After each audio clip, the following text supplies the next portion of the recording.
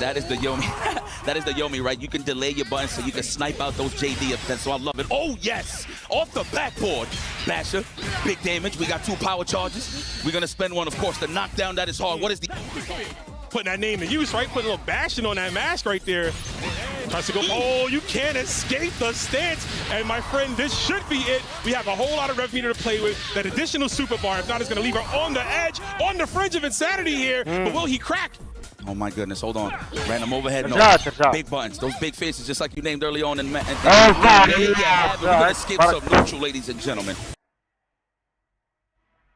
والله اسمحوا لي والله قرا على الانترنت. Listen, I know.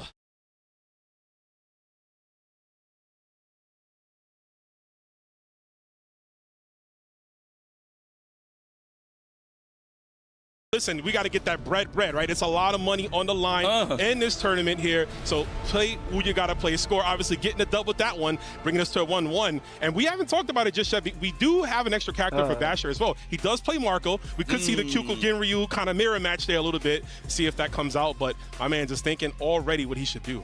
I think I would do it, man. Listen, 3 out of 5. You already scored the first game, right? Why not fill it out? Yeah.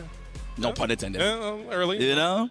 I mean, we all New York, we all getting a little older, so which means the dad jokes come out with age. Every time, brother. I just snort. That's crazy. Hold up. Quarter 4K. What you reaching for, my guy? He cut him out. All right, here we go. Already to the corner carry. Now we're going to establish some oppression. Are we going to tech chase? Full roll. But the DP, you better respect me.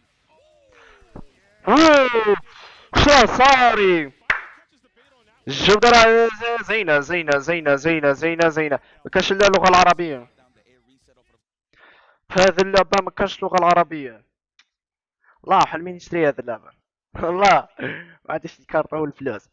المهم شباب انا اذكر روحكم خليكم تتفرجوا. Catches him out of the DP again. Score charging onto it. Might have been a guard cancel attempt. Spend that cash to designate that gluteus maximus. I know it's esports. I want to say it so bad, but it's all right. I think I'm gonna let it slip a couple times. Well, listen, if Marco comes out, you can say but, right? That used to be his name, but we might not need that. We got Preacher still doing some work. I just noticed this arcade machine's in the background. Damn! Yeah. Right on the big nostrils. Took out the nose hair with that punch. Jesus Christ. And we got a power charge expended. That's what I would have done. Never be cheap on the first date, really. Understandable though here. I think we're in a good position, right? We're about sub 50% health. Goes for the immediate overhead. Knew he couldn't challenge there. Baits out. God, that counter lingers for so long, guys. Now you can expose it, but his back was to the wall. You can do a cross up there on the stance, but right. Which is the best way to beat stance, right? Yes. Obviously, if you can get over. Of course, he's getting over that hill, but right now, man, the nose might be too big. Okay, now we're in the corner. This is gonna get ugly. Oppression session. I like that. Just to check. Just hit him with the button. Wait to see if he's waiting for a JD or a ref blow. Oh, that could have been a punish on landing. But hey, did he not tell you to knock on the door before you come in? He's gonna spend that cash. He's gonna stay on that OV. Hell no. Stay hydrated, my friend. Big old blast, right? Looking like sunny delight to your face. Wake up. It is morning here still. But we are in a set point potentially here for Basher. I mean, for Score. Oh, excuse me. No, we're going to 3 out of 5. We got that extra game. Yes, sir. It's a lot of money on the line. We need more games. We need more. Respect the Draker. The fact is you're respecting it, but you keep forgetting that it's an overhead. I want to see, if possible, I know it's hard to react to, but her cross-up kick, her golden heel, can beat out the counter, right? If you consider at the right time, it can get there. Obviously, got to react to it, but we got the guard cancels. So we definitely had that plan and the hard knockdown. We're coming full circle here. Oh, the whistle, right? Yeah, respect it. See, right there, that would have been perfect for a cross-up right there, just like you said. All right, here we go. Is it going to be a DP? No. I like that. Just to check the temperature there with the crouch fist instead of just committing to the DP. I love it. Scores ahead of the game. Definitely looking forward to it. You got to watch those fireballs, though. If you're Basher dashing in, he's got to find an opening right here. And he does get it off the low fireballs, but pushing himself to the brink of revving all the way up here. Again, you got to be wary of that bar. Karate going to wake up potentially. And FPG throw whiffs here. This is huge. We don't have the extra bar. One more mix-up is going to have to work out here for Basher to go 2-1. Oh, he just got it to over, so he couldn't get the juggle, but he got the throw. It's all right. Basher with a sweet 2-1 lead. Holla. Mexico in the building. No mames. No mames way. No mames way. Let's go, Basher. Right. Listen, let me tell you something. I don't want to be biased, but I love my Mexicanos. You already know. Anytime I hear SNK, that's the first nationality that I think that of. Pops up. 100%. Then after that, it'll be like China, of course. For sure, yeah. But you know what? On the other side, though, Japan has been really, especially in these later years, the last 10 years or so when it comes to SNK titles, Japan has been on top of their game. Obviously, this weekend, they have 11 representatives, Jipes, from that country, the most in this EWC. Oh, sick. So, yeah, it's definitely the land of the rising sun could be the downfall for others as we go into this next matchup. The time Times have changed. From the concrete jungle to the grand stages. I freaking love it. The meaty fireball, respect the Draco. You have to, bro. You just gotta look at it, wait for it to come out. I forgot how long it is. It's super active, though. That 5D almost got clipped. You need to watch that. One score. There's the 5D from far out. I love that with the ringworm, standing roundhouse. That's crazy. Let's go. I like that. Just trying to rep to relieve some pressure. Get that little pocket so he can punish with a stand fierce, right? To get the wild punish. Oh my goodness. Oh, no punish there. You actually, you can check that one with a button. I think that shit just wanted to be a little more, calm and not really overextend there. But he's going to go for the super confirm here. Use him at such a strong point here. Wake up, ref blow. Not a care in the world. Send the green. And I was just throwing the air animation of the throw. That would have blown up the ref blow, of course. Let's go. Definitely so. Oh, okay. I like it. I like the little the JDs. We got those. Sometimes it feels like it's not doing nothing besides giving you help, but it just feels so cool that you can actually do it. Oh, okay, score. Let's go. Even that out. Wow, you seen the fist bumps? Yo, get hyped up, man. And the jab, too, at the end. Hey, look at Score's face. All right, I see you. So I ain't flying all the way here to lose first round. I know none of these players don't want to go home with that.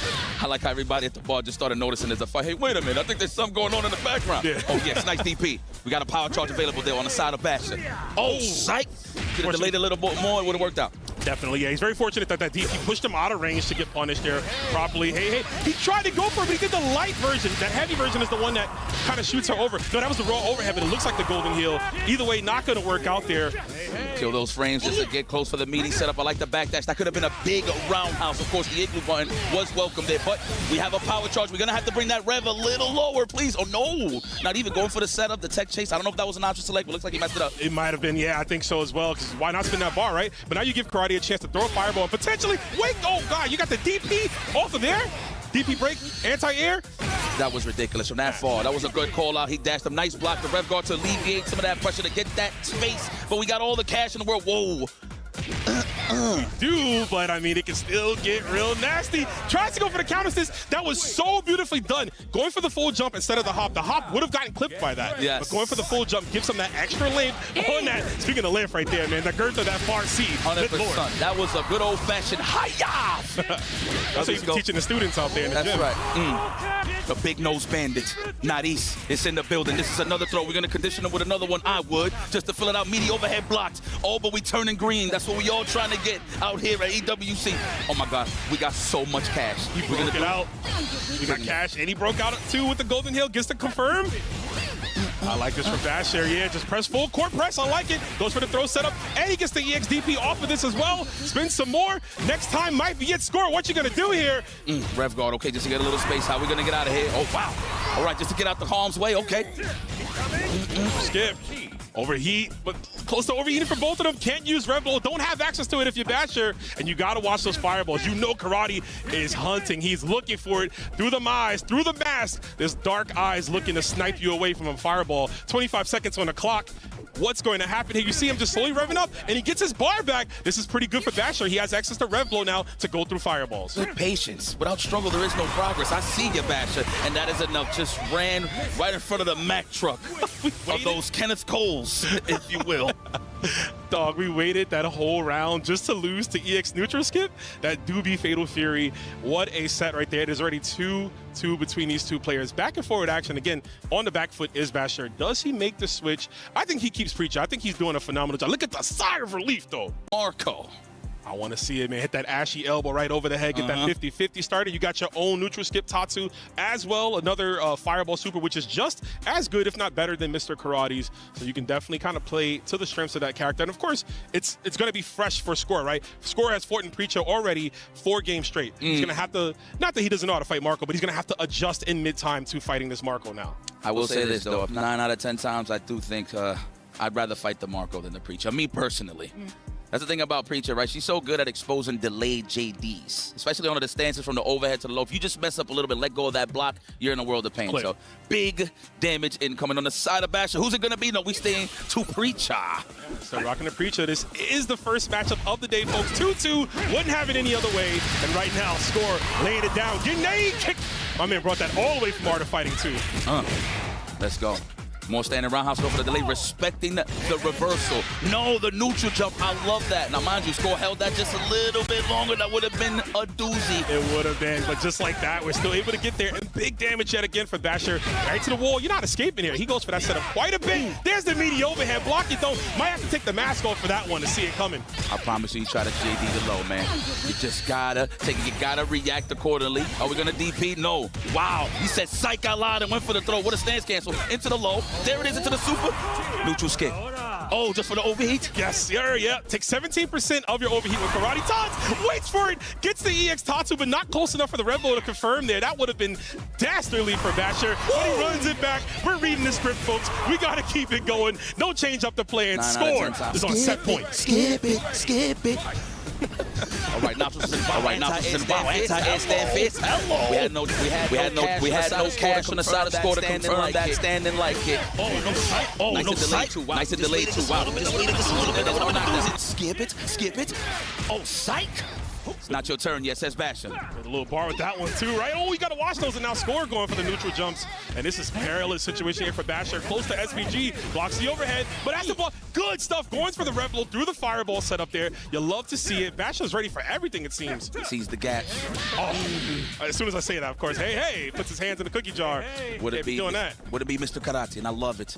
I like how he does all of this high-flying action. The coat never falls. Doesn't, man. It's glued, bro. Oh, there it is. No leader. Ah, fortunate.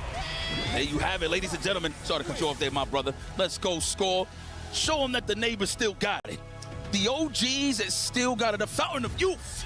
Representing his skill on the stage. Of course, smart choice. See if he hits the pose for us there. It looks like it was a bit of a struggle, though, first round match. And that's what I want to see, Yipes. I'm trying to see every match go down the wire. I want the emotions on these players' faces. I want people looking sad. I want people looking happy, like Score does in his portrait in the back. But that's going to be it. 3-2 Score. The veteran, like you said, this guy, you got to give him props, too. A lot of these players here, they're more proficient in Fatal Fury. Score is playing like 4 SNK titles at once and yeah, still crazy. Somehow able to qualify for this. That's freaking crazy, man. Listen, these guys, high octane action. But yeah, let's talk about it. Of course, the Andy Bogard got exposed a little bit, and it's all right. I mean, Preacher, she definitely does have access to a lot of big damage, but I feel like he just couldn't get no footing. However, we go to the dojo. We're bringing out the Kenneth Coles, the big nose, of course, that everybody enjoys and loves to see. I know I do. Of course, the Score, picking that character and just finishing the job. Great run. Yeah, had to go for it there. You see the DP drop on the side, but man, he's been so well at just beating Score at trying to get out of the corner. A lot of situations, Score is getting a little frantic, right? We see some neutral jumps, and he would just get clipped by the DP from Basher, but right there, Basher knew it was over. The Karate Man was calling his card, and the depression, it started to seep in just a little bit there, the EX neutral skips, and that's the problem, man. I mean, this character, we talk about how strong it is and how some of these players are adapting, but in that long set, it just leaves you more time to get frustrated, right? Yeah. I mean, credit to Basher, though. I love, like, the neutral jumps. And, like, pretty much a gamble at the end of the day. You neutral jump to try to get the stance to get a big punish. But, I mean, that is a coin flip at the end of the day. But let's move forward, of course. We got Punko, one of the legends in the building. I can't believe this guy is still out here, man. Regardless of the situation, regardless of the game, he's wherever the competition goes. And he represents himself. One thing that you want to highlight about Punko, regardless, he always wants to represent an exclusive character for himself. You know, a lot of people, when they compete at the highest levels, they want to pick a strong character, and that's nothing wrong with that. But the thing about Punko is he wants to play his game, his style. So that Gato is going to be showing a lot of promise. And then, of course, straight out of the football field, on the side of Neku, rocking Cristiano Ronaldo. Hopefully I said that right. I'm not really a big football fan, but he's off the grass to come to the digital stage here at EWC for Fatal Fury. This is going to be a good one. I personally hate fighting that character. Yes. Due to the fact that you said it. It just looks like he doesn't scale. Right. Whatever he doesn't. It feels like he doesn't, right? It just doesn't scale. It's just big damage. He hits you with mids. He does a lot of crushing lows, right? Moving forward, advancing normals and stuff like that. But he's pretty annoying. I mean, if your JDs is on point and you really know the numbers, you could deal with him. But at the same time, human error is a thing. So it happens quite a bit. Yeah, he's such a unique zoner, right? He doesn't really zone like anybody else in here. The fact that he controls the pacing of his soccer balls, right? He can kick them, pretty much maneuver however he wants to get them around the screen. It makes him a very strong character. And I got to give a shout out to Neku. Neku, obviously a big fan of Ronaldo, literally plays the character because he's like a super fan of him. Like, he just really enjoys this guy. And also, something I wanted to bring up here, this guy Neku, man, and I got this from Cole. I was talking with him this morning. Neku traveled here, bet on himself, got this qualification spot. This man was busting tables in a restaurant, and he said, you know what, I want to follow my dreams and keep grinding, and he made it all the way here to the stage. So I want to just give a shout out to that. Someone who is like hardworking, you know what I mean, who's just working a normal job, still finding a way to pave their own way here to the EWC. And of course, yeah, you talked about Punko, the legend, plays Gato again, and like I think in every game Gato's in, he's just a Gato super fan. But it also happens to be that Gato's usually top tier, you know what I'm saying, in some of these titles. So we're seeing Punko, and I love to say this, man, I feel like he's been on the arc of how Gato, where like we've seen Punko, you know, we know him as Angry Punko, right? Like back in the day, and it feels like now he's been able to, you know, with age, you see the grays come in, and with the grays, that means he's able to kind of harness his anger into just more aggression. And between both these players here, there's going to be a hyper-aggressive matchup. Neku will go and overheat quite more often than other Ronaldo players, and we just know Punko's a straight-up gangster. I've seen him walk people down full screen and hit rev blow, and they don't do nothing about it. I love how he presses those buttons, man. That is legendary. It's like unnecessary. Like a combo could be like a 2-3 puncher or something like that, and it sounds like 100 everything. 100 words per minute, literally. So this guy is a legend itself, and this is pretty much a battle of the character specialists, man. Yes, yeah. I see you, Lazarus. My guy. Definitely. Shout outs to Laz. Shout outs to Laz. Shout outs to Aru. Shout outs to Sale holding it down on the LCQ a few days ago. You see that trophy right there. That's what these players are playing for as they lock in. But yeah, we're going to have Gato versus Ronaldo. Should be an interesting matchup here. Ronaldo has what it takes to fight up close, but Gato, man, them heavy normals, man, them C's, them D's will make you cease and desist. They will put you down. Well, we got far C to smoke your lows. The far A, say it with your chest. Pretty disgusting. Shout out to my man, Rogue Yoshi. He's the one that puts me through hell online. But let's see. I want to see what Neku's option selection is looking like. But we ain't going to nerd you to death. We see the action. I hope everybody's enjoying at home. Of course, me and Rome, the New York boys. You know what? I like how that sounds. Yeah, a little nice. You know what I'm saying? Nice ring to it. All the way here in Paris. I hope I said that correctly. Damascus, let me know. Nah, we good. We good. You got to learn like the cool joints. Like, for example, like, everybody thinks I'm French when I say this. I'll be like, yo, Wesh. They'll be like, oh! Be like, oh, and that's all I know. I know Wesh Munga. That's it. That's all I know. No, listen. And may we when I'm like rooting for my Frenchmen. So like, it is what it is. I'm getting acquainted. I'm getting acquainted. One word at a time. Yo, look at Ronaldo. Let's have some fun. He said, you thought I retired? I came here just in time to compete. Hold up. I'm here to kick your ass. Here we go. Take it to the stage. Oh, that's that button. You got to watch out. Now, you can rev. If you see it, you can rev right away so you can push him out. Yeah. And depending if you got a 4-normal, I'm pretty sure like a far C on the side of God, you can get a big punish. But you have to be on point. You have to. Another thing you can do, you can also high dodge it, right? It puts him in the sky, so it counts as a high. And a lot of Ronaldo's normals are like that, so I don't mind tacking on a high dodge at some combos. Right now, we're tacking on that big damage. 13 hits here from Gato, but he whips the meaty, and Neku's going to make him hurt for it. No, he doesn't. Dropping the ball here. What's happening? Wow, did you just wake up with that? That was a big button. Of course, messed up the meaning like you said. That's incredible. Oh, they scrambled. I love it. Straight off the grass. The cleats is out there. Oh, that could have been a rev blow right back on the side of Neku, but that's all right. This is the fill-out rounds at the end of the day. Ooh, keeps him safe there. Actually set up to he gets the high-low situation, puts himself in overheat. I can't believe Punko pressed on that. It's Punko. Yeah, he thought there was going to be a stag a little bit, but yes, 100% on lore. Yeah. Yes, he hits mines, absolutely. Oh, I saw that, the little wink. My man said, Paul is life, sent this straight up in the sky. Oh, there it is. Oh, I love that button. Faray. Oh, come on over here. You think I don't got those? Let's go. Pardon my back, says Gato. We're going to go for the overhead shenanigans. Are we going to go for the safe jump? What are we going to do here? Oh, I like that. Just to expose the rev guard. That was a good call out right there. That was great, yeah. Side switch to the corner. Fights himself out, though. Does Neku going for one? No, we're going to go for setup. Punko just rolling, though. Has no qualms to hit that DP and lay it out. Uh-oh, that's huge. No. So he got the second hit of the palm, and that actually would cause that combo to drop. If he let it linger, it would have worked. Similar to this right here. Out of my way. Over to the wall. We're going to get the level 3 possibly here. Oh, the soccer ball was still on the screen from what I saw here. Hold on. The rev blow. Absolutely. Trying to catch and press the buttons. Possibly the far C or the far A, of course. Oh, there it is. We out of it. Found a pocket to get out the corner. The JDs, of course, trying to press the buttons. But he said, this is my house.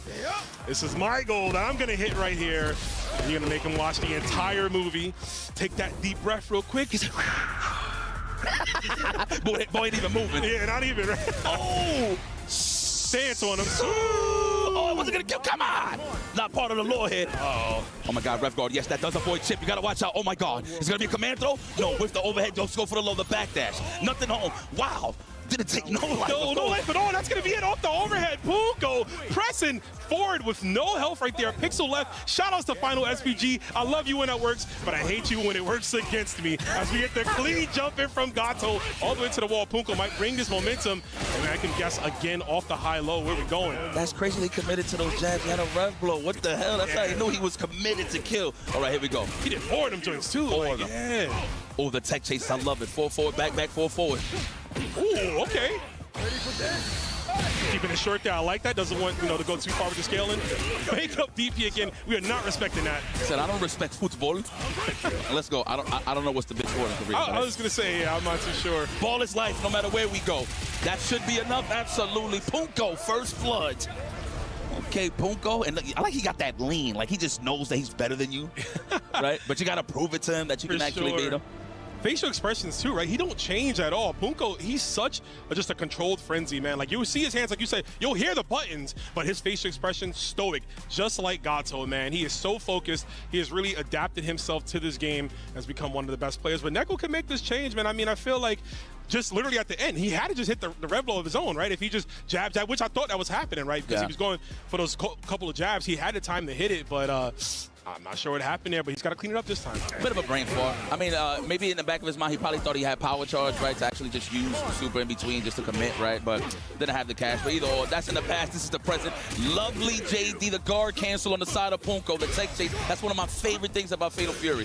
That way you can expose a lot of defense, because not only they got to guess, but you can actually pick them off in terms of a grab or no bet. Absolutely. Oh, he's too far out for that, but still, somehow, Neko not challenging, eats the demon flip. But absolutely right. I agree with you, Yipes. That, again, going for it again. You're not going to get out of my pressure, bro. Hold this. My eyes are closed, but I can see right through you. As he goes to the wall, prepare. That's going to be it. A quick first round here. Punko locking down Neku, not giving him a chance to get the ball play started. Yeah, Neku needs to change up his wake-up options a little bit. I mean, definitely a back roll is not a bad idea just to throw him off. But again, that is an option select that Punko is doing on the knockdown. Every time. Yeah, sometimes it's safe to just take the regular neutral wake-up, right? You don't need to always go for the rolls to reset the time. But we're like the superhero. The shenanigans trying to challenge on those buttons. I'm trying to grab like with a basketball.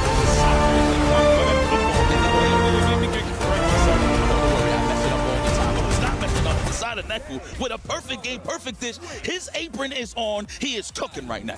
Kiss the chef or die to it. قادر وليدك ولا اخوك يولي لاعب في ريال مدريد. جيب واحدة كيما. Okay, here we go. شوبة فقرة تزيين البي سي إذا كان البي سي تاعك. Down again, Punko, like I mentioned before. Anybody, straight gangsta. Wake up BP on your time, and there's the grip, the command grab. After we drop all the cash here off this red here, will definitely put us close. I don't think it, yeah, okay, that, I'm telling you, final SPG, bro, you never know. Listen, let me tell you something. He squeezed all of the juice out of that orange. That's what he is optimal. Ow, Punko. Man, take your shoes off, man. You at home. It's about to get ugly. Neko, of course, just gazing into the character select screen right now, just figured it out. I don't know what other character he plays, but pridefully plays the Ronaldo. Hopefully I'm saying his name right. Damn, that was terrible. You know what? I just say CR7, keep it short. You know what I'm saying? You know what? I'm going to say Ronaldo. There it is. I'm going to just leave it at that. I don't want to piss off. I show speed something. Yeah, speed might call you out. Yeah. He's like, I see what happened there. That could happen. But yeah, I've never seen Neku play anybody else. So I think we're just taking a breather, right? Possibly thinking about what the heck we can do. We're feeling a little claustrophobic, right? Gato has just been all covering all angles of the matchup here. نعتذر يا كي داك السما جا الصوت من خارج الحيخ داك السما كديرها غير في الصوت يا ربي واسمها صوت صوت المخرج تاع الكاسك درك راه نديرها غير في الصوت تاع المباراة. Also punish the rev hops, right? You can't JD when you hop. You can also take advantage of that as well too, which I'm sure we'll see one of these players start to exercise at some point during this set. My man is balling right now. Look at Punko, gonna represent that rev blow. Why not? Spin it. You can do it again. Yeah, you gotta keep in mind that, of course, you're the one who's gonna have to adapt at the end of the day. I mean, to be honest, at the highest levels, you don't see too many air rev blows unless they're like super really low on the health. But I like that about Punko. He does it early on just to throw you off. Oh, I think we spin it all. If you're Punko, absolutely. You know what? He might be able to get away with one, and I think he will be. And Punko is on set point. This is looking like a dominant 3-0 Neku and distraught. My man just looking, thinking about it. What can I do here? I like the start initially of the first round, but we got to replicate that first early success if we can. Yeah, Punko, there's no sweat on his brow. Let me tell you, he's comfortable. He's up 2 games. This is going to be tough for Neku. Neku, how are you feeling? You must raise this difficulty setting, my boy. And there it is. We're going to spend that immediately. Yes. We get the knockdown that is hard. What is the Oki here? Trying to bait out a reversal, possibly. Oh, jump ref blow. Send it again, tries to go for fake wake-up DP, and I like that too. We're so much up on life right now. We can afford to go for that wake-up DP right there. Clearly working out here, but to the wall. Now things get real dire for Neku. And if you're Punko, representing that air ref blow again, just a lockdown with the overhead, drops to level 3 confirmed. Oh, he's gonna get the ref blow of his own, and that should be it. Punko with the aggression, the veteran does it. That was ridiculous. My man ate and 2-1 into the rev blow to react to Neku's rev blow. That was ridiculous. The fact that he was on one already that early on. Punko is awake and looks like he's going to make a very far run here in this bracket. Already started the group. Started this group early on with a big W. Now I feel the emotion, man. I'm telling you, man, I love it. The high stakes, the money on the line, obviously the club championship points for your team as well. There's a lot of pressure going into this. Veterans like Punko is looking destroyed, and he won 3-0. Like, he should be happy, right? He should be up, he should be celebrating, but he knows job's not finished. Exactly. It always starts with the first game, so that's what kind of sets your momentum, right? That's why you see that he's so emotional. Like, obviously, he knows that he's capable of beating a lot of players, but it's all how he sets the tone early on in the tournament, and he said it very well with the Gato, man. So big shout out to him, the legend in the game with the dazzling grays, of course, still represented for the OGs. I see you out there, my boy. Shout outs, and another shout out to Neku as well, coming all the way here from Mexico, doing the best he could with his Ronaldo, playing in his own way. It's not over for him just yet. Of course, he still has another chance to qualify out of the group stages, but it's going to be a little longer this time. But man, look at this Punko coming back off that first round, just a drought almost, right? Yes. Almost losing in that one, making a clutch back, and you just saw the momentum heavily slip into his favor as we see another super confirm, the deep sigh of relief. He knew he was in there. He knew what time it was. Like that relief came in after like 2. I'm like, yeah, I think I got this. But good stuff, though, guys. This is a double elimination right now, so it's not a bad thing here for Neku. He's still in the game, of course. We're trying to make it to those group phases where it's first to 5. I cannot wait for that. That's when you're really going to see some of the best action to date. Man, the Ronaldo pick, man, not a lot of people play this character. As much as I don't like him fighting him, personally, but a lot of people don't play that character. He is pretty tech savvy. You got to have some good spacing. Yes, can you skip some neutral a little bit? Sure. But in terms of big damage, and if the opponent is aware, gives you a little bit of that respect factor where it gives all the spacing and the floor for Ronaldo. Absolutely. But I will say this, Punko did a good job at dissecting the gameplay, right? I think when Neku started to opt to zone more at the end, it was working out, and I kind of wish he opened with that, right? But just at the end there, Punko, yet again, those rev blows, man, and we're going to see Punko move on. But we got our next matchup coming up here.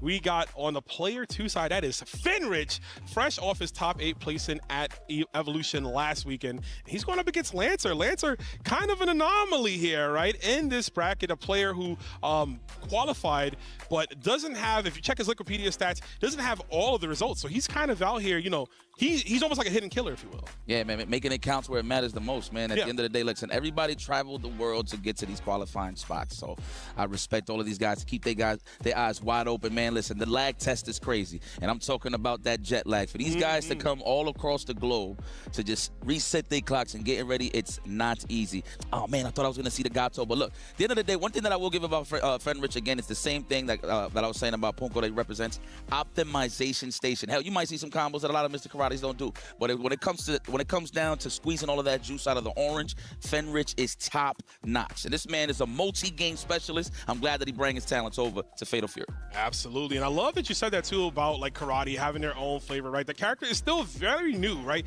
Only about a month and maybe a week or so old. So while yes, he is very strong, and we know that the Drago Supremo stance is what classifies as one of his best tools, we do know that some players still have their own way of going about with things, and the certain combos are still being fleshed out. So we might see that here, because it is going to be a Mr. Karate mirror match, the first of many I'm sure we'll be getting this whole week. Ah, my nose is bigger than yours. Oh, this is going to be a good one. Who's got more money, right? Like the Karate with the most in their bag. Whose Coles is real? Who's Kenneth Coles is realer? Oh, man, this is going to be a good one. I mean, we'll see. I like the early conditioning tool, the close round, that was close C. right? I'm saying that right. Close round. Yeah. I think so. Oh, the roundhouse is D. It is D. Okay. Yeah, I'm new to the Fatal Fury input side of things. You know what I mean? So I keep it old school. But look, on the close roundhouse side of things, that's when you really get to expose either they rev guard or they're gonna sit there and try to take the block, right? I believe after the stance it's -2. I believe I'm not too sure. Yeah, it's negative. Yeah. Tatu. Yeah, but yes. Oh no, it's -3. No, I'm talking about the close roundhouse into the break. Oh, into the break, yeah, -2, yeah. So, but you can expose that and pretty much keep it plus on yourself if you know if they're gonna just hold rev guard all day. Because me, I'm a type of panic player where they get close, I just hold it for a minute and let it go. Get back, All due to the fact that for people that don't know, if you hold rev guard, it actually brings the percentage very high on your gate. So you really have to be careful. It does, but it's a fun tactic. Like you said, it does push them away, right? So if you know you have some players who just kind of lock in on like flowchart on their strings, yes. If you expect it, you can rev guard, push them out. They're going to be committing to the next button. It'll push them a little further out, and you get your whiff punch going right there. So exactly. So it's definitely it's an optimal strat to use.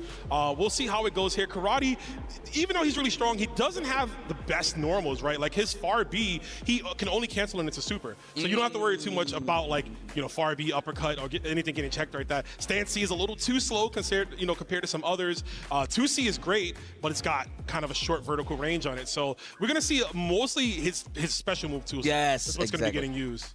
I mean, it's the close range, right? But like the one thing, shout out to KZ, man. He actually gave me the breakdown of the character. In terms of neutral, you are correct what you just said. Neutral kind of suffers just a bit. However, once he's in close quarters, that CQC, that's when it becomes a problem. And the thing is, he can lie about his offense. Like, he could throw something negative out there, and bam, the stance is there waiting for you. So it's all up to the opponent to really know what's going on and take it from there. So, and they both rocking it. So I want to see how they expose each other on the defensive end. It's the mirror match, baby. Anything you can do, I can do better. We're going to find out which one of these Mr. Karates is the true Tengu, the true talented one to move on further in these group stages here. As we're getting the button checks figured out here. Make sure you got that win button set. You don't want to fly all the way out here to Paris and have the lose button and go 0-2.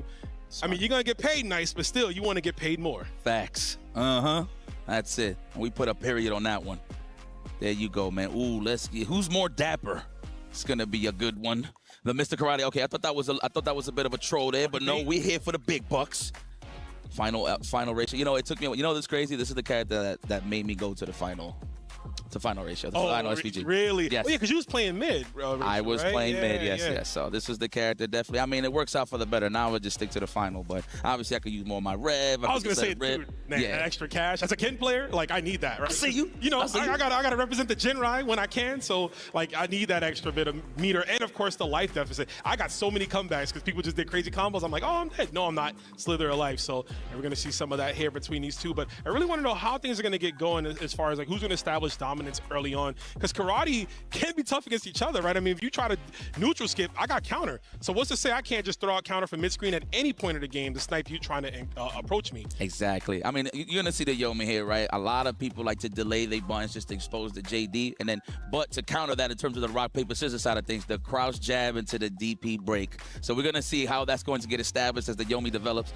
Look at that. Friend was just like, he's such a nice guy. Listen, we did a couple of skits with him yesterday, and like he was having so much fun. We had like this little thing where we was like throwing like mad plushies at him and stuff like that. JD. Yeah, and he had a JD, but he was just taking them all. Like we were just decking him with him, and he just laughing. He's like, like he was just having a good old time, man. So I love that energy that he's keeping up here. He was taking him because he had final SPG possibly, right? He had extra health. He's like, I'm good.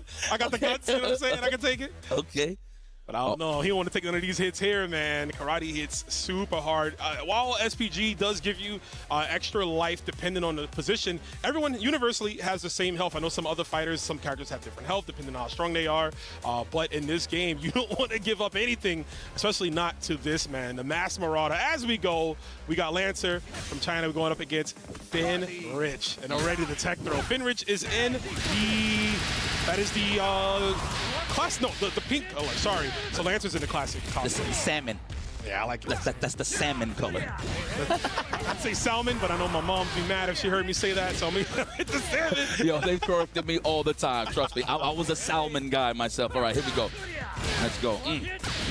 Speaking of top-notch meals, love it. Go for the tech takes, okay. Hey, the first one of the day for this matchup. We got the fireball too. We haven't seen much of that too, but nice punish hit. The 5B, able to take his turn back there. You saw the counter hit Spark too, so he definitely pressed something. Look at that, exposing the delays with the wake-up jabs. You just gotta love it. Okay, Lancer. Woo! Okay, we're gonna see tighter offense, but of course you gotta be careful for the DP break OS. That's why you see a lot of people delaying their buttons. There we go. We're gonna go for the low that is. And we have the power charge to use. Man, he just built that one too. Just in time, yeah. Gonna go for it on block. Oh, off me, homie. Don't touch. Legs. Not just gonna run up in my house. You gotta knock on the door first.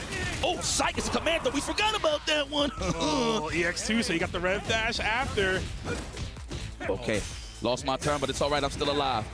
Oh, gonna wake up with it too? No, not even. Looks like he was buffering for it though. Definitely was, yeah. Wake up with the 5A though. Such a good tool for karate as well. See a lot of players go for that. There's the neutral jump, going up the run up 2C. And we're gonna see karate's hitting that one all day long. We gotta be super careful though. We are revving all the way up here. I was gonna say, I agree. Drop it all. You get meters so fast in this game. You're gonna get another 2 bars in the next one. So you might as well cash out all the way. Hits him in his chest. The mask about to pop off on this one. Expose myself? Nah, you're not living long enough to see it. That was so cool. You know, a lot of people don't actually like using those the level 2s all the way through. It's just obviously they just want to get to the next round. But I love for the style points. But in this case, that was optimal just to finish the job. So great stuff there from Fenrich. Oh, fireball to the stance dash. There you go. Nothing goes to waste, man. Ooh, the 2-hit. That was so cheeky right there. The 2-hit on the 2C actually exposes the guard cancel. I want to say that was Tatsu he went for, right? 100%. Yeah, because DP would have worked there. My man is bleeding for it right now. Fenrich looking rich with these setups here. Oh, there we go. Off the command grab. You're done, brother. We're going to game 2 already. My man's name is Lancer, but he was the one getting pierced through on that one. Yo, I know Fenrich is laughing under that mask right now, boy. Oh, man, good stuff to the beefy aggressor. Again, that's what we was talking about, right, of exposing those OSs, man, the DP OSs. You either just run up there, commit, or you delay. Either or. I mean, if you commit, ultimately, that's why you get hit with a JD, sure. Right? But love that, man. The conditioning, no shampoo is happening. I mean, that's what the mask is for, man. You can hide those emotions, right? I can run up and I can test you. If it don't work, hey, it don't work. I still got some more games to play, but I want you to know that I know I'm putting you on notice. And we go, this man is going up. The elevator go up, but in the form of heels. Nice DP. Was it close enough? Of course, he was at the high arc, so he couldn't get the DP break. I feel like that was just a reversal commitment regardless. Definitely was. Hey, right back at you. Tatsu's, he does a wall jump actually to get out of there. Ooh, okay. Stay aware. No, don't touch me. It's not your turn yet. It's off. Up the ladder we go. We're going to optimize. This is going to be the harder knockdown. What's it going to be? Okay, we're going to bring in and rev that up just a little bit more there with that taunt. That is so disrespectful. It's so messed up. The fact is, universal mechanic that can do it, but right back at you. We wake up counter. Don't get the full one, get the overhead instead, but it's still going to be enough off the super confirm to do it. Mr. Karate damage. Damn, that's a one-hitter quitter. That's a one-hitter quitter. Obviously, multiples, right? Sometimes it scales, but no, that's just going to get straight to the point. Get one of it, up. Okay, Lancer, that's what I'm talking about. Oh.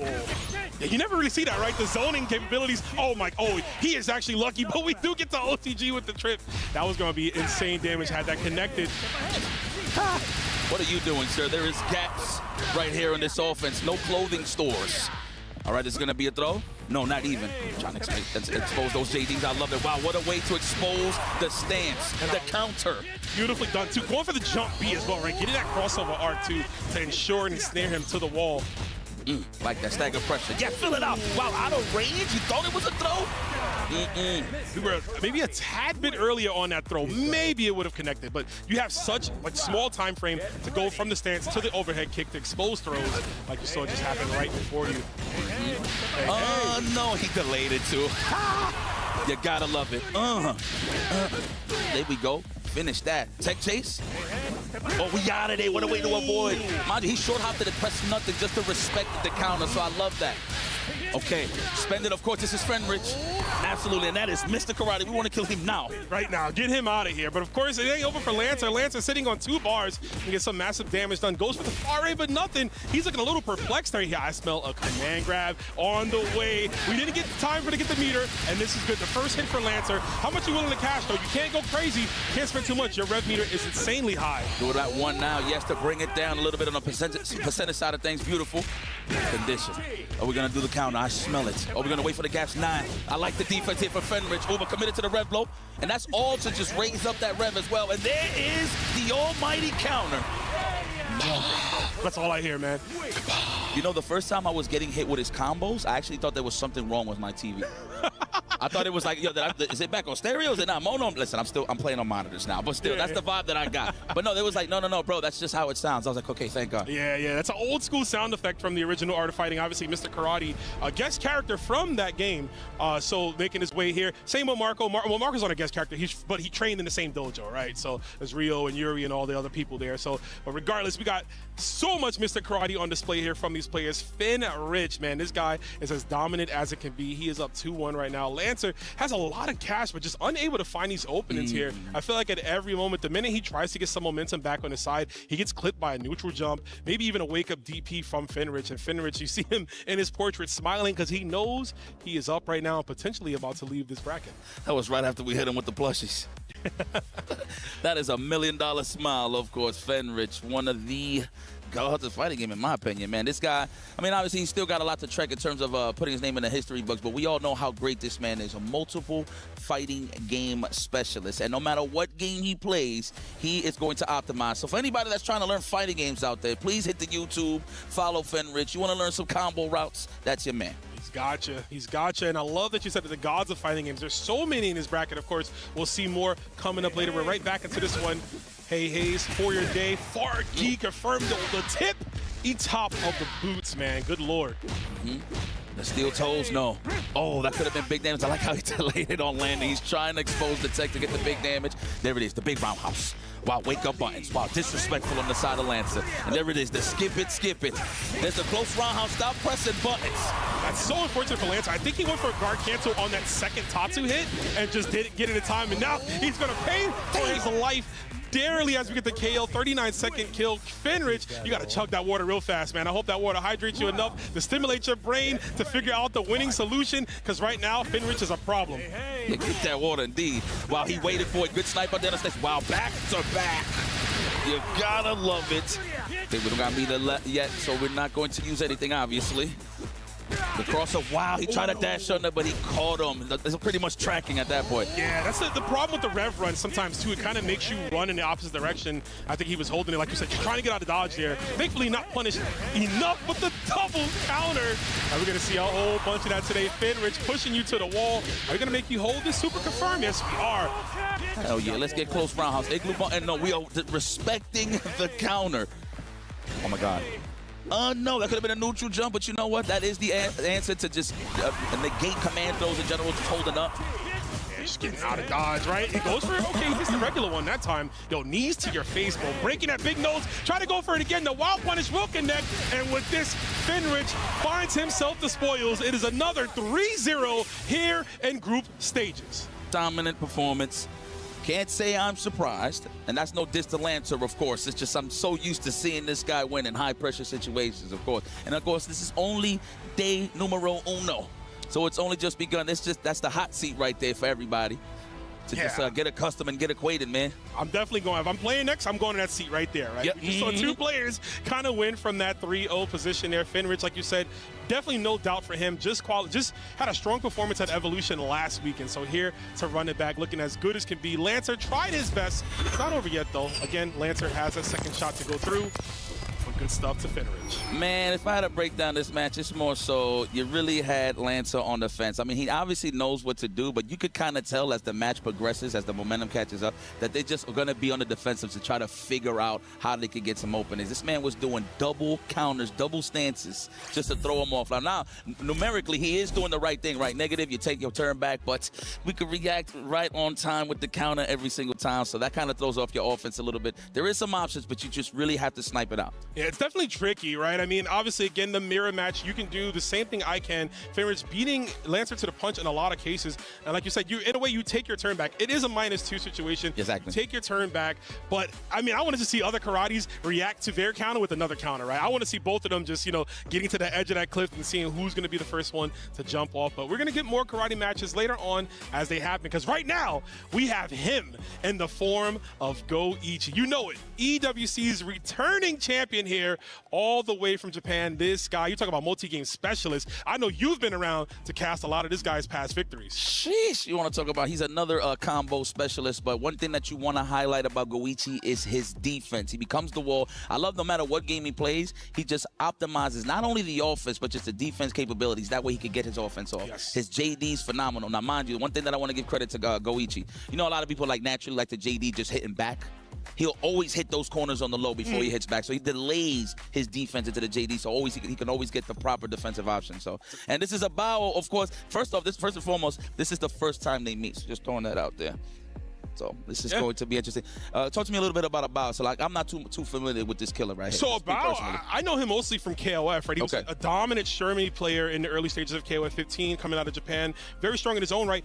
Won the LCQ this weekend without dropping a game. So we have the LCQ winner going up against the previous EWC winner. What a way to establish dominance, to not only win the LCQ, but to dethrone the returning champion here, to take them down. As we see Goichi, obviously it's been well documented, has been having, you know, some unfortunate issues. We're very grateful to see him here and, you know, trying the best he can to play and perform for everyone here as a returning champion. And, you know, I kind of made this joke, but you're going to see if he's sick or sick nasty. You know what I'm saying? What's going to happen here? And listen, I just want to give credit to Goichi. That's hard. You know how many times this guy was trying to decide not to come out here, but he knows he's the defending champion, and he's putting his championship on the line over his health, literally, just considering he loves the name of the game. He loves fighting games. He loves to compete, and you see this right here on the live stage. It's kind of crazy. See, me, if I would have been feeling that, I would have been kicking back. But that's what you call heart right there. Goichi, we love you.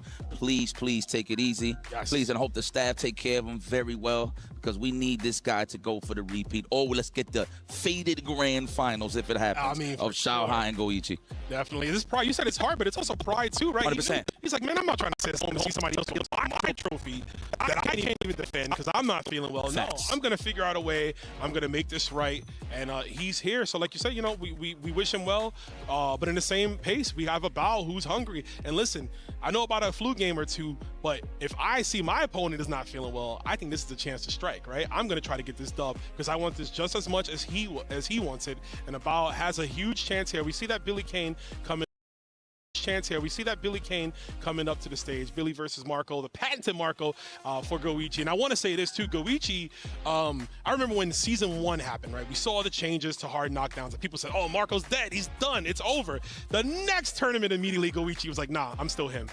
I mean, 100%. I mean, once you add the tech chase element to your game, you don't really got to worry about the hard knockdowns. So, I mean, I play Kevin, so he just gets hard knockdowns regardless with a command throw, but that's the here nor there. Quick little button check here. I like how Goichi stays to his pride and true. That is, well, no, he won with Kind last year, I believe. Oh, yeah, he was playing Kind. Yeah, he was playing with Kind. But he played Marco the whole time, yeah. I think he put him out against ET at some point. But 100%. I mean, Kind was just so strong, right, in earlier season. Another to return, and Billy Kane just as strong as he was last time. Still some great results for this character. And this could be an interesting matchup here for a Bao. Obviously, once Marco closed the distance, it's super scary for Billy. Billy doesn't have any meterless reversals. He has to rely on super at all times of the game, which makes him more susceptible to those 50-50s that Marco really excels in.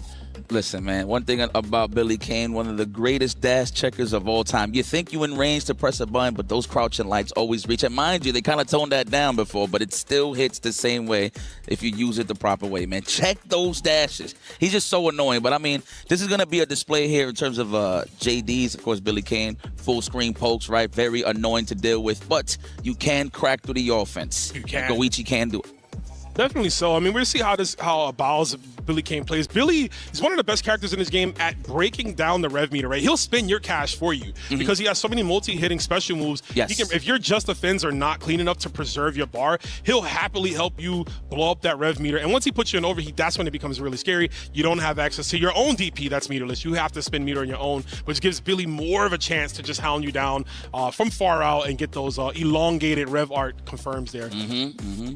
Let's see how we did with the Sunsetsu, the big poke, when we're not talking about Facebook. It's going to be interesting. Hey, okay, opening gambit time for these guys. Marco versus Billy Kane, one of my favorites. I mean, I kind of missed the bandana. I'm not going to lie. Facts, yeah. I'm an old school Billy Kane fan too. Bandana, the jumpsuit on, but Here we go. He's a little older, looking like Jeff Jarrett right now. It's my world, but right now he's eating that DP to the face. Might have broken those shades. Goichi all the way in. Wake up target combo, though, just to create some space. Forget the throw, and it's not even a backdash. Naturally, people want to backdash, right, when they feel like a throw is coming, right? But no, that was a jump punish. Goichi is wide awake. Don't let the health fool you. This man is a killer. He's trying. He'd run this route. Look at the health already on the side of a bow. The pokes. Sunsetsu range. There it is. I like how he backdash. He just thread the needle. Okay. Spacing immaculate.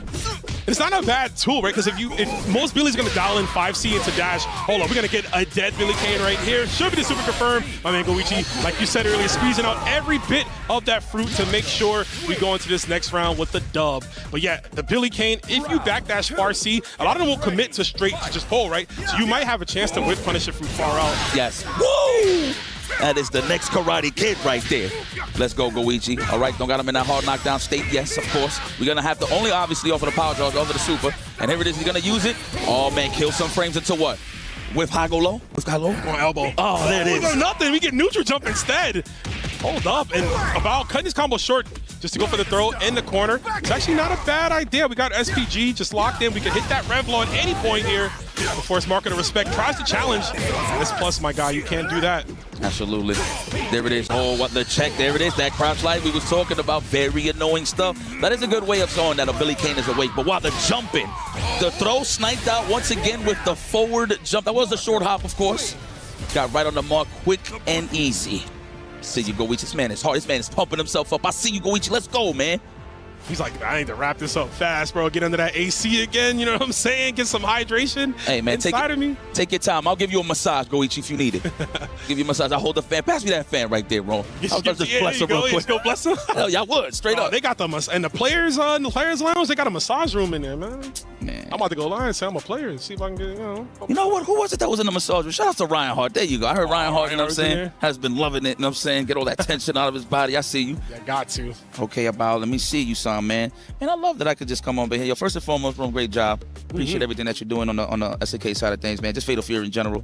Especially that you in New York. That's probably why I'm being so biased right now with you. Shout outs to you, my guy. We got to get into this matchup, though. Goichi already, man. Beat down with throw off the back. That's yo, yikes. You peep the background? EWC posters all over them? Yeah, I didn't even notice that. That's godlike. Right next to the bar. Actually, we're seeing that in the rehearsals, which is pretty sweet. I like, I'm in the dingy hangars when I go to training mode, so I always see EWC. Yeah. I like it. Tatsu.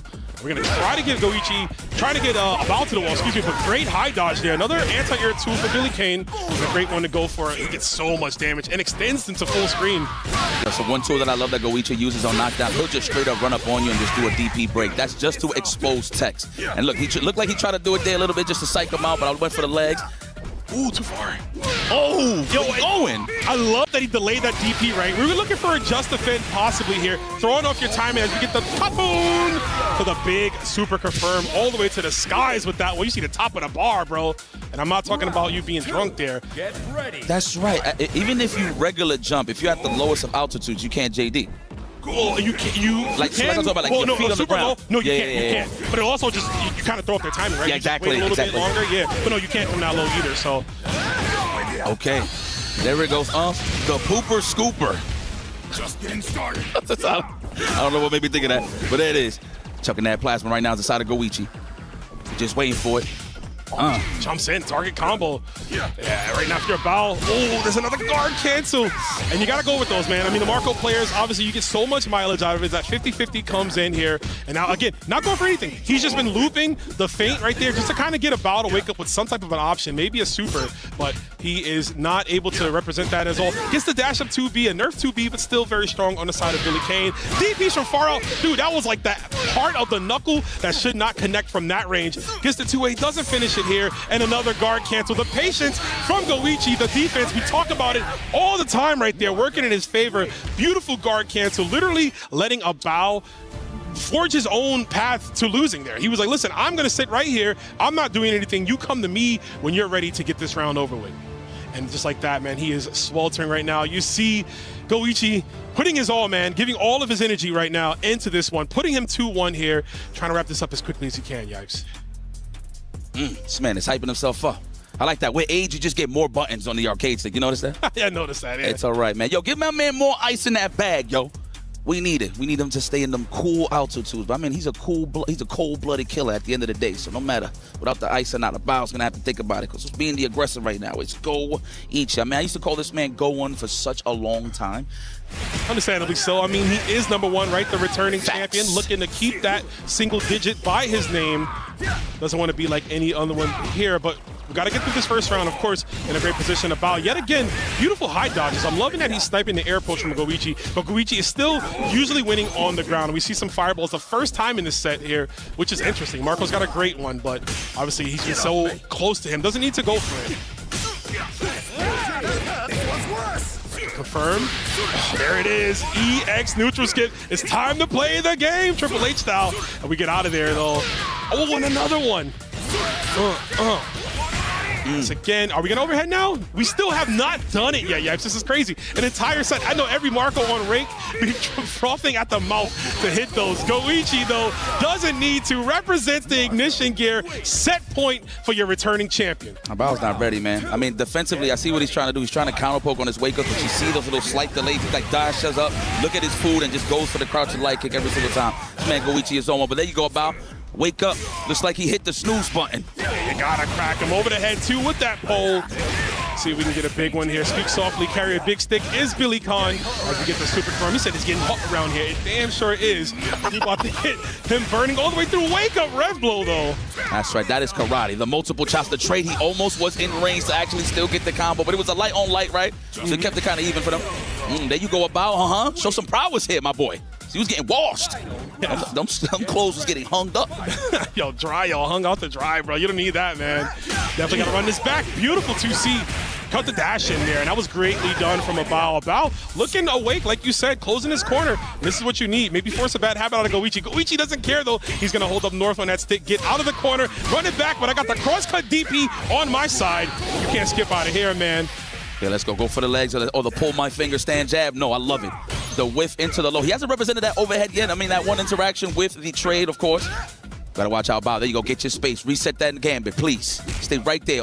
That could have been a super. Which is good for those. He's trying to flex. He's trying to far B the Billy Kane's far at C. That's crazy. Trying to go from there. Gonna get the jump C at the right time over the EX straight pole. Shokuken. The delay low. Woo, you a scumbag, Go-Ichi. I flinched, I promise you. He doesn't have the meter yet, but if he's using more special moves, of course, he's building up on that power charge and just run up and give him a piece of his mind. Go-Ichi, moving forward, never backwards. Taking it over, Abao, 3-0. Solid as usual. I'm not surprised. At the end of the day, you know what I mean? If anybody could take it to Go-Ichi, there's too many killers nowadays, but I wouldn't be surprised if Go-Ichi just washes you throughout this whole tournament. The best of the best is in the building. Your champion moves on.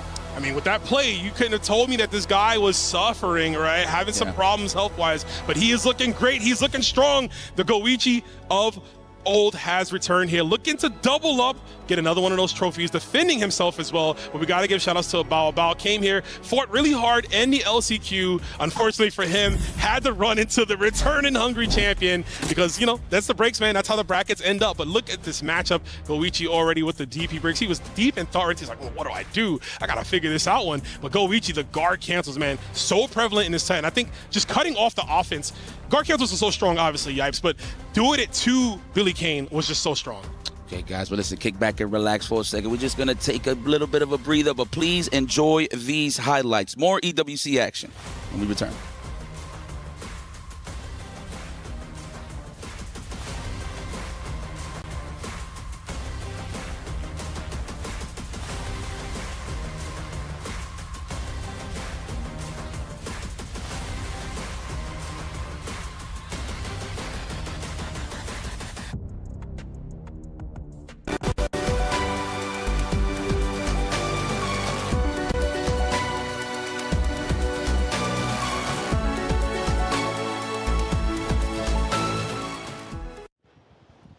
Welcome back. 4 games down, many more to come, and already exciting endings. I would have to say Go-Ichi finds a way to get a win despite literally being up there with ice to cool him down. Talk about a champion.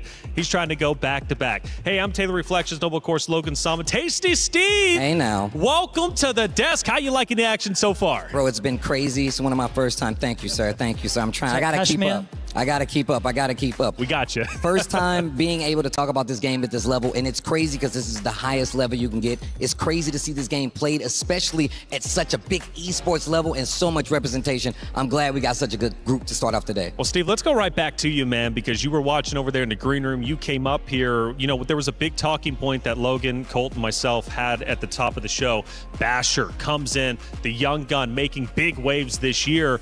He goes against Score, a rematch from previous tournaments in the past. They go the distance for what it's worth, but Score, the experience, pays off. Old man action. I like, look, as an old man representative of the fighting game community, no slack to the young guns. I love seeing the older players get up there. Score came ready to play. The pre-show, obviously, a very strong choice on the side of Basher, and I'm happy to see him get to travel. Just started, but it goes to the old man. The offense is just too strong. Yeah, he was experienced enough to change his character, right? That's true. That's true. Look, everything don't go to. Sometimes you want to give him a ground, so you go early with the Andy, right? His Andy, that's what he's known for. But of course, it wasn't able to get the job done. Mr. Karate, however, we know the nose knows it all, and put the mask on if you want to get the win. Well, here it is. They didn't care about me until I put on the mask.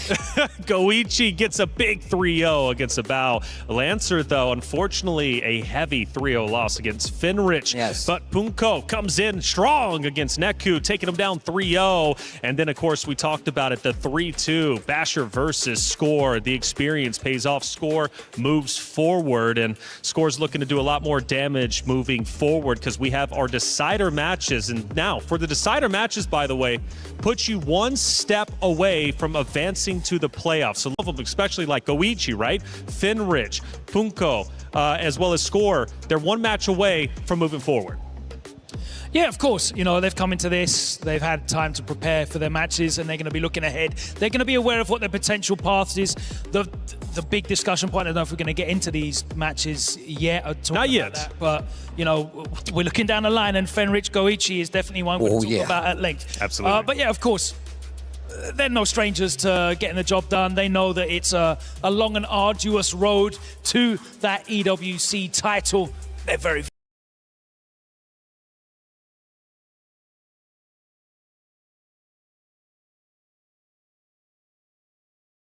much locked in and ready to go, and all those 3-0s, you know they're locked in. Yeah, which is so again, first time coming into the fighting game scene. It was bliss. والله يا شوفوا راني من هنا نبدا نعتذر. عبدت المشاكل، نعتذروا. ها شوفوا رانا بدينا، لقد بدأنا في المشاكل. وش بيه؟ اقسم بالله ماني فاتح اي صفحه اخته. جماعه فاتح صفحه او بي اس، صفحه صفحه او بي اس وصفحه فيديو. والله ماني مشعل اي صفحه اخرى. مانيش عارف. الاستقرار راهو في خضراء صفراء، يعني في المتوسط. يعني يقول انه في المتوسط، يعني استقرار الانترنت. ولكن الفيديو ماهوش يمشي، راه يمشي ويحبس. تمشى زوج خطاوي ويعيا. يا لا تمشى زوج خطاوي ونعيا. منين انا نروح نرقد. اي. Hey everyone, نرقد ونخليكم الله يمشي. Showdown indeed, but I want to get some info from him about how he feels it all went down. So, Basher, obviously, at this stage of the game, when you're playing on a massive stage where there's a lot of pressure, there's different things going through your head. You might change how you're thinking about a matchup, how you're thinking about an opponent. What mentally, if you could go back, would you have done differently? Ahora que estás jugando en un estadio grande con mucha gente viéndote, a veces quieres pensar de otra forma en la manera en la cual atacas a un oponente.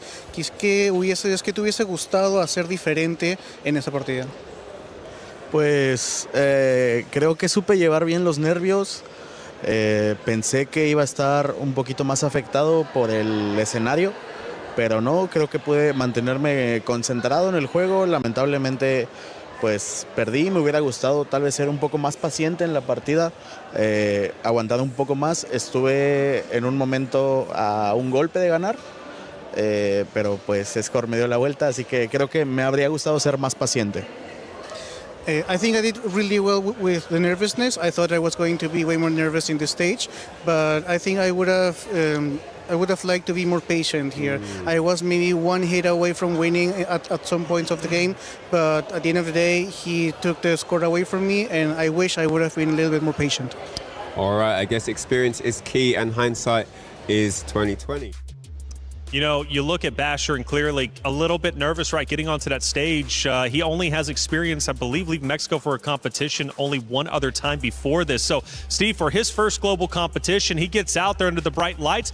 He's nervous, but he still went the distance. I mean, you got to think about it. His character's very strong. Preacher, one of those characters that still very strong in the meta. And just the fact that his knockdown mix was so strong. Knockdown, hold the fireball, and very much taking advantage of some of those corner situations. So much so that he forced the switch from Andy to Mr. Karate against Score. And Score really started to feel better after that, but it was only because he had a lot better job and easier tools dealing with it. The damage cash out from Mr. Karate. He had a fireball that he can play with that actually traveled full screen, and the damage cash out tells the biggest story. The number of times you see him just catch him in an initial there, Hienshu Bikaku as well.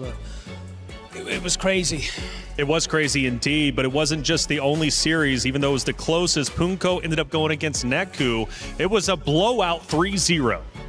It was, but I don't think it was that easy as it looks as it was on paper for Punko, because you see at the end of the set how emotional he was, how expressive he was at the end of the set. It meant a lot to him. We're used to seeing Punko cool and collected. That wasn't the case here. As we move on to this one, and another dominant set from Fenrich. Yeah, Fenrich comes out 3-0 against Lancer, Steve. Yeah, and look, the thing is, we all know we're going to see a lot of Pinocchio, a lot of Tengu mask out there when we get to it, and that's one of the reasons. It's the high damage, and the fact is, Fenrich is one of the players that you need to look at, along with somebody like Goichi, who is just as high up on that Mount Rushmore fighting games. Goichi comes in strong. He had no time to waste, get back in that AC, but he looked great. A quick 3-0 win against Abao. Now, let's not forget Abao just qualified the other day via the LCQs. Yeah, he's coming in with a huge amount of momentum. He won that LCQ, but momentum was nothing there for him because Goichi just completely shut down Abao's offense. The guard cancels were immaculate. There was no momentum. It hit the wall, basically. He hit the wall of Goichi, and that's exactly where it stopped. 3-0 was a very reflective score for that set. Absolutely. Goichi, again, looking strong, trying to go back-to-back. Story still developing. After all, that's only 4 matches so far. We need to finish this group as a whole, right? So, of course, coming up next is going to be some more matches, not only to go into the winners, but also to protect their own key. We might have some people get eliminated very, very shortly. But for you all out there, fresh season means fresh characters, and you have a chance to get yourself the Fist of the North Star, Kenshiro. Let's see what it's all about.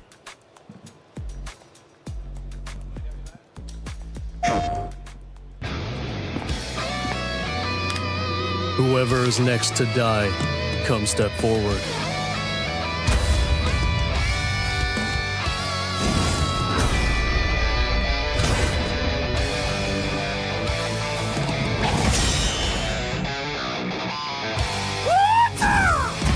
Love will never die.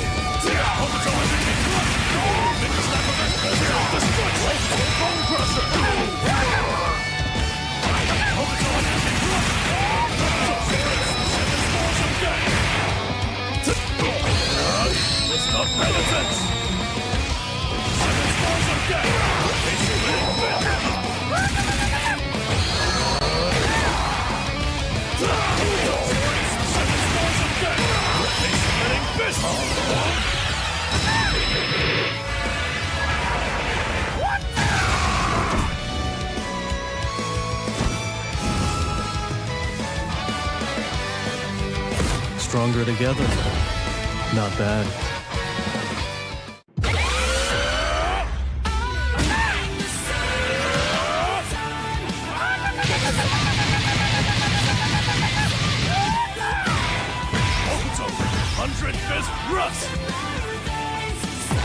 You are already dead. Fatal Fury, City of the Wolves.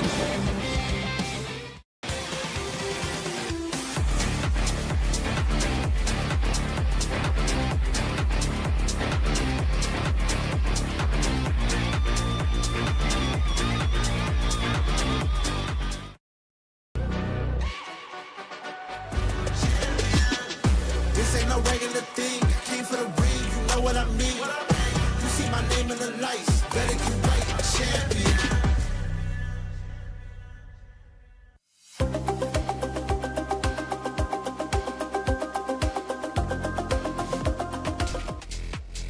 Welcome back, everyone. We're about to head into our first elimination matches. Things start to heat up as they will continue over the next 4 days. I'm Taylor Reflections Noble, Logan Sama, and this time around, we've got a special guest, Rufamonger. What's going on, man? How you feeling?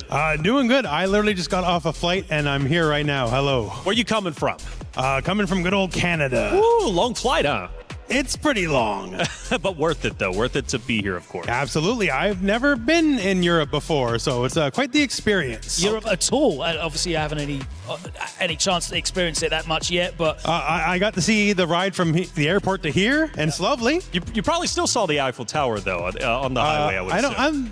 Maybe I'm blind. I don't think I saw it yet. Well, you know I'm going to aim to see it, though. I'm going to aim to see it. If I wasn't wearing contacts, I'd be blind as well, okay? Hey, Eiffel Tower's out there. You got a lot to see, of course, and including here at EWC on this very stage. We just watched 4 matches. Did you have a chance to catch any of them, obviously? Yes. I came in. I literally saw Goichi do his thing. Big fan of Goichi. You know, I started back in the... Got my name out there in the Dragon Ball Fighters day, and Goichi was very dominant back in those days, and he's still dominant to this day. So him just still doing his work. That's right. Well, I guess let's go a little bit deeper. You know, if the crowd doesn't know who you are, who are you? What does fighting games mean to you? And what is Fatal Fury to you as an influencer? Well, for me, I'm the Rufamonger. If you know me at all, probably because I do a lot of fighting game related guides, info, news, this, that, and the other. Fighting games mean everything to me. Okay. I've been doing this since 1991. Wow. I'd say 89, but Street Fighter 1 actually kind of sucked. So Street Fighter 2 and onwards, we're good to go. As far as Fatal Fury, like Fatal Fury is an OG. Like I've been there since Fatal Fury 1. I love Terry. When Mai showed up, you know, everyone loves Mai, but Mai wasn't there till Fatal Fury 2. I'm a Tung Fu Ru kind of guy. I don't know if he's ever going to make DLC. We'll see. But yeah, just like many of the OG fighting games, I love Fatal Fury along with every other kind of fighting game. Well, coming up, though, speaking of fighting games, I believe Basher will retake this stage to go against, or excuse me, it's going to be Punko going against Score. This is going to be our first winner bracket match. Winner moves forward into the playoffs. What do you think about these two competitors? I'm a Punko kind of guy. Like, he definitely made his name back in the Street Fighter 4 days, and I've been a fan ever since. So, like, regardless of anything else, I got to vote for my boy. You a show-off kind of guy? Sorry? Are you a show-off kind of guy? Not right now. We're still losing weight, but not quite there yet. Is that the thing? That's the thing. That's what I've been hearing about. Yeah, he's the guy. Punko is the guy. Can he do it here? I don't know if he's been told about the rules. Well, he's got that esports jersey on. I think we got to keep the brand going strong here. He does. He's representing Weibo. Unless he's got that tattooed on him underneath. But you know what? It might be a special appearance. It's going to be Punko Weibo Gaming going against Score, and you know, Score's coming off of a 3-2. It's a very tough series against Basher. Genuine veterans as well. Punko at 40 years old, Score at 42, so they're doing it. Yep. For us older gentlemen, showing that we can still compete at these levels, which is very exciting to see. I'm in my 40s myself, so I'm always going to root for the old guy. All right, well, let's go with the old guys. I love it. The old guard out here on the desk and on the stage as well. El Colt Vicious, let's get the party started.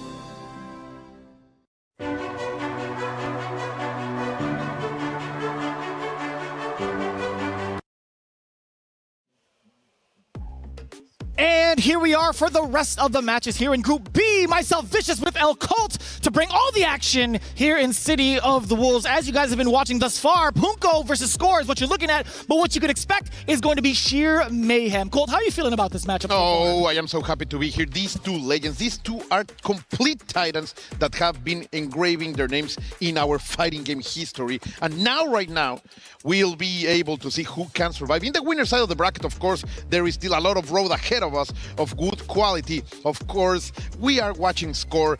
We know him. One of the most complete gamers, an absolute gamer. In terms of the SNK Familia, he's always there, like representing, super invested in all of these games. And of course, Punko, we know him, like the crazy guy.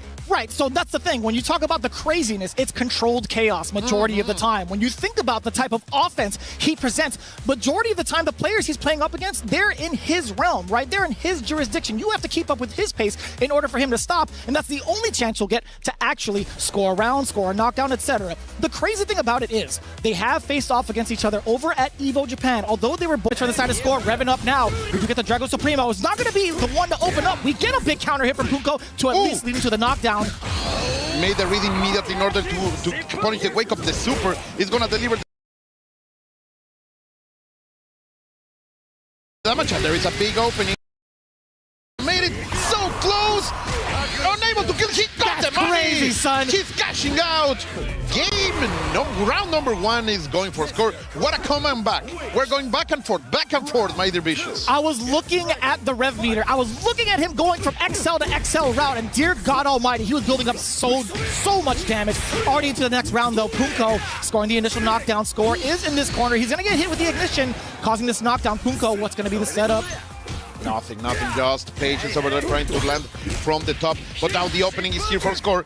Trying to go from left to right, right to left, and finding the damage on the wake up options. And now finally this Draco Supremo, the counter is here. And you know this is gonna be a lot of damage. You're gonna be into SPG. Punko, how are you gonna get out of that corner? Oh, you're definitely listening to the Dragon's Roar, but now the command grab coming in from the stance as well. Supremo, reigning supreme actually, catching the jump.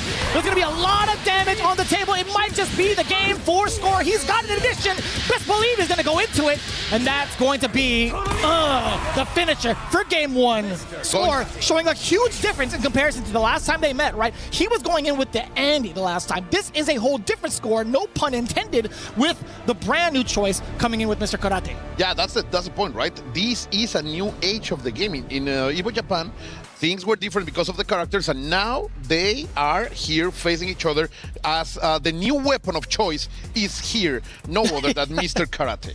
Yeah, so sharp and pretty much out the gate for a lot of these characters. That's actually how a lot of the people have been kind of adjusting towards qualifying from where they did up until this point, making sure that they have a karate at their disposal, under their belt. But right now, Punko obviously going through a little bit of the contemplation phase, right? There has been a lot of trials and tribulation as he's been the Gato main from out the gate. I think there's been so many matchups that he's been accustomed to. From the start. Exactly, right? So I don't doubt it that he'll be able to get himself acclimated towards the things that Score is showing off right now. No, going for the stance. Oh, but you are gonna get the head. And I want to tell you that, like, the thing here, when you face karate, control is the stuff. You really need to be very careful with your buttons. You cannot be crazy and insane. And of course, right now, Score is capitalizing on that little mistake from Punko, but I love that cross-up. And now against the corner, you're gonna get the counter hit. It can hurt, and this will give Punko the advantage. Being able to get that juggle was ever so important now, leading into a couple of other uppercuts, landing actually into that uppercut, We do get the back stance into the command grab. Very similar stuff, too. Give me that! Look at that those fancy shoes, my friend. That's some bling. Oh, but you're gonna wake up with buttons. I love that Punko. Yeah, the craziness. You do talk about control, Vicious. The chaos, Vicious, there it is. Yeah, there's gonna be a lot of times where if you're gonna test somebody, close 5A, obviously on wake up, being able to have 4 frames to you, it's the best way to chase. Oh my God, best way to test, I should say. That back stance into command grab, going into the rest of the XL is so important, right? So important to be always flowing, always attempting new stuff. Okay, the stance is not gonna work here by Score. Ah, nice jumping, not allowing Punko to get anything, but finally back against the corner. I think it's so sick that he has that right off the wall, being able to jump deep. Immediately cashing out, trying to make as much damage as possible, not going for any kind of upscaling. No, you're gonna get punished. Don't think that is not unsafe. And there you go, skipping the neutral, Vicious. In Shippuden is gonna be something you have to get used to. But man, I gotta say, Punko's been doing a great job of, I wanted to say, avoiding the stance up until this point. He's dead. To be honest, it's so heartbreaking sometimes that you are doing great. You make one mistake, and players like Score will be able to say, look at those fists, man. Every single Score time. smash. Every single time. When you get the camera up on Score, best believe he's smashing his fists together. He is ready for some more of that action. I like that. We do get the JDGC going into the uppercut as well. A couple of confirms, couple of lights into the ignition. Getting a little bit of ice into Punko's offense, not allowing him to get any kind of momentum, but here we go. Rising up. over all that waterfall, we are going against the gravity. In air, that's a counter. You were able to actually get an extension if you were to throw out some of the lights too. Oh boy. They go with the overhead, always dangerous, always a problem with Deco Supremo. There is a big mistake by Score, but he catch it again. No. Wasn't going to go into a super off of that, obviously. Oh, there he go. He's going to find the punish. I don't know if he has enough resources. Yes, he will have to spend, of course, but he will be able to get it. Those sides. Yeah. The chiropractic treatment. Readjustments. And Punko, hand on his head again. Every time, man, when he gets some of these games, he feels so much. There is so much in the line right here. And you can see, even if these are veterans, you know they can go forth. And they want to go as far as possible in this tournament. And you know it too. Like, he wears his emotion on his sleeve. In any game he plays, right, win or lose, you could see the amount of emotion that's going through it, that goes through him every single time. And he kind of shows it off in his gameplay as well. Why am I doing this to me? Why am I not picking karate? Yeah. Honestly, he's got the way of Kung Fu right now. I think he's been such a stellar example of what Gato can do, even so when he became even more relevant in the meta. Yeah, and there was a time that Gato was not doing that good in the charts, let's say. Sure. And Punko always has been with him. This is a man who is loyal, and of course that loyalty is paying right now. He is able to keep things 1-1, very, very close. Of course, Score also went to the mile, the extra mile against Basher last time. But let's see. Lovely DP. That's going to be able to deliver some extra damage. 1, 2, 3, 4, and you're against the corner. Oh, he let it roll out. And patience right now over here by Score. I want to say Corso from the side of Punko as well. Not going to be tantalized by the stance. I like the JD on the way through. Oh, you tried to do it. No, sir. The slowdown. Not going to lead to big damage just yet. Score just needs a single hit. Confirm. Not going to be enough. Those old man reaction, man. One frame confirmed from the low kick into the super. And in the end, Score is able to close it out. Right now, he is looking fantastic. And these guys have been like duking it out thus far. It's pretty much tied up at least game to game. But with Score at the advantage thus far within the round, does get that successful bait. You thought you could invincible your way through this? No.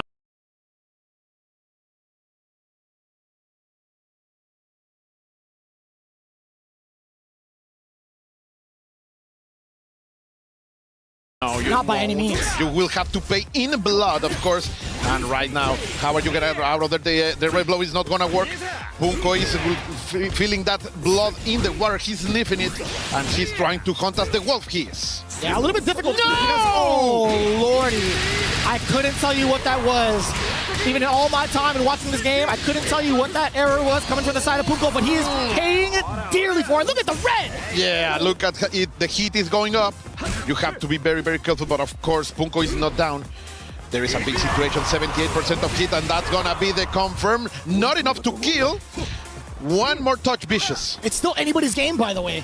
We are recovering a little bit more on the red gauge, but if anything, it's always gonna be coming out eventually, right? The Hien Shipukyak. Able to skip the chaos made person. He is in control, and he will find a way in order to fight Score and bring us to that game number 5 that I would love to see. Like, we started this broadcast with a match that went the length of game number 5. I would love to see that happen in between these two veterans. Right, that's been happening for the side of Score when we saw him versus Basher earlier, but then you saw on the other side the way that Punko got to this exact position. He steamrolled his opponent, right? It's not to take the respect away from his opponent, but that's just the way that Punko operates. That's something that we all have known him for, right? That a very aggressive offense. But right now, he's been kind of slowed down. This is the first time we've seen a couple of very important speed bumps, and that comes by way of the EX Tapu coming in too. All the screen, bro. He's able to skip all of the screen in order to reach you and punish you. But look at those red sparks. You just love to see them. The pink is doing something, but right back at you. Fantastic punish over here by Score. And even if it's a little bit scaled, it doesn't matter because it will get all of the momentum with him. Yeah, being a run character that he is, he's able to tech chase quite conveniently as well. So you can see the pressure is just not going to be let up just yet until he creates that space for himself. Punko now being the aggressor. Yes, sir, the target combo mid-air, not being able to stuff out the second one. The crouching ace finding each other. And now, finally, Punko with the chance. The overheat is here. Can you break the... Oh, what a disrespect! Going for the Ryuga. in order to keep everything in, and we are going to send this man to the fever check because he is in overheat those stunts, but very, very dangerous. I don't think there's any more ice packs left in the back. Hold on, we got the hidden gear. No, it catches midair. It actually caught Score.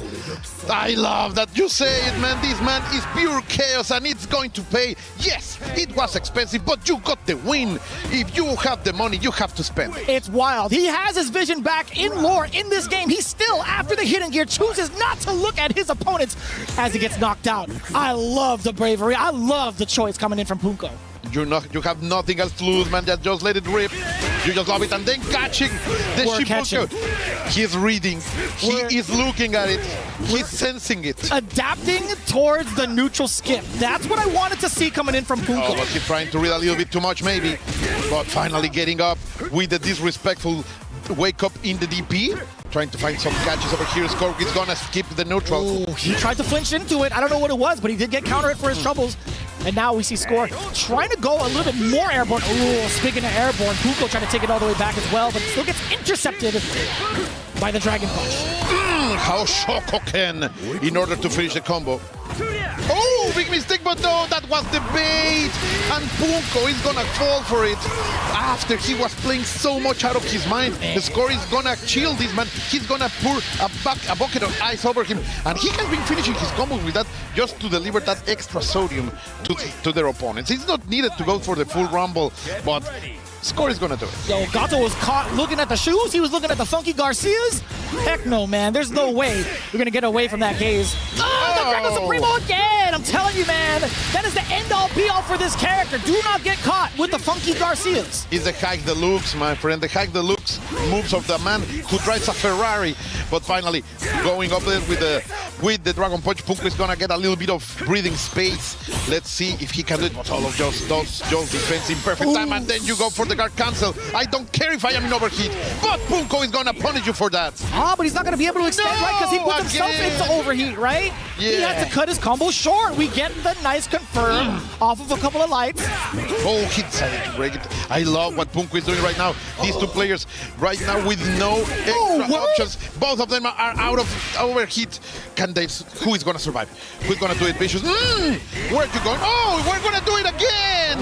Oh, that's so disgusting. And if you fail, you're just gonna let it rip again? Damn. Why not? If it didn't work the first time, you're ending it in rev blow. Why not do it again? And he could have done it a third time even. And you could see the slight smirk. You could see the slight smirk coming in from Score. He's like, you know what? That's part of the game, baby. It's your fault for not choosing this character. Like that's me. Yes, and Punko, of course, heavy situation. He's not out of the tournament. It's a heavy defeat, of course. Here in the EWC, as we said before, everything is earned. But right now, the one who takes it is Score. He's going to be going out of this bracket on the winner's side. A very first of qualifiers coming in from Group B. That is Score, who was, initially coming in with the Andy. And thought to himself, why am I doing this? Why not just go why not go back into the dojo and show off that Mr. Karate? Why am I trying so hard? If we have better tools, like if you have a knife or an electric knife, why would I go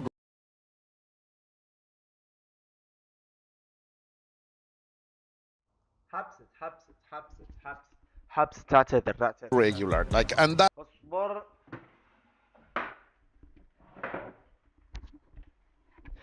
what Score is teaching us right now. As you said, he's سأعود بعد قليل.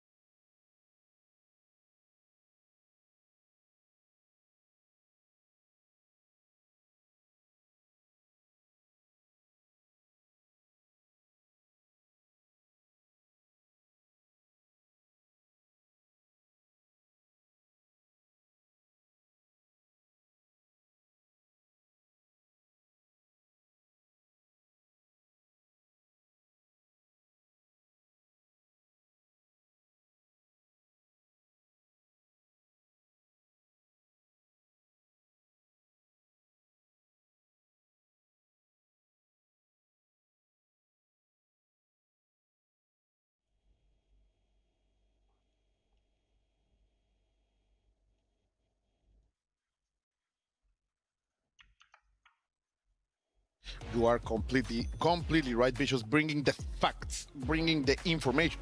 But we will see, is Goichi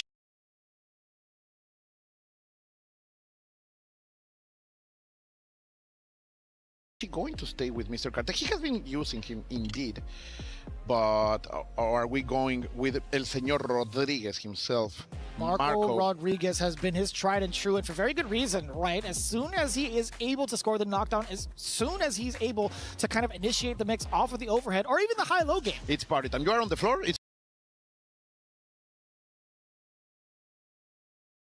party time for Goichi, man. Absolutely. He will want to take you to the dance floor with his Marco, but no, it looks like we're going to stay with the big guns. Mr. Karate just might be on the field for both players. Now, all things considered, when we saw the upper bracket quarterfinals, Goichi had taken the big 3-0 over Abao. Fenrich also getting his big 3-0 over Lancer. This is going to be a very different story, I feel like, considering they are also very good close training partners. Completely right. Both let's say, pillars of columns of the Japanese community, a community that we know help each other out all of the time, trying to improve, trying to be that bastion of quality that Japan is in our community, in the FGC. But there's also very important stuff happening in the championship side of things, because these are some of the first championship points that EWC will award to the team. So of course, Team Vitality, who was very close to the championship last year, would be having high hopes of Fenrich and the other team members. But let's go, because immediately Goichi is going to land. Oh, wild punish right back at you from Fenrich. That was a pretty big read to go for that backdash as well, to connect with that far D. Oh yeah, hey. Just a matter of time. I know Lord Lazarus is in the back trying to count as many hey-hey-heys as possible. That would Keeping be the stat alive. That would be an insane statistic to have. How many Draco Supremos hits in this tournament? But here we go, Goichi yet again finding the opening, about to get Fenrich into the SPG, and we are gonna let it rip. He has one bar. I do believe no, he doesn't want it to risk it. He wanted to stay and just play it cool, trying to find a way that Fenrich will make a mistake. And look at that defensive. If you know Goichi, you know that he's one of the best, if not the best defensive player in the FGC. We do get the conversion as well. This should be the first round. It sure is. You know what's really interesting to see also when it comes to like the JD options that you would get normally against any character? I feel like that does kind of get thwarted because of that close C that Robert has, or excuse me, that Mr. Karate has. I didn't mean to, expose his identity. I know he has the mask on. I don't know what you're talking about. Here you go. Fenrich is going to try to gain some momentum of his own. He needs this inertia, not allowing Goichi to get out of the corner. Let's see, do backdash in order to control the space. But Goichi is gonna get out of there with the taquito and finding the order. No respect over there by Fenrich. I like that. That's the beginning of the game. When you see two Karates up on the screen, you can expect the stance to reign supreme. No pun intended. Oh, you thought you could get off the wall? Look at all of that. Look at how much he's gonna cash out of that DP. That's one of the super strengths that right now Mr. Karate has. He's going to go. No, he didn't let it rip. He knew that the Hao Shokoken would not hit. Going for the command grab, to see those knees in your face. That's the Takuma tech. You've got enough in the tank to go for the hidden gear, which he's going to do. Fenrich, not shy about it, not going to be too reserved. He's going to spend all of that meter to get the hidden gear. Look at that, and even if this was not a kill, that of course is not. Oh, it's not. But it doesn't matter because he is completely cool, and he will be able to spend. Oh my God, Goichi, what a madman! Waking up with comment. Oh my God! I don't feel safe. Even if I'm here at the caster's desk, I don't feel safe. My man woke up with violence. He chose the command grab. And also, God bless the SPG, by the way. Being able to withstand the rest of that hidden gear damage was actually quite a surprise. And that's something I feel like it isn't talked about enough, right? When we talk about having that SPG at the very end, it's a whole different type of threat when you're able to withstand high damage situations like that. And we're gonna see that all there. Look at that. Bringing knees to faces as there were hands to cheeks. That's disgusting over here by Goichi, who is trying to establish that he is indeed that giant that other players will have to take down in order to win this tournament. It's a kind of different ball game, right? When we talk about Goichi Prime, we talk about him kind of playing a very strategic type of game until he scores that knockdown. But like the last time we had seen him over against Abao, that was the most aggressive Marco Rodriguez we had seen. Maybe, being in this current state, he's like, you know what? I gotta be the aggressor. I gotta let it all out. So going with the Mr. Karate, getting these Drago Supremos against Fenrich over and over and over again, we're starting to see a lot more of an aggressive side to Goichi. And I think that's one of the things that make this character so dangerous when you are fighting someone that you know. Like, you know a little bit of their bad habits, and the Drago Supremo can bring the most out of them. Look at now, Fenrich right now being very cautious, being very patient. We are gonna get thrown. No, if you're gonna cancel, you have to do it right. My mistake. That's the crouching C. Look at that, the double hitter. All right, from side to side, let's see. Not able to capitalize. French trying to find a spot right here, as we were saying, trying to fight those double kicks. But it's not working right now, Vicious. It feels that. Can you feel the tension? There's a little bit, but that's kind of broken up immediately. Goichi coming in airborne first. Oh, he's tantalizing a little bit with the stance. Yeah, he's baiting, but French is not biting. Sadly for him, he's gonna get this hit, and that's gonna be enough. It doesn't matter if you're going to overhit. Game point right here for Goichi. I think it's the first time we have actually seen the EX Tatsu actually get punished. Let's see, 1, 2, 3. Try to attach something dead. Fenrich is able to open up and going forward from side to side. He's going to break that throw. But I feel that Fenrich is finding those moments that Goichi is letting his guard down and opening it up. He's being very patient right now. Oh, caught by a straight fireball. Still trying to create some space for himself as well. Oh, Goichi getting snapped by the... Ooh, that's gonna be huge as well. As you were about to say, that uppercut being baited from the side of Goichi. Just look at the amount of control now that he gets the corner. After the reset, by the way. Great defense! Oh, going for the prediction, getting as most damage as he can. But Goichi is gonna land something. Sadly, he did not believe. The hit was there, but the belief was lucky. All the way down, there was a punish. Yeah, being able to get the cancel. Love to see it. Going for the extra options, and of course the corner carry. Look at all of that real estate gain. He went for the air-to-air off of the reset. Goichi with the reads. My man, getting that command grab reset, and he is going to chill down a little bit with the hidden gear. It's got to be a lot of it. Look at the damage. No funny business. No Jim Carrey involved. That is the mask. Put it on. Put it on. Keep the secret. And there you go. My God, Goichi is playing out of his mind, man. And Fenrich is a fantastic player, but he is being completely controlled by Goichi. Yeah, I think for those that have been following along Goichi's story for like quite some time in the FGC, you know him as having some of the best defense in any game he touches, right? He's coming in from like anime fighters as well. This is the first time we've seen like a very aggressive side, but also a slight hint of the Goichi that used to be, right? That read off of the reset, off of the D target combo reset, of him going for the air-to-air, that was a phenomenal call-out against Fenrich to kind of turn it all around for him. That led into this moment. That led into the hidden gear. And what I love to see, Bishop, right now is you see Goichi adapting to what Fenrich is trying to do. Like, Fenrich was trying to be more patient, to give him more space, to find the mistakes from Goichi, and Goichi said, oh, you're gonna let me play? Bro, I'm gonna play. Yeah, I mean, I feel like that's going to be the nature of a lot of the Mr. Karate players now. It's like, if you're going to give me this opening, best believe you are not allowed to complain about it later. Yeah, completely right. And Mr. Karate, like, right now, at how he is in this moment in the game, is ideal to make those shifts. Like, you feel your opponent being very aggressive, you go with the baits, you go for the counters, and you'll get a lot out of it. But if they want to be patient, he can also deliver crazy offensive and, of course, damage right now. Look at him, Goichi, right now, even eating those fireballs, going for the beautiful stuff. He made the big lead, too, against the big neutral skip. He got double JDs, got the guard cancel out of it as well. Yo, Fenrich, I see you defensively. I want to see more from Fenrich. There you go. You were talking about the reads, and there they are, Vicious. Fenrich, of course, not down yet, but he's gonna get this one. Yeah, he has the money. He does have the money for it. Can we get into the ignition? Just an extra salt to that dish, and he's cooking. Fenrich is now out. He had just the perfect amount of seasoning to that. Okay, I didn't know if he was going to be fully, fully cooking or not. Of course, he's after all. What a confirm over there, feeling it. You have to feel that in order to run and catch that. And look at that, 50% is gone. Brother, he had a mile and a day to confirm that. He got the fireball counter hit as soon as it even said the words. He was running. And then again, Goichi getting that, letting him go. Look at the patience, going back for it. Telling to Fenrich, you wanna get to me? You have to open. Oh, and he's gonna buy for that. What a prediction over there by Fenrich that it's going to capitalize with a lot of damage into his favor. Man, he caught him with the Gene kicks? That's kind of wild. Let's see.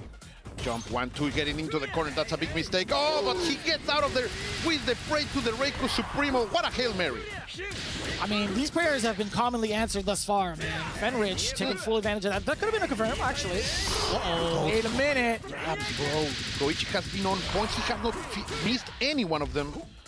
And going for the EX extensions as well, right? You're able to get that for free, able to get some extra damage tacked on top of that. But Goichi and Fenrich pretty much a single hit away from both. That's the scary thing. He tried to go for it. He missed it. What a mistake over there by Fenrich. He had it. The Darko Supremo is not going to hit. From side to side, El Taquito is going to hit. Oh, my God! Let it rip, and he is going to get... No, the drop.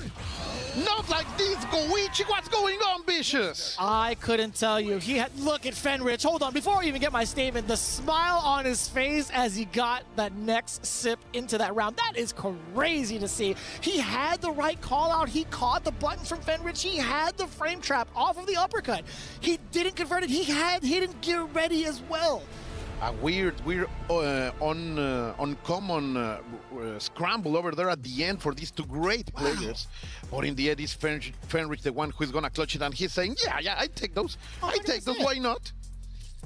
And you see it on the other side, even Goichi, a bit flabbergasted, a bit surprised. He's like, I dropped those? We were saying that we wanted to say something in this stream, and that's the perfect one, right? Goichi was like, Nani? Yeah. What happened there? But it doesn't matter. Like, we know him. He can't shake that for sure. Shades of Fist of the North Star. I see you. Man, I gotta say also, as a sidebar, Kenshiro is one of the coolest characters. Yeah. I've had so much fun being able to like use like the 7-star debuff and force people to hold my mix. I know his mix isn't like super crazy, but I gotta say, it's been mad fun to play that character. Shout outs to Automatic for like also showcasing the hell out of that character. Here we go, into the next game. Okay, neutral jump into the hits for Fenrich.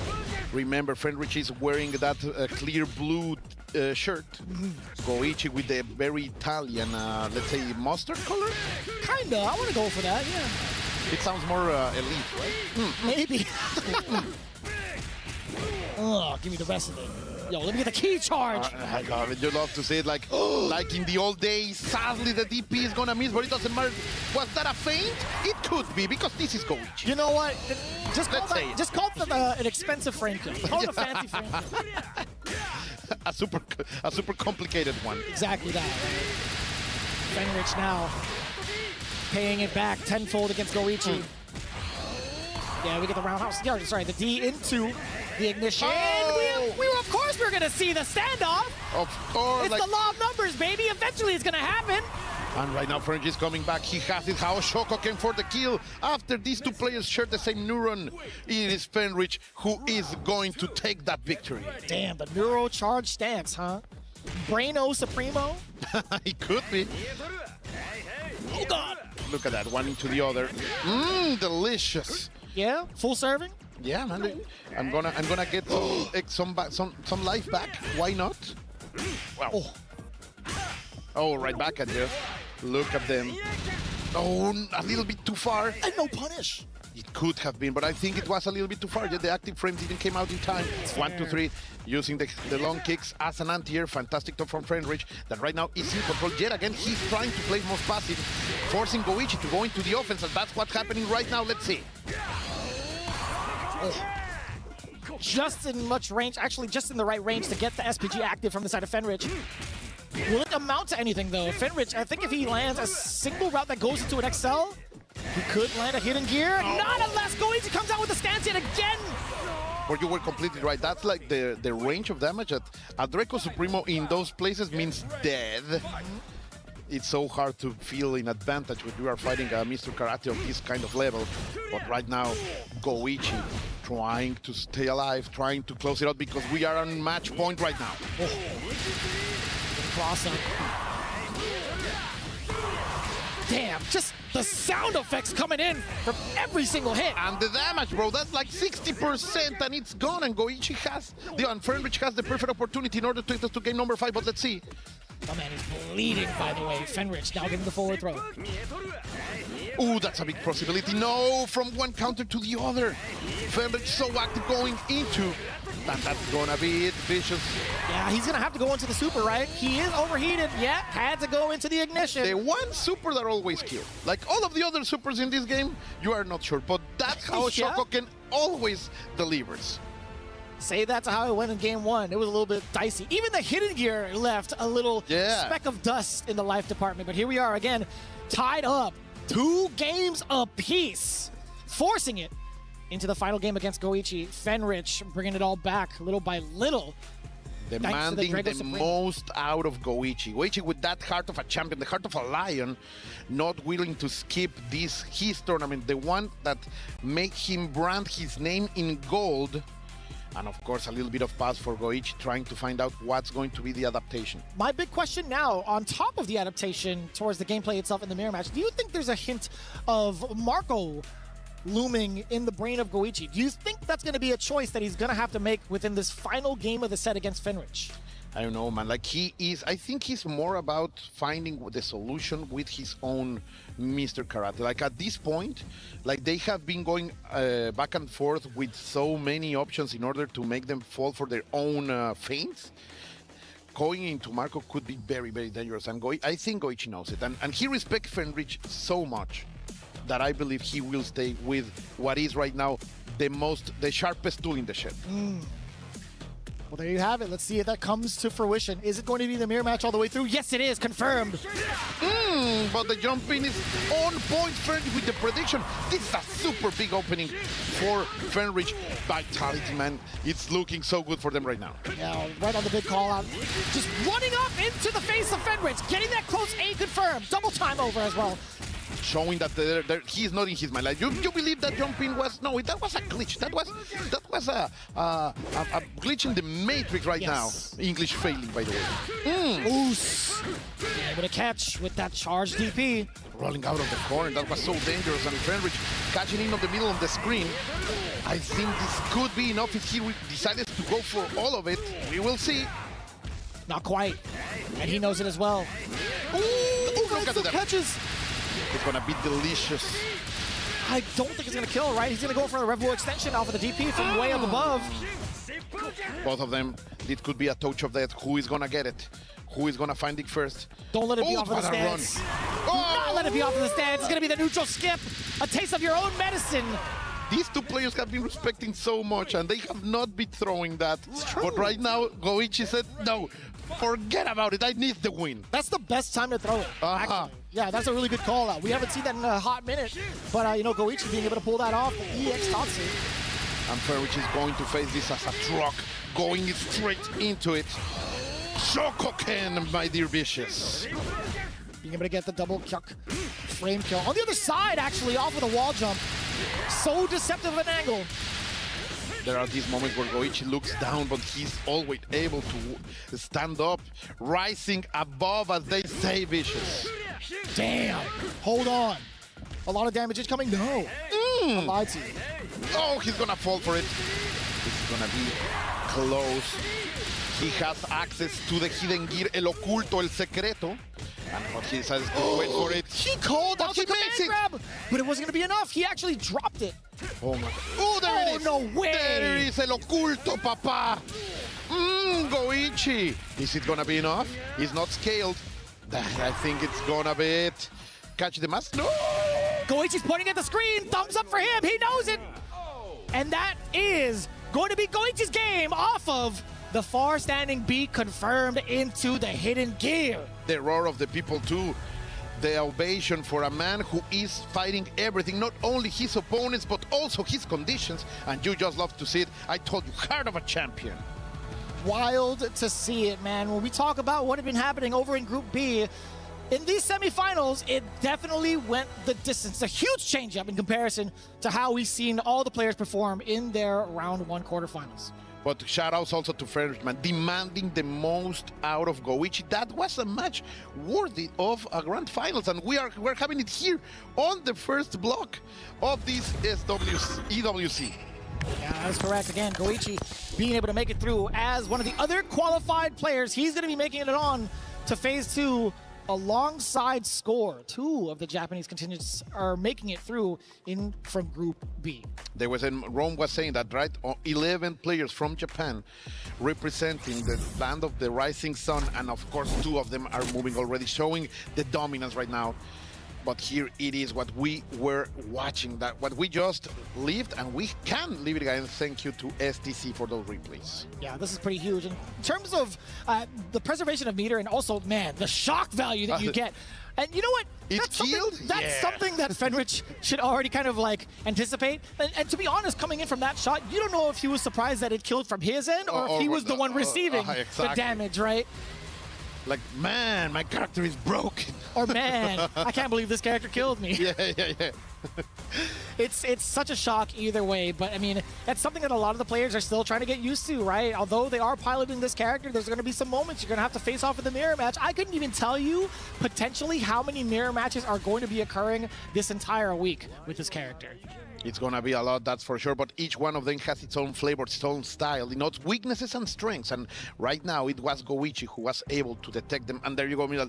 Look at that. Look at that. Yeah! A man of the people, like doing it for the boys, and now a heartbreaker, at least for me.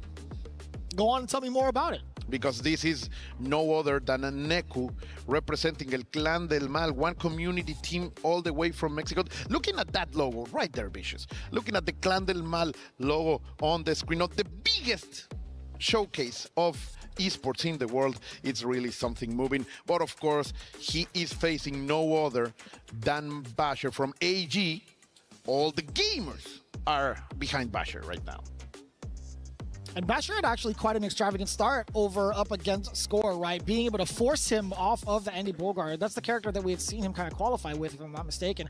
But yeah, that Preacher has been doing has been doing phenomenal work in terms of like the mix-ups that were exuded off of every Ignition Super. I'm so like convinced that I have to say it every time he goes MC squared because that's the name of the super. Yeah, every single time because I mained that character for a hot minute, and definitely Hell Pockets knows about it. But I gotta say, like the mix-up that you get afterwards, being able to go into EX back turn into either overhead, low, what have you, it's such a big deal. And we saw that kind of exuded too from the way that Basher had been getting some of these knockdowns and then going into the mix. That actually spelled out a lot of how he got game 2 over against Score. But as soon as Mr. Karate showed up to town, it was a whole different story, right?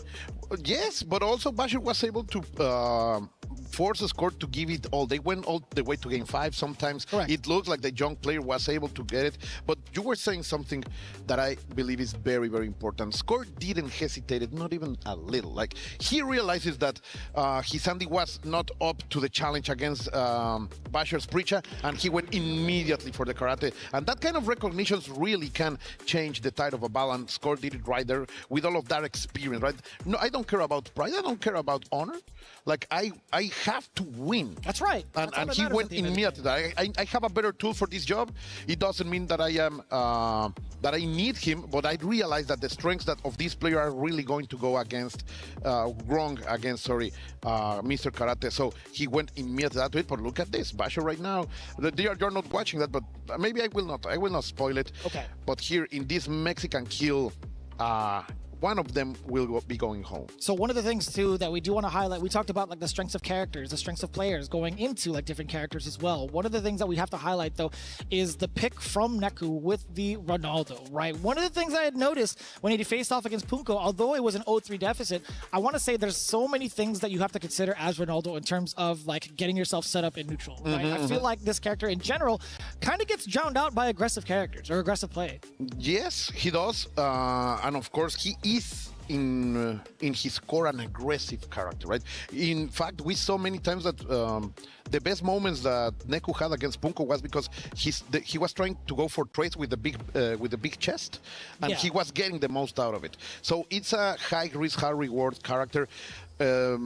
Neku tells us, like we were talking with before, that he tell me that he is trying his best to change the way he plays, the way Ronaldo plays into his own style. And as soon as we say this, we're going into the action. Basher is not going to stay with Pritchard. He's going with no other than Mr. Karate. And look at that already, not Mr. Karate, with Marco. And look at that immediately, showing us some quality with those cancels out of guard. To be fair, he's part of the same school, right? I mean, that counts. Yeah, he could be the fifth one, not the fourth one. The he could be Karate Junior, right? Yeah. Everybody's a junior now. Yeah, pretty much in that dojo. I agree with you. Going for the big damage, of course. Cristiano, you were saying he sometimes is weak against very offensive characters, but he's one of the characters that can do the most damage in this game, as we can see right now. That was about, what, just about 2 touches? Not even quite dead yet. Wait a minute. This could be a huge difference. We get SPG again, or sorry, we get Red Bull again. And he was so ready for that basher, for that confirm, went for all of it. And in the end, is Neku the one able to clutch it out, because chokes could happen, man. But no, it's not going to happen, and we're going for the big hand. Damn, back to back. Yo, that's difficult. I like that into the ignition. Look at him bleed. We could get a 2-touch scenario if he could build himself another ignition. Football, baby. That's a lot of shoots. And yes, you call it vicious, a 2-death kill. 2-touch death kill, sorry. And immediately Neku trying to establish his game, willing to place his rhythm here in this battle against Basher. Yeah, one of the things that I was looking forward to is seeing whether or not he was going to set up for the goals, right? If he was going to be able to, like, hinder Basher's progress in the neutral. But overall, I think they were both rather aggressive, and Neku just knew. He's like, all right, well, if you're going to be the aggressor, I know exactly how I'm going to stop you, at least on the ground, and that's going to be with the big forehead, right? Being able to get these counter hits from certain ranges. And it's so deceptive, too. The further it hits, the more plus it's going to be, right? Completely right. And right now, you were talking about this in the last match. Right now, I can assure you that Basher is seducing the idea of changing into Preacher. Like, for sure, like, should I do it? Right now, in this moment, could be the exact good point in order to make the shift of momentum for these two players, but we will see what the young player for AG decides. Okay, we're staying with Marco. Okay, let's go. A little bit of a difference too, and you actually saw the exchange earlier between that far A and also the C coming in from Neku versus Basher, but we do get the throw initially. Backing away, backdash from Neku. Look, at Neku normally is going to be doing a lot of that, like those back dashes into forward dashes and trying to find something, some buttons being pressed by their opponents, but Basher is not giving that, at least not in this round, but the big chest is coming out. Yeah, man, we saw a counter hit as well, being able to extend into the lights, but the Rev XL is going to keep him safe as well. Come for me, hunt for me. Ooh, give me that! All the way out there. Sadly, he was unable to confirm, and right now Neku is going to get this with a lot of damage, getting the positioning also in order to go for the mix-up. Finally able to get it. It's hitting. Yeah, I was about to say, this Rev Blow defense coming in from Basher, it's getting him closer and closer to overheat state, but Neku, on the other hand, also revving up, a little dangerous. It's feeling, we both are feeling the heat over here at France, at Paris, when all of those DPs are gonna land, and we are going for the full damage right here. That was the right option, and we're going up to the sky and down into the ground. No, my man brings you up with his elbow and then brings you down with a karate size chop. Nobody hears it in the forest but them. All the way to the atmosphere, bro. That has to hurt. Neku trying to maintain control. Of course, Basher, that was very expensive. The empty jump, and nobody pressed a button there. Kind of scary considering the defensive mechanics both are presented with universally, so this kind of tough to even like set yourself up. Maybe it'll be a bit of conditioning that plays through afterwards if Neku takes to the skies, but we'll see how that plays out. The guard camps are coming in from Basher, get a full sequence. I have to tell you, Basher is not willing to stay in the corner, as is different from the older version of Ronaldo. His offensive on the corner is super powerful. Before, you had a lot of more options to do in the middle of the screen. So Basher is really not willing to have his back against the wall. We do get a little bit of a feint into the throw. Oh, good trade in order to escape out of there. Basher with a little bit of the with advantage, but of course the damage he can provide, it doesn't matter. Basher is gonna take it. We are gonna make these things even, my dear Vicious. Yo, I'm gonna say, man, Karate Jr. being able to skip neutral the same exact way, right? Yeah, the kick that rides the wind indeed is a family art. That's the true. Sakazaki clan. That is actually the family art. The Henshipuka there every you single go. time. And he wasn't even done with that. Also, being able to get the rev blow afterwards. It's so important, I feel like, for a lot of the Marco players to really consider their SPG placements. Obviously, it's going to be towards the end, right? Being able to capitalize on the rev blow, being able to also withstand some of the big combo sequences just in case they get opened up with that as well. So it's been really, really beneficial thus far, just seeing this SPG in the end slot. Right now is such a strong option, bro. Like, that extra defense is so valuable. Huge. And sometimes it feels that it makes you endure more damage with that 30 extra last 30% that with all of your green life bar. So we are for sure we are going to be watching that all tournament long. It would be an extremely rare occasion that a player plays it in the first or second part. We've seen some players actually kind of go with those types of strategies. It happened 2 weeks ago and 1 week ago in Evo. Some of them were using it in order to mix up some options, or using it when they realize they are the strongest when they reach that second 50% of the bar, but it doesn't matter right now because we are staying with everything the same. Neku trying to get out of that corner, but Basher is not allowing that. Yeah, just the threat of the uppercut will always be something so important with both Marco, with Mr. Karate as well. El bicho. Well, he was ready for that? They know each other, like they practice a lot, so most likely it's part of that player knowledge that they have. After all of Mexican players have been working so hard in order to be here, but oh, big mistake, a little bit out of range. How Shokoken, what a reaction over there, so ready to pull the trigger. And they were gunning for each other, by the way, towards those last couple of scrambles. Ooh! Just out of range, though. No punish for Christian. Of course, those very stubby normals are always part of his weaknesses. Yeah, there's been a lot of exposure thus far against Neku, right? There have been so many moments where Basher has called it out defensively, being able to get a lot of these guard cancels, and sometimes just even going for the uppercuts when these gaps are presented. Uh-oh. Big mistake by Basher, and this is going to allow Neku to get something because he needs that, because Basher has been in his mind for a lot. That mistake is going to leave those little seconds of adaptation. Let's see if there is an evolution from Neku. Oh, and a slight hezzy as well. You saw a micro dash being able to expose the lows. A lot of damage on board. The overhead +5, being able to get the extension off of the light. Nice and easy for the confirm.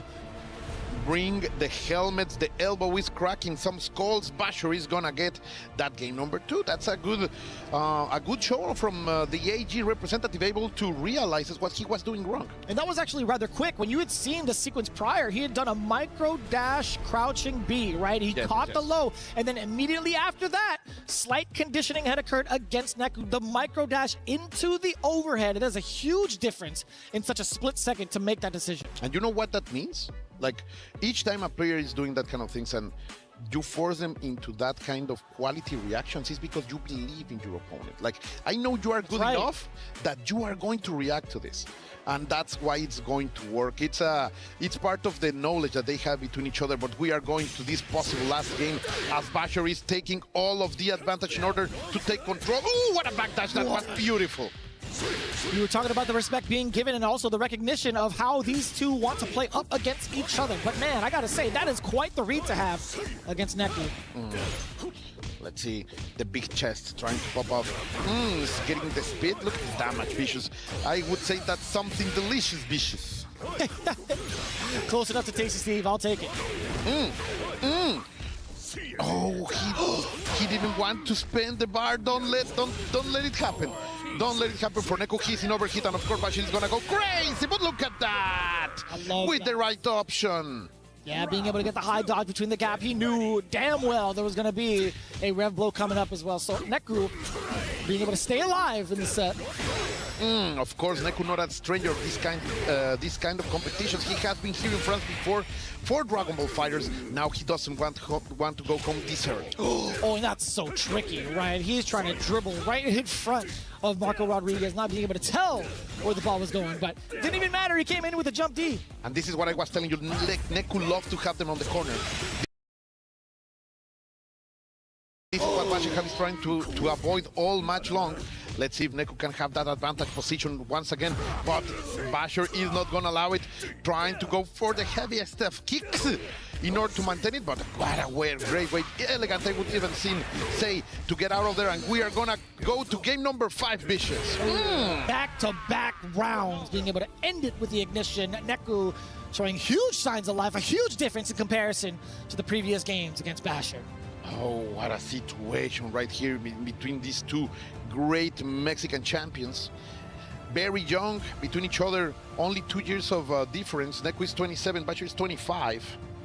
But they have so much potential right here. Some of the new blood that had arrived thanks to the City of the Worlds, to this SNK community. I just love to see it, man. No doubt. And it's kind of wild too, because there are probably moments when we talk about like the regional discussion of the players, like how often they actually get to play each other. When you look at the overall score within like the SWC season, or even leading into EWC, you don't get to see a lot of matchup footage against the two, or at least playing against each other in that regard, right? In the actual official tournaments themselves. Yeah, when they matter, right? Because all of this is to get those points, in order to get here to Paris, in order to go to those golden events that you just want to grasp, because it's so much money and glory, of course, to be earned. Oh yeah, I like it. I love that these two players, even if my heart is breaking because we are on an elimination match of the Mexico representation, you just love to see that we are going. Oh, Basher changed the character. In the last moment, we are going for Preach. I just glimpsed her for a moment on the big screen. We had a little bit of a change up. Hey, it's gonna be the Preacher.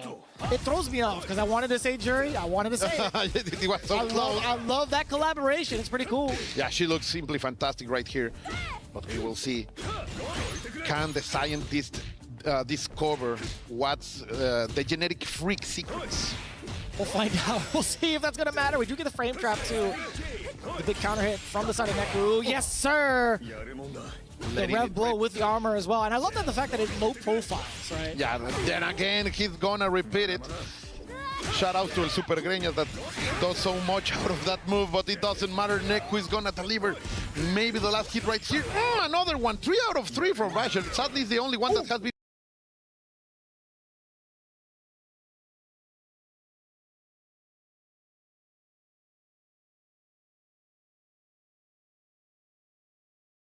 From Basher. Sadly, is the only one that has been working, and he did not.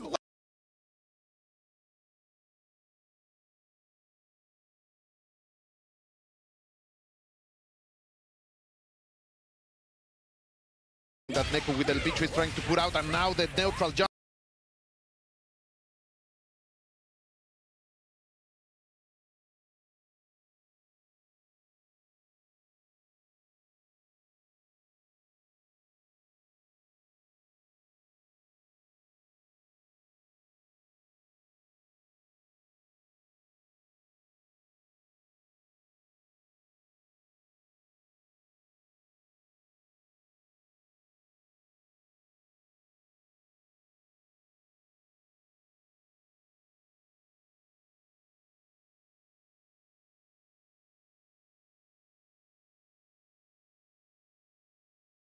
Is just fantastic, and he is going to be able to take it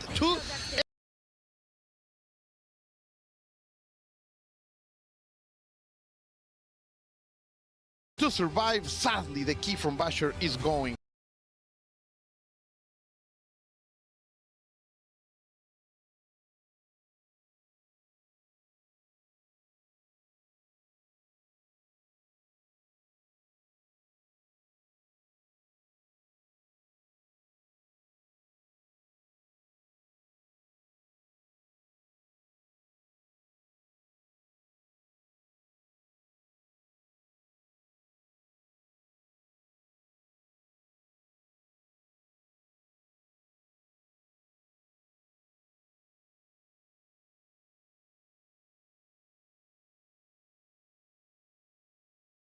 Placing within the top 8 and still continuing on here at EWC. Unfortunately, it's at the cost of his brethren, Basher. Yeah, it's not something that you necessarily want to do, but Neku will have to walk into the presence of the Crusher. Oh, that's true. This is the first part of the tournament. This is demolition time where we have to crush the keys. This is where we say goodbye to Basher and his journey here at EWC. Each opponent has the right to crush the هاي تم هذا اول مفتاح راح يتكسر.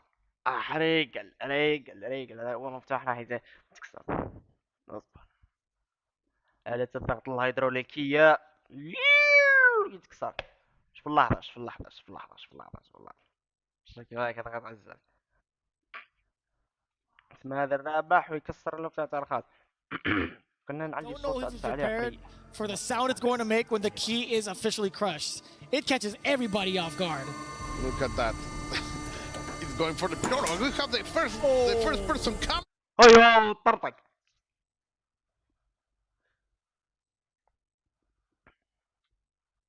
يجي المنظم. والله ماني عارف شرح صاري. المفتاح تفلك. تكلم لها زوجات. Performing players on this tournament. Right.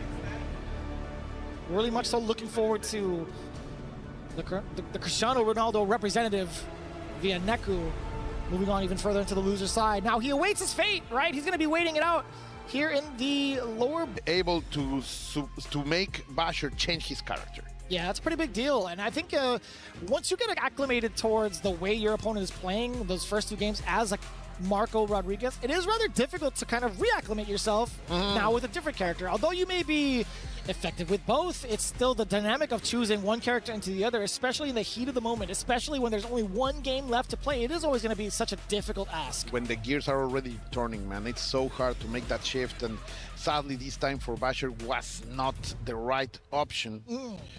You know he can feel it, but he is a young character with a lot of potential. And there you go, going for the always classic El Siu. يا اخي حالك. الماتش الجاي ماني ما شفتش بسم الله المواعيد. الله يرحم. واتسون فيوري.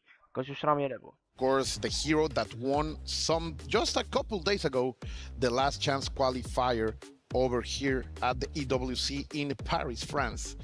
A fantastic display that they only losing two games in the whole top 8 for that tournament. So his performance is top notch. I am expecting him to do great right now. Right, when you take a look at his presence in the last chance qualifier, having to face off against Xiao Shai as well in that.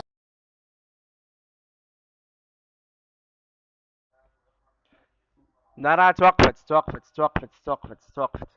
هي الحمد لله رجعت. أشكر الله بأنها قد عادت. Last chance qualifier, having to face off against Xiao Shai as well in that grand finals. He took it down 3-1. In fact, you were not kidding. He faced off against PETA. He went 3-0. He faced off against Gumi from Mexico 3-1. And in that grand final set, 3-1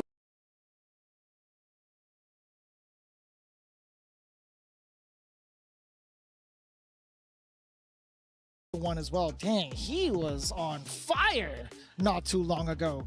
And that's why he is here after all. That's a great way to cash out for your trip.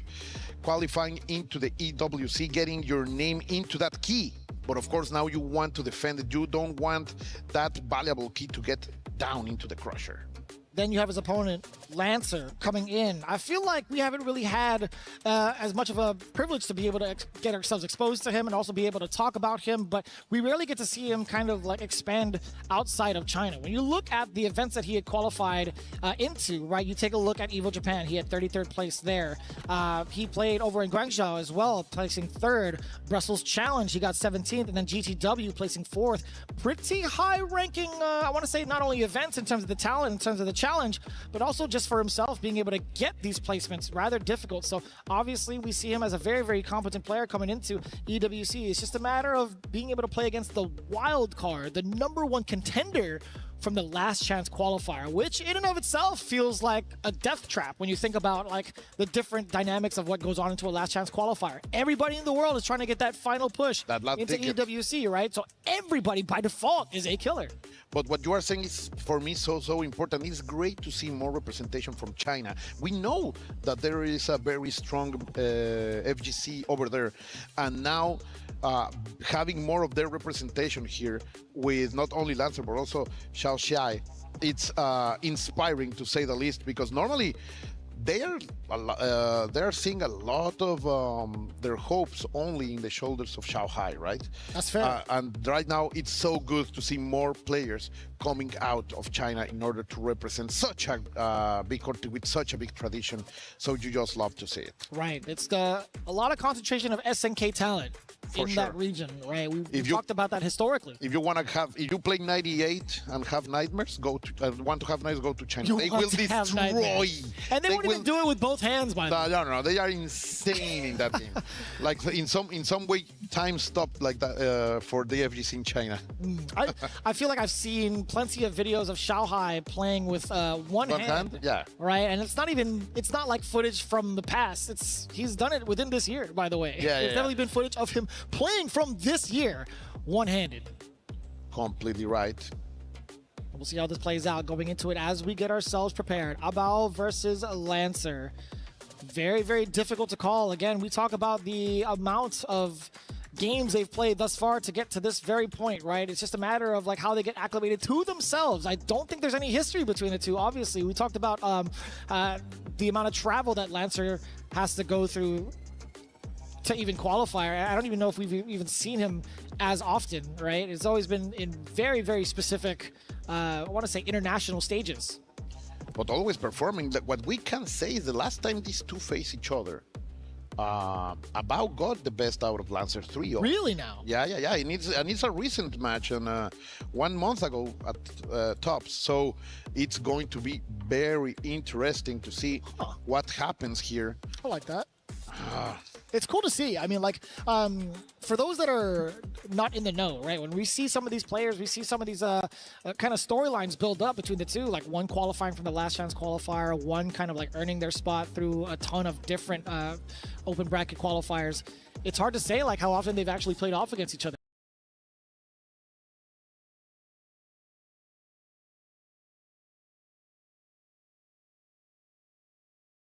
Right, because of how many different international stages are present. Yeah, but shout outs to all of the people at the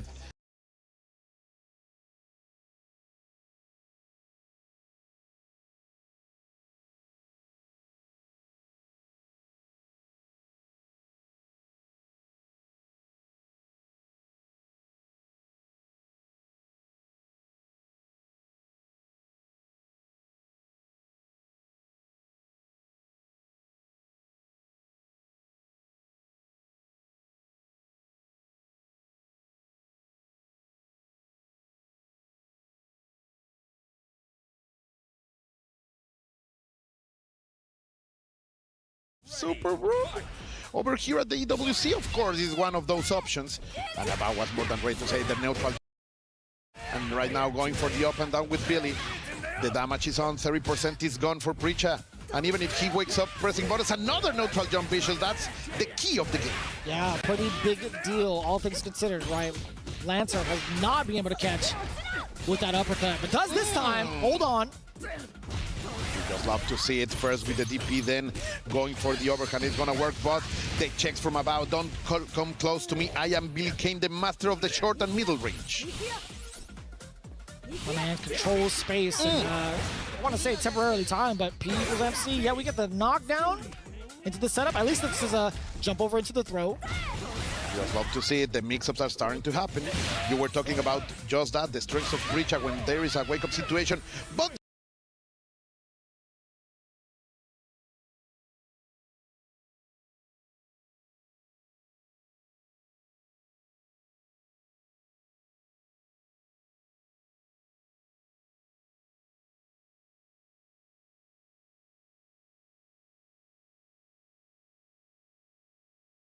a reformed way is what it is. that's for sure. Look at this offensive series, that's for sure. But you are right, right? He's trying to be a good citizen now. At least in the episodes of Southtown he is. Yeah. Jumping in, trying to get out of there. About maintaining some survival because he doesn't want to give Lancer any kind of inertia in order to start his own gameplay. Oh, what the disrespect, and this is gonna be big. Slight delay. Just for a moment, but the traps are here. Gonna get the same jump. The overhead coming in for the back sway. Eventually, he was gonna come out. Lancer, is there enough damage off of the ignition that's gonna be coming out? It doesn't matter because it's going to die. It doesn't matter if you get the fever. Get the victory at least. Lancer bringing it back. You love to see it. I want to see more Preacher love.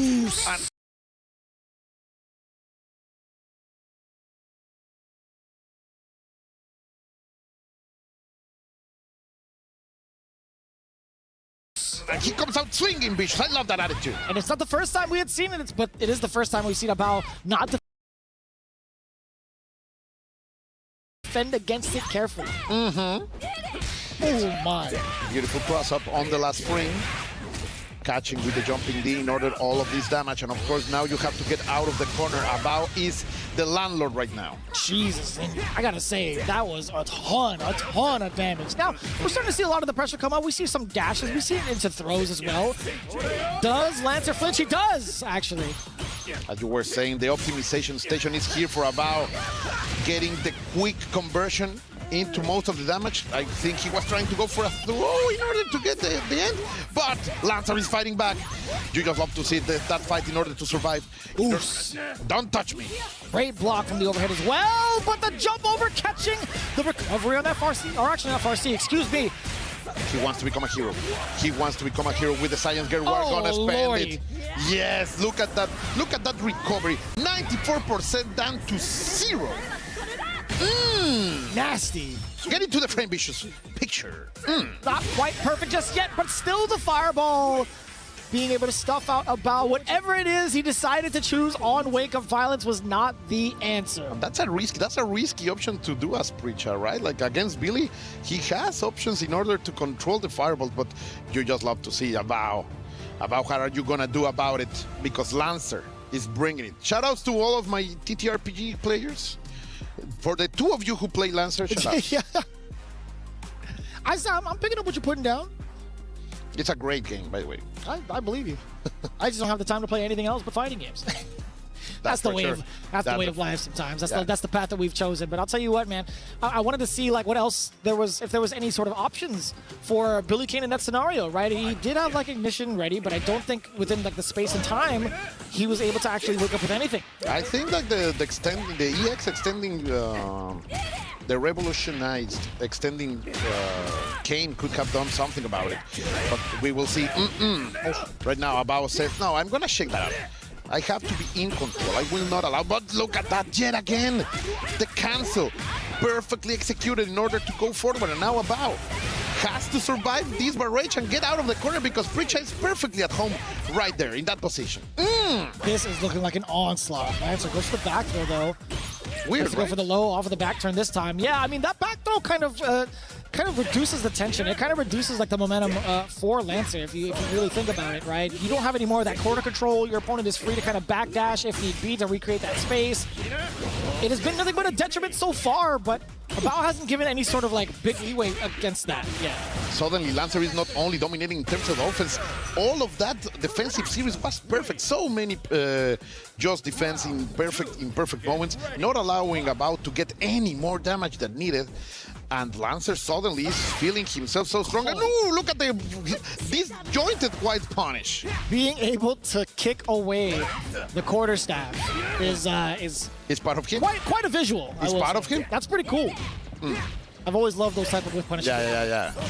I remember. Oh wait, no. Let's get into the game. Let's not go to the memory lane right now. As Lancer is finally getting open up, getting a lot of damage here from Abao, who is completely loaded. Tiene la salsa. He will be able to spice it up if he wants to. No resources spent. Interesting choices from Abao. I mean, he's got a lot of life. He's got the confirm as well. Not going to be quite dead just yet. This throw could change it up, though. Meaty fireball. He got into it. Another throw. No, he didn't went for the foul this time. He went for the overhead. No shot. You might actually be dead. You have so much in the department to excel. Revbo instead. Wait a minute. Are you the main character? Are you the main character, Lancer? Don't give me a whiff punish into hidden gear.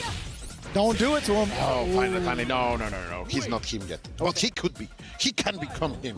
We show the potential right there. I was going to say, was about that life. I wanted to know if he was going to be caught. On the other side, excellent tech, by the way. Yes, he's on point. The reactions are here. You need them if you are playing in this operation of gamers. It's so scary, right? If you get caught with like a meaty close C as Preacher, you're going to be in a lot of damage. But speaking of which now, Bao in control. With the Billy B&B, you have seen it, you have loved it. You have hated for sure, you have faced some Billy Canes. And look at the space, yeah, Bao feeling safe. Come for me, girl, and catching that jump. Perfectly executed, starting with the crouching A. And of course, the party is on for Bao. Yeah, you got to get these confirmed. Again. Right? Another catch on the way down, but Bao doesn't have any super meter on him. And those great defensive play over here by Bao. The trades are not good for Lancer. He needs to play pristine. He has to be immaculate right now because one touch means death. Yeah, he doesn't want to go for the quarter circle poke just yet. And again, the dash up. That is not only about the cane, bro. He has big legs, long legs. In order to, even if he was adjusted from his original version, still a lot of ground is covered by those crouching A's. And I will say also, not only crouching just B, like, sorry. Yeah, crouching B. Not even just like the grounded defense, the active defense that he was presenting against Lancer, but also air to air, right? How many of these rounds have we seen finish off in the air? That's right, yeah. Yeah, control, absolute air defense over there by Bao. And now, going into this, it's been very, very tight-knit. I feel like majority of the time, Lancer has had really big offensive sequences, just not able to close, right? Yeah, like you're speaking truth. Like there is a lot of that Lancer is doing well, but he is lacking that final stretch. Let's see, as Bao is leading the parade into the damage and of course controlling all of the space. With all the real estate on his side, what can he do? What good roll out of there by Lancer. And Bao is now allowing Breacher to just play his game.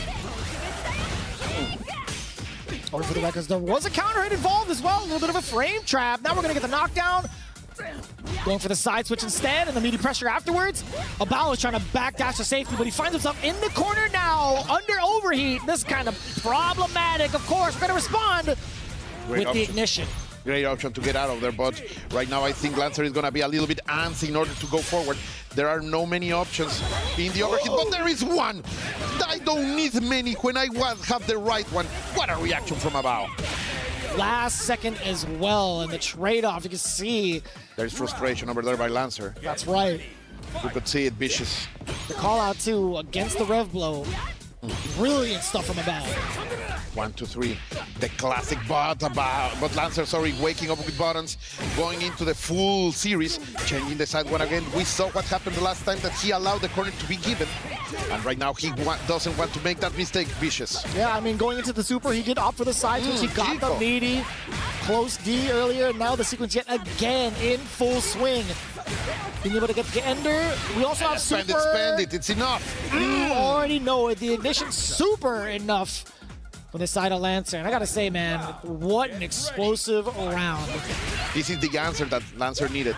This could be the momentum shift just when he was about to get eliminated. He get out fighting like a complete beast, like a complete monster, and showing us the potential that Preacher can has on the court. And it's kind of difficult, right? Sometimes, oh boy, sometimes you can get a little bit predictable, and also if you understand like the Billy matchup, when you know the multi-hits are coming, you have to take advantage of the guard cancels, and now baiting out the ignition proper. Beefy, tangy, correct punish over there by Lancer. Suddenly looks like he's waking up, vicious. This is a monster unleashed. Billy gets out of the corner, rolling outside there by Bao. He going for the difficult long route, stopping the series in order to get the most. Now the wake-up super is gonna hit. Still gonna stick to it defensively. Totally what a mistake. You tried to press a button in between. I think he was trying to do the cancel, but was not in time. Big mistake over there by Lancer. Don't let it go. Don't clutch it. You have to clutch it. Come on. What a catch. A beautiful Excel What a catch as well. Oh my Let me God. get that ignition. You're within throws damage away. Oh, finally, there you go. There you go. You were talking about that he was lacking the final step, the final bite, and finally he gets it. It's kind of scary too because he had run up. I want to say Abao had run up with the intention of thinking, all right, well, now that I have like the damage to throw you to actually get that kill, I'm going to dash up and make you think a throw is coming, right? That's exactly it. But the big read coming in from Lancer to go for air to air, that is like 2 steps ahead. Look at the mashing. Love that. Professional. All that hard work to mash. Grown men mashing. It's what we love to see. It can take you to EWC, bro. How about it? Yeah, man. Like, why not? Mashing for a living, that's for sure. We will see a moment of pace, a moment of concentration. Shout outs to my past players out there. Hermanos, brothers. I like that.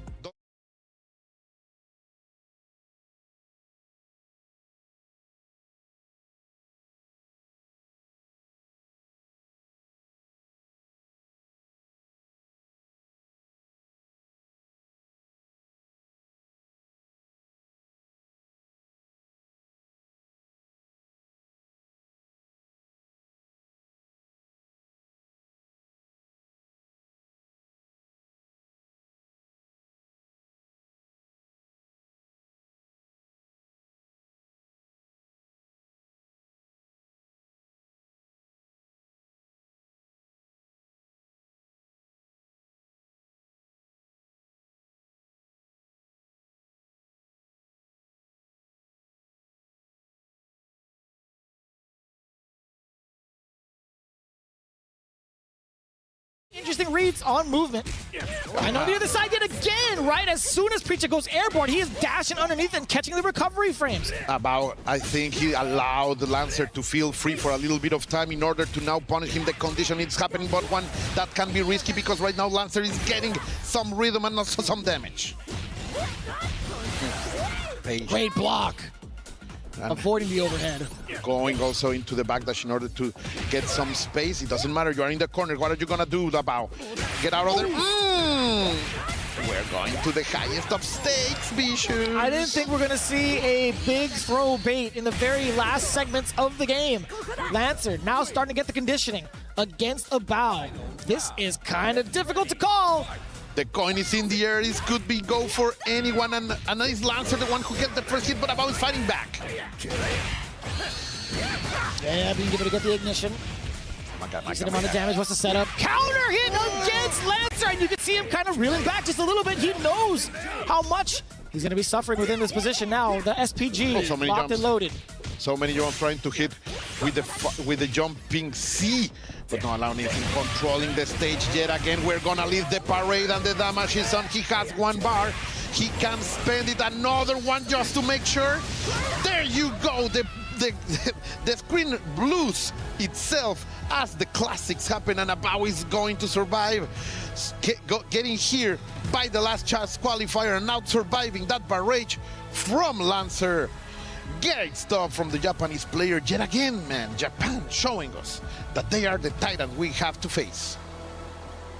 But it's still an amazing showing also from Lancer. It felt like he had a lot more control, a lot more sustenance in regards to like some of the combos that he had chosen, some of the XL routes that he had been going for, and also some of the resets that Preacher has access to, right? And look how he's walking into the Crusher, man, feeling himself, like getting all that stress out. I have survived, and now I have the right to destroy the key. احبس احبس احبس احبس احبس احبس احبس احبس احبس شنو صار؟ هكا قلت قبل لا نحمل في ملف هذيك باينه هذيك تاع الملف شنو صار؟ وفتح الزوج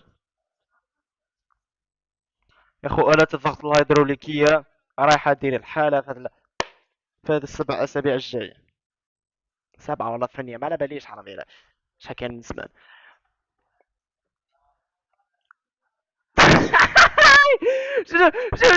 شوف مو الشيء اللي عادي ليش هذاك يا كان كبر شاشة كان كبر شاشة عادي يا ربك تعادي اش قلت نديروها كل يوم.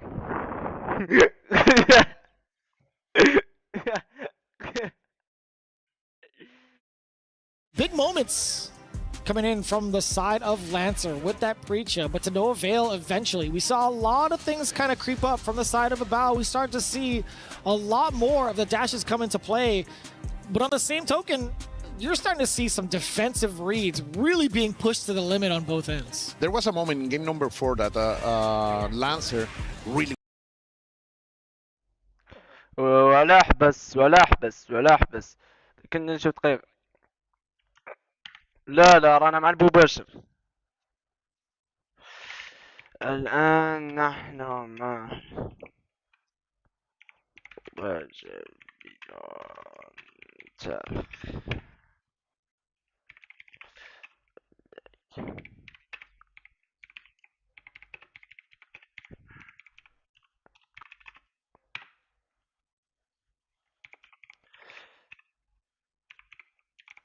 أتمنى نسقر الشاشة دقيقة. جماعة احنا رانا ذكرنا مع المباشر بدون تأخير. عاوين راها نقطة حمراء متى أنت مع المباشر. أيضا ولكن الاتصال إلى الأسوأ إشارة راها حمراء. نعطيكش نوريها لكم. معليش. as we can confirm that right now from this group, Goichi and Score have survived and moved forward. Now we are finding if who other players are going to do. The winner of this match will qualify on the loser side of the bracket. So the stakes couldn't be higher, my dear Vicious. Yeah, there's a lot to really consider when you talk about like what they have gone through to kind of get to this point of the matchups, right? I want to say, from looking into it, I haven't really been able to see anything regarding a matchup between Neku and Fenrich, if I'm not mistaken. But I think this one is completely new, absolutely unedited. شنو صار دركا؟ هذاك شو قالت العربية دقيقة.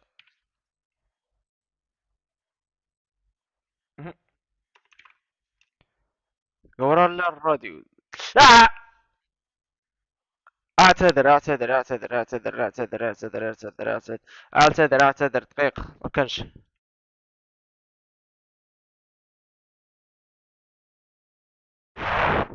اعتذر انا كشرة صار. ان شاء الله كندير كيما هاك.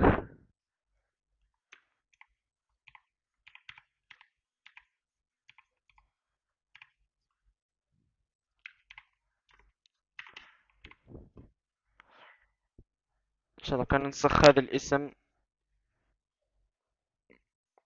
دوتا اي بي او ايبكس ليجند.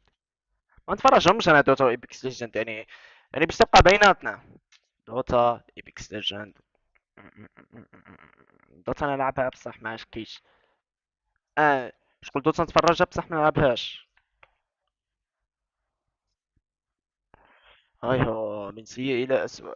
So many great tools, but people are learning how to play it, and it's the most common matchup right now. So people are learning it super fast. Right. So I actually haven't had like the luxury of being able to watch a Mr. Karate versus Ronaldo matchup. So when you talk about some of like the slightly highlighted weaknesses that Mr. Karate can have against this matchup, do you have any like other examples that we could possibly expect within this matchup? It's not only the projectiles; it's also the fact that he can, in sometimes, is able to change his the arc of his jump with the rev blow. Also helps him a lot in terms of fighting the baits. It's fair. Okay. And this is something that I also talked with Neku 2 days ago. Like he feels that the matchup is not that bad for him. Okay. I mean, all things considered, I imagine in his route to get into this part of the stage, he had to face off like maybe like 1.5 million Mr. Karates to more or less at least for during the last 2 months. Yes. Yeah, it just makes sense, right? But we will see. Now it's a matter of like whether or not Fenrich has enough Ronaldo practice. Words can be taken up by the wind. Like you need to prove with facts. Sure.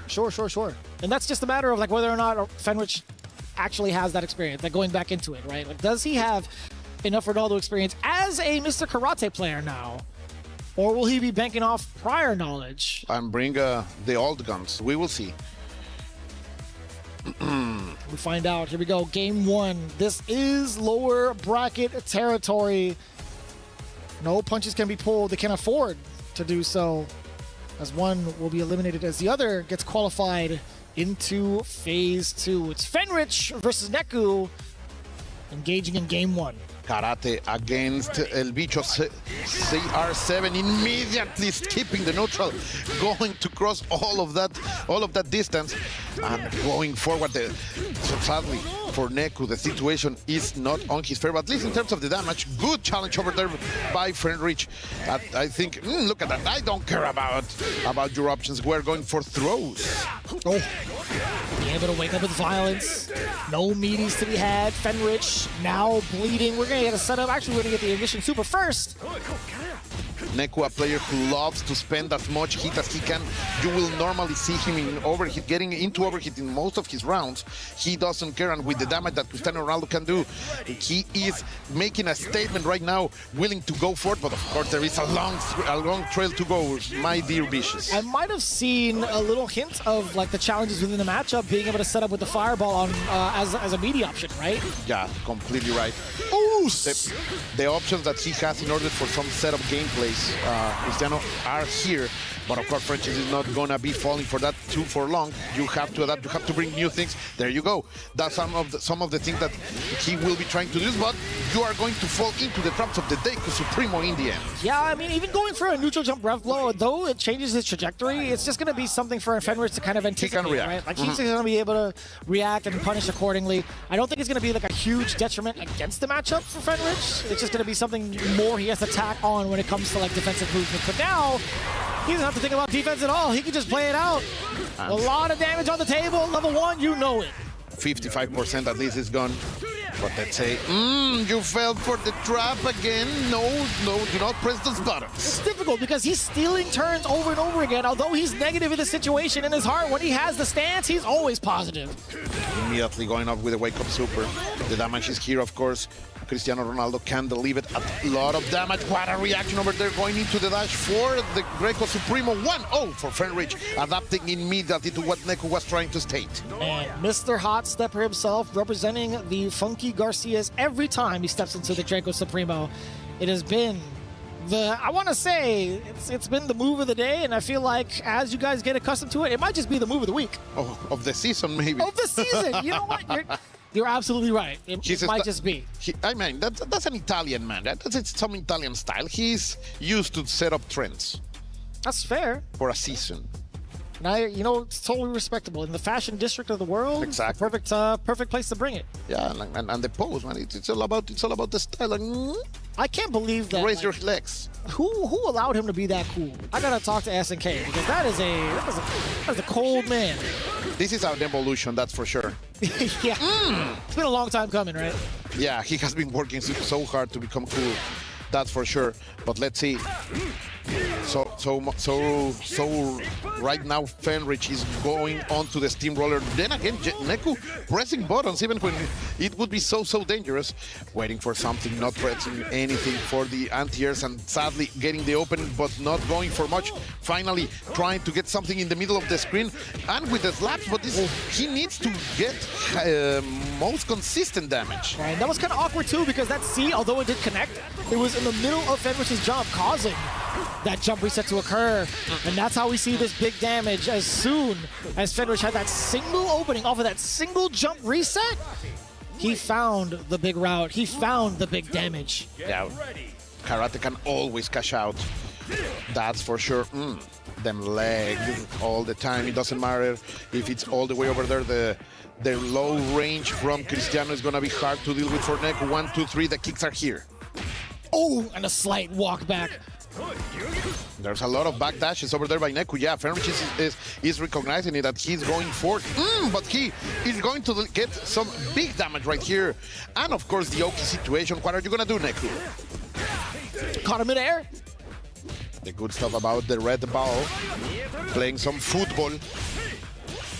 Oh, he's trying to get real slick with it. Ooh, that's going to be a lot of damage. Maybe close to kill. I don't know, considering the scaling. Rather difficult to call, right? No, only one bar. Only one bar. That's totally fine with Fenrich. Oh, wow. Breaking it with violence for the side of Neku. Hold on! It is reciprocated! Draco Supremo it can do so. It simply does it all. That is 2 games for the side of Fenrich. Very, very solid display over here. Come on, Neku, prove your words. You told me this was a good matchup for you. It is just rather difficult, right? Like, if you can't dissuade the Mr. Karate players from doing the things that they love to do the most, how do you find a way out once it connects? It's so difficult. You have to control yourself. You have to think so much ahead when you are facing this character. Look at the inputs. Clean as always. Right? Artists in their craft. And you can see the slight nod of approval. It's like, you know what? I should have expected this. Yeah, that's a good character. I think that's a good character. Yeah. But you were talking about it earlier. You had a couple of instances where you got to talk to him. You were talking about, you know, maybe Ronaldo can do it, but right now Fenrich is here to prove them wrong. He's here to fact check you right now. Yeah. It is what it is. But I still believe in Neku. He has been having those good moments. He's going to have to pull it out now. He's currently at the deficit against Fenrich. A very quick startup to his set so far. As we had seen, he's currently up 2 games to 0. Ooh, what a jump in. Oh, boy. If you're willing to change the situation, that's how you want it to start at least. That's a good way, but immediately the fireballs to the face. Great, just defending the air, but Fenrich keep it rolling, going for the extension, and it's going to work perfectly for him. And then Neku rolling into more damage. More please, sir, he said. Yeah, that was just counter hit city as well. He's waiting for it! He stayed in the stance, and eventually he caught the overhead. Even Neku, he was shaking his head as soon as he got caught with the overhead. He's like, no, man, I can't believe you held it all the way through. I don't think that's the... Yeah, I genuinely don't believe we've seen that thus far, right? That's the first in the day, that's for sure. No. Neku really over-respected that situation. Let's see if he can shake it out, because this is the moment. And of course, Fenrich is smelling that blood on the water, and he's not letting it out. After all, he's a hunter. He's the shark right now. And he wants to bring the pain, that's for sure. Fireballs in order to control the approaches, letting it rip as much as he can. Neku already in a bad situation because he's revving it up. The heat is there. I feel him. He's a little bit out of the water, but finally getting a little bit of cooldown. Right, and even trying to set up, right? Trying to force maybe a bad fireball from the side of Fenrich isn't really going to come to fruition. You try to catch the command grab on the way down. I like Neku still continuously jumping. I think that was what he was trying last time, but it's not going to matter anymore. Karate can kill you from that situation, and he's going to go for the full damage to make it sure Fenrich is going to move forward. Sadly, Neku is out of this tournament. A good representation from the only Cristiano Ronaldo in the bracket, but in the end is Fenrich, the one who will be crushing his key. Fenrich doing an excellent job of being able to convert the damage where it need be, right? And I also think it's really cool to see the Rev Super when he's like, hold on, wait a minute. He puts his hands out, he's like, guys, don't worry. Yeah, I got this. It's here. Into the giant fireball. I will take it. To be honest, the character is super well animated. It's cool as I agree. It's cool as he has never been, and I know you know who I am talking about. He finally is that cool. He had been trying so hard, and in the end, he only needed to cover his face. I love that you preserve his identity as the... I respect him. I respect that. I mean... Of course. That's the best part about it, right? From one mask wearer to another, I understand where you're coming from now. So it's cool to see also just being able to have a lot of these players kind of adapt towards the new character and also really take advantage of the current state he's in. It's why not, right? If you're playing to win, why not do this too? So yeah, and the character is super fun to play. He is. He genuinely is. You are enjoying so many mind games, and each time you win, you can do some crazy fun combos. But well, I think none of them are as cool and fun as to crushing the dreams of another man.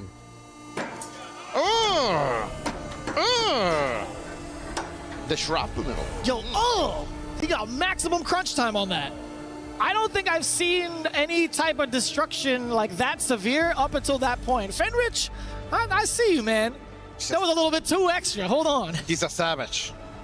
he knew what he was doing. He was scared of the Crusher, but he was like, no. He's like shying away from it, but he's, you know, he's got his eye open. He's got like the finger spread. He's like, hold on, I want to see this happen though. All of these are expert fighting game players. They know their inputs. They know what they are doing in the Crusher.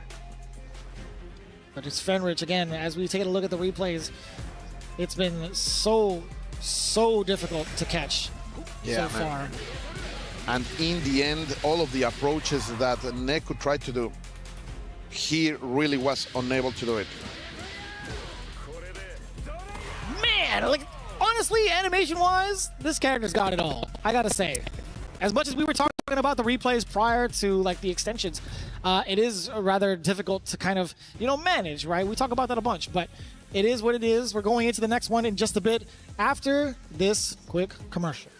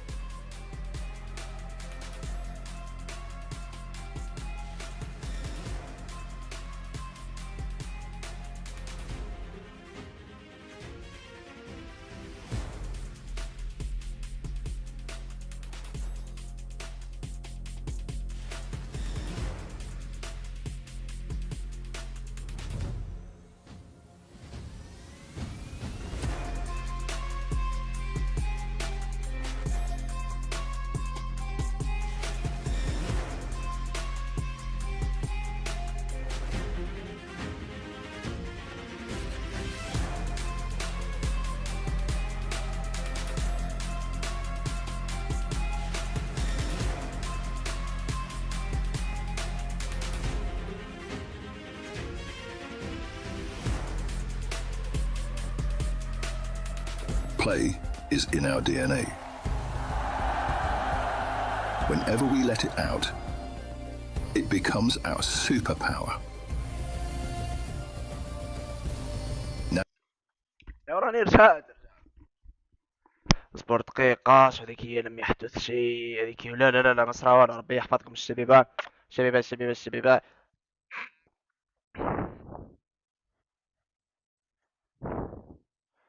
الماتش هذا يبدا.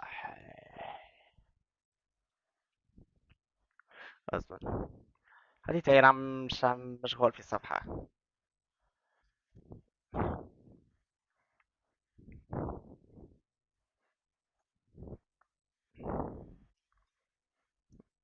حمراء.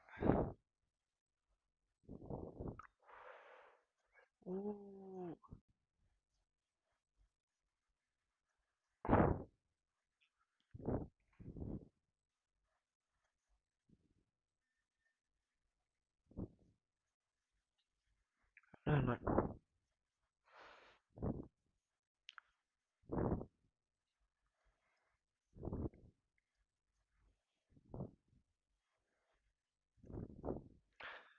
اليوم في ايه توقعات جماعة؟ تفكرت توقعات. اصبر جماعة تفكرت لا توقعات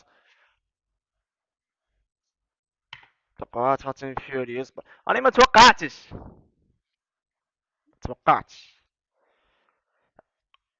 اوه توقع بالارقام.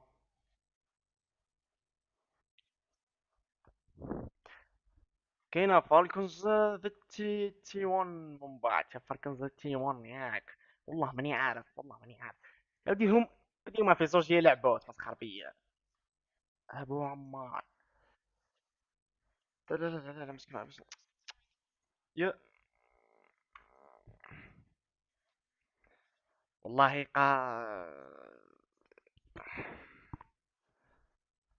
زيو شو توقعات. لا لا لا لا لا لا هذه توقعات. توقعات على الماتش الجاي. لازم نكبر الشاشة. يا الله يا رحمن. توقعاتي شوف الماتش الجاي ياك. شوف دير فالكونز ودير طرواد. كيف بصح راني شاك فالكونز عاود يرجع الدقيقة التالية. فالكونز تي 1 وكاين فالكونز وصول. دير 3-2 دير 3-2. كاين ماتشات تاع الخميس. ماتش تاع نهار الخميس على 12:45 شوهاي. هما في زوج جابو فالكونز، يعني هما في زوج في الجروب. انا متعاش. شوف انا تاع اليوم كيف شحال باقي لنا ماتش؟ 1 2 3 باقيين 3 ويا قطع الماتش. الماتش تاع اي جي، اسمع ماتش تاع اي جي ياك هاد. شوف ندير توقع، نديرو 3-1. شوفوا جمعنا التوقعات. شوف 3-1 ان شاء الله يربحوا 3-1. هذا قريب في الاي جي تاع فالكونز وتيمون. شوف دير فالكونز ودير 3-2. خصك تشوف الدقيقة التالية يرجعوا ان شاء الله ان شاء الله. والله ان شاء الله يرجعوا الدقيقة التالية. نكذب عليك يا صاحبي، والله قا نكذب عليك اذا قلت لك الاخرين يربحوا. الجدول الزمني برنامج رابع البداية.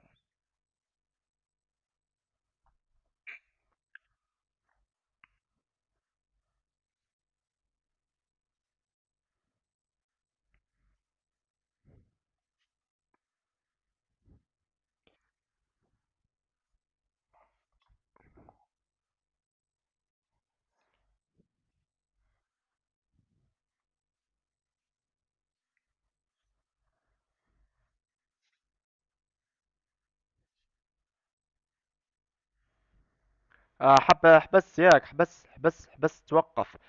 هي على بالي على بالي. توقف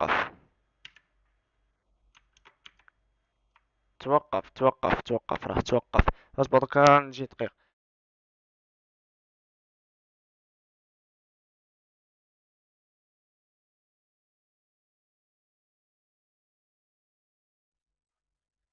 والآن اي والو الآن رجعت.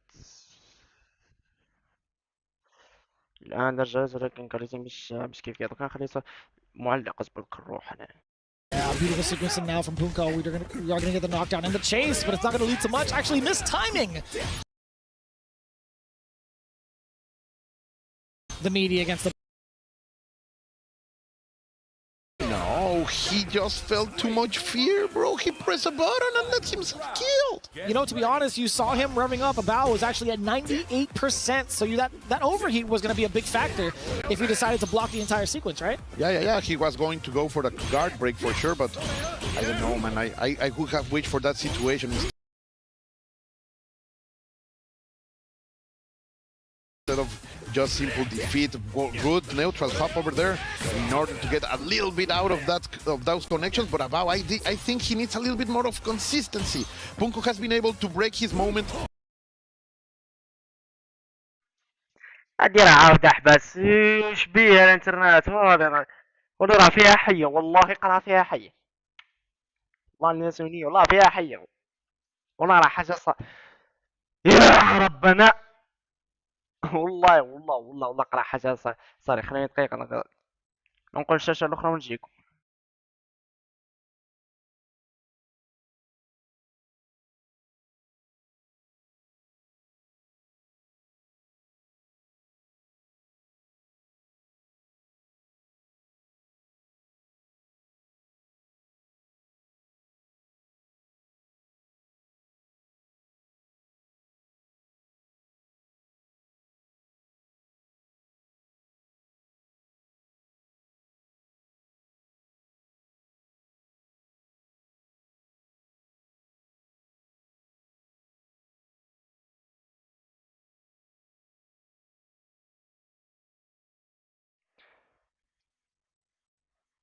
أنا رجعت. اصبر.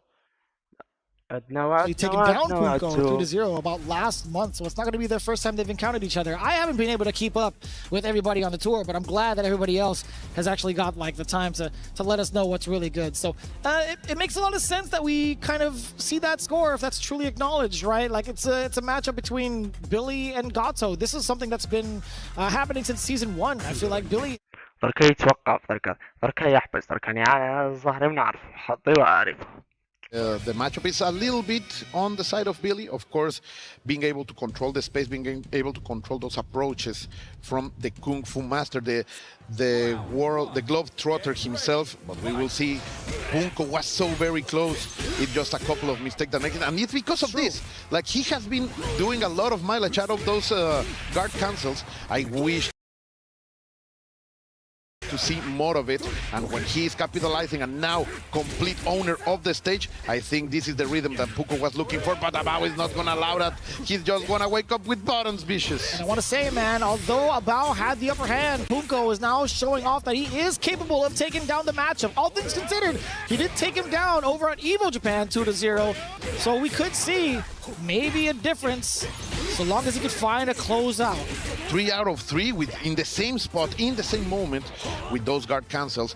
I love what I'm seeing from Punko, but of course he cannot capitalize the most out of it. Ooh, another one, so good, and now he can capitalize out of it. He has the bar.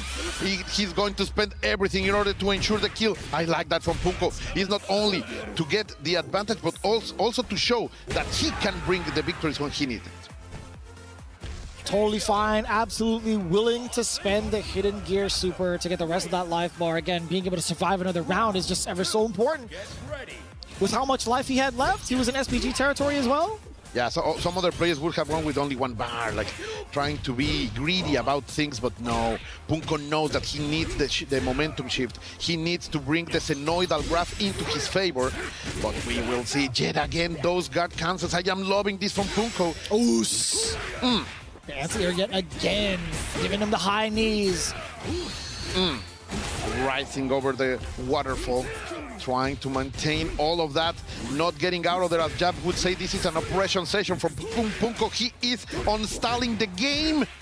He is controlling everything. About one last chance. When are you gonna do the super? Punko with the style. I love it. I love it. Perfect execution, Vicious. This is a master of his craft. That was beautifully executed. You got the bait out of the super. You knew the super was still going to be active, and you get the just defense mid-air and the punish accordingly. Plenty of time to catch the recovery frames. Take a look at that. Beautifully done. Although it wasn't a perfect, it was in my book. He was stunned. Rico. That's what you say, delicious, perfectly executed by Punko over there. That's part of what I love about this game, and it allows you to get those hype moments out of regular kind of interactions. You can always give that point of excellence. All tied up, but you get the wild punish, maybe trying to get a bait out. Was Punko afterwards. Look at him investing in all of that temperature. He doesn't care that he is revving up. He knows that he will have the advantage, and with all that damage, he will get cooldown. And it was so wild, too, that he called out the guard cancel against Abao earlier, but damn! Stealing turns right after the recovery of the forward B. Those are hitting. When Punko is feeling like that, he's very hard to stop. We have seen some of the best in the business to fall before his big momentum, and he's even going for the base. Man, you're getting a lot of mileage out of these hop kicks. What did I just say? A lot of mileage catching Abao, trying to jump out of the way. You are bringing the analysis, perfect analysis over there, Vicious. And now the hits from middle range with the big palm, opening a lot of possible damage over here for Punko, who has the momentum, the positioning, and of course, the mindset of a champion. Full sequence, we got the ignition, so much damage to be held. Wait a minute, let's see if we can get maybe a sequence at the back turn. I was waiting for the command grab El Colt. What did we were just talking about it too. He doesn't finish it off though. Okay, are you going to do it again? It was the perfect moment to do it again and just break Abao's psyche, but it doesn't matter. Abao is going to try to be the hero of his legend. He tried last time and he wasn't able to do it. Can Punko survive? Oh, he's gonna get the legs, the pristine shoes, hitting in the right moment. Those are custom boots, by the way, but he has been doing that so many times. Punko with those guard cancels in the exact moment, just breaking Billy's crouching offensive. I like what I am watching from Punko right now. He looks so strong. I'm not gonna lie to you, I didn't think it was gonna kill. I didn't think like the guard cancel was going to be like just enough to get like that much life out of the way. I'm quite surprised, but man, the defensive capabilities of these players really is quite impressive, even like under pressure. I think it's gonna be a game as we develop more and more technology. Here, look at that.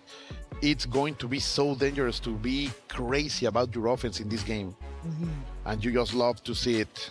And even Abao, he was like, he was kind of frustrated at himself. He's like, man, I didn't think I would get severely punished for a light sequence like that.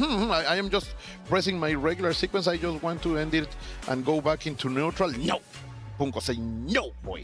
And it's a common sequence that we see from like a lot of the roster, like universally from character to character, utilized by every single player, but having the defensive capabilities and recognition of when they want to go for it, and then executionally going for a guard cancel is like a whole separate issue. The fact that Punko was able to do so under pressure in order for him to get that round, that was a pretty big deal. That game even, right? Now up 2-1. In a perfect position over here, Punko going for the read of the throw and getting the full damage over here as 50% of Abao, well, 45% of Abao's life is gone. Another one. Do it again. Go for a third one. Oh, you know he wanted buttons off of that. That's for sure. And it was have hit. That's the worst part of it, right? Oh, maybe the best part, considering who you ask. Oh, for sure.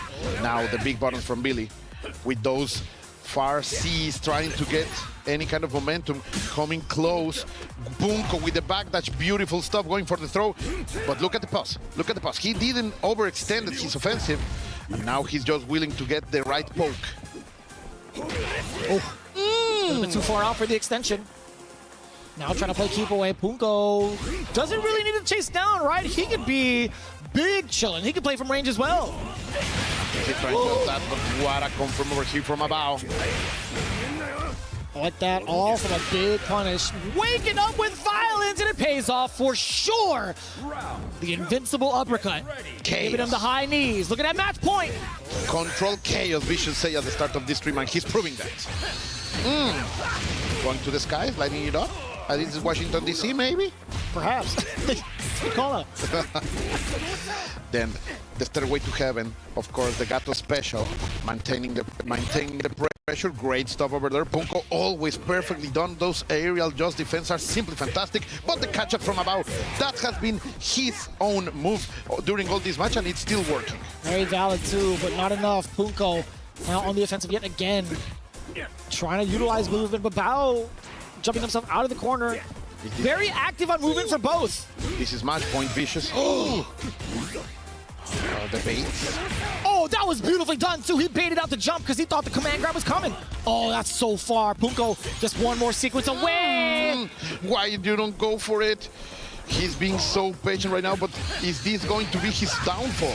Like in the moment that you need to finish the bite, don't play with your food. Close it. Oh, counter it against him. Abao knew it. He didn't expend the bar because the next hit will be confirmed into the super. That for sure. The ignition gear is lock and loaded. Come over here. That's going to be it. About to survive to fight another round. That's crazy to see as well. You want to take me out, you have to take me all the way. You gotta earn it. Everything is earned here.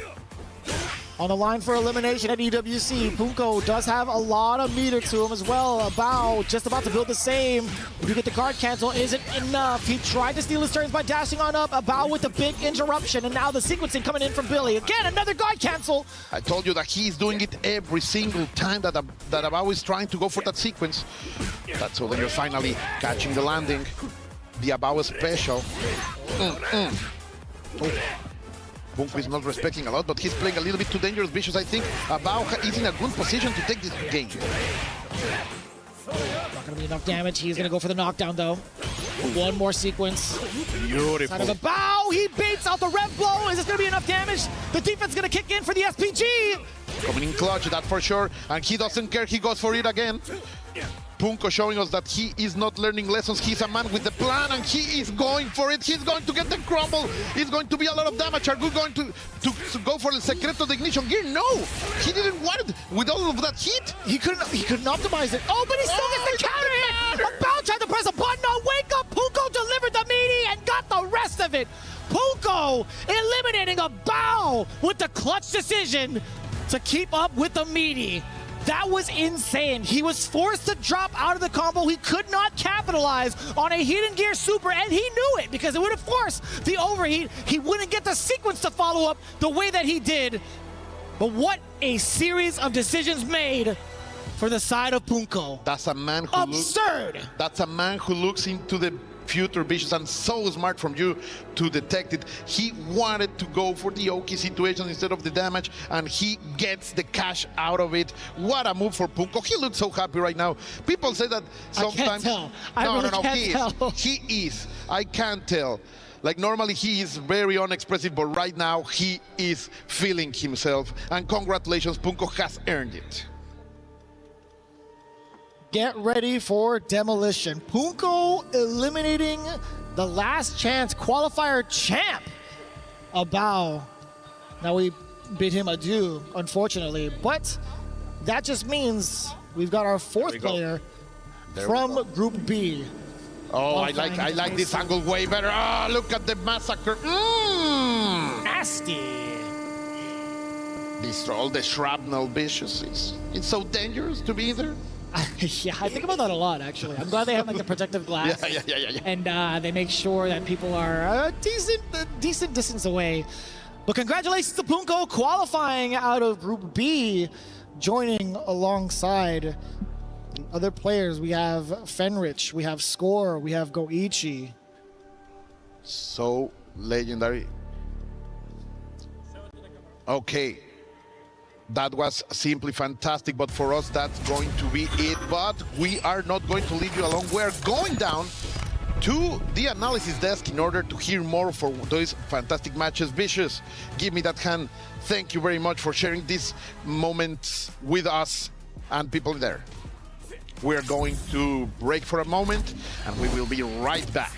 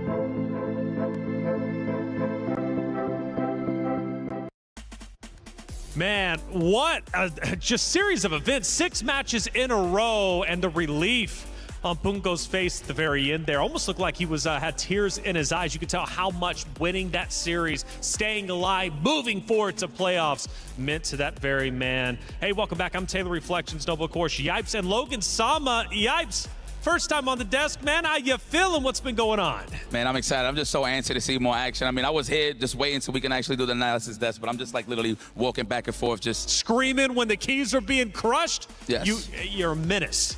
I like seeing digital violence, so sometimes to see it, you know, it's a classic thing to actually see it get destroyed every single time. So. Yeah, we've never got to see it in person. That's right. No. You always be like in a tunnel or something.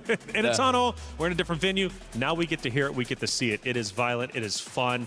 And let's talk about it, because for the first time in our tournament for Fatal Fury at EWC, we have eliminated our first batch of players. 4 are gone: Neku, Lancer, Basher, and Abao. Abao making it through the LCQ, making it to this stage. For all 4 of these players in general, Logan, it's a massive accomplishment to make it to the biggest stage Fatal Fury has to offer. I mean, it is, but they're not going to be happy with that. Sure. There's very little consolation in that. They're definitely going to want to have held a better account of yourself. You know, Yipes is a fantastic competitor through his years. You don't want to get to the finals and go 0-2, right? That's like the worst experience. Absolutely. Well, I'll tell you what, one guy that is moving forward, and he battled hard. Fenrich, let's hear what he had to say. Richie, after his epic 2 games to open the day, Lancer was the first match. Seemed to get past that fairly easily. But then Goichi was another type of mountain. I'm going to ask him about how he feels about both those games. お疲れ様でした。まずは。お疲れ様です。ですね。まずはランサー選手と対戦してあんまりは問題はなかったんですけども、その5-1戦はかなりきつそうでしたが、その両戦どう思いましたか？そうですね。ランサーさんの試合の時はすごくそのやりたいことが通ったっていうのもあって、そのこちらの空手のやりたいことが通ってランサーさんの空手のやりたいことが通りづらかったっていうそのちょっと噛み合ったっていう部分が大きかったなっていうのが相性が良かったですね。はい。So I asked him about the Lancer match and he said that in the karate mirror he had the feeling that he had the right read, he had the right feeling on how Lancer was approaching the match. The stuff that he wanted to do just kind of went through, kind of worked, and everything that Lance tried to do just didn't work. And he feels that maybe there was a slight advantage in the player matchup department. So on to Goichi. で続いてGoichi戦はどうでしたか？やっぱお互い日本勢っていうのもあって、対戦していてやっぱどちらの癖もやっぱお互い分かっているっていうところもあってやっぱ最初やっぱここ読まれてるなとかやっぱりあったで途中からこちらも対応して少しずつ合わせていけるようになったのですが最後はちょっとあれでしたね力及ばずで間に合わなかったですね。はい。So I asked him about the Goichi match and he replied that because obviously both being from Japan, there's a lot of similarity in the approach to the game, and they know each other's habits and patterns very, very well. And he really felt in the early goings of the match that he was being read very accurately by Goichi. He kind of pulled it back and recovered a little bit, but just wasn't enough time to get the goal before Goichi was able to get the three games. So thank you very much. Appreciate your time, and that's going to be it here for the interview corner. 選手ありがとうございます。ありがとうございます。Back to you guys. All right, Fenrich, great to hear from him. Thank you, Ryan Hart, for the interview. Vitality staying alive. Let's see how far they can go. Of course, the club championship up for grabs. We mentioned him at the beginning. He only brought one shirt, playing through the LCQs, calling it a miracle. He made it to this stage. Damascus on stage with PETA. Let's hear what PETA had to say. Thank you, Reflections. Listen, we had to talk to the guy, I'm with my man, Pida. Listen, it's a pleasure to see you, obviously. You had the biggest smile all day. A very simple question to start. How are you? I am feeling surprisingly fine. Not that nervous. Fatigue is a bit more of a problem because, on Sunday I was finished the tournament, then one free day because I had to shop for t-shirts because I didn't have anything here. I got to razors, things for hygiene, everything. Yesterday was media day. The fatigue is kind of setting in, but I'm still going to try my best. Yeah, and for you, it's kind of the first time you're in this very highest level environment. We've seen you in a lot of open brackets. You did well, lots of multiple top 8s, but now it's the first time in that big, quote unquote, esports environment. How is that? You're always there. Seen you at breakfast this morning. You go to breakfast, all the players are there. How's the vibe? It feels slightly unreal still. One Sunday, it was just it felt like a miracle happened pretty much, right?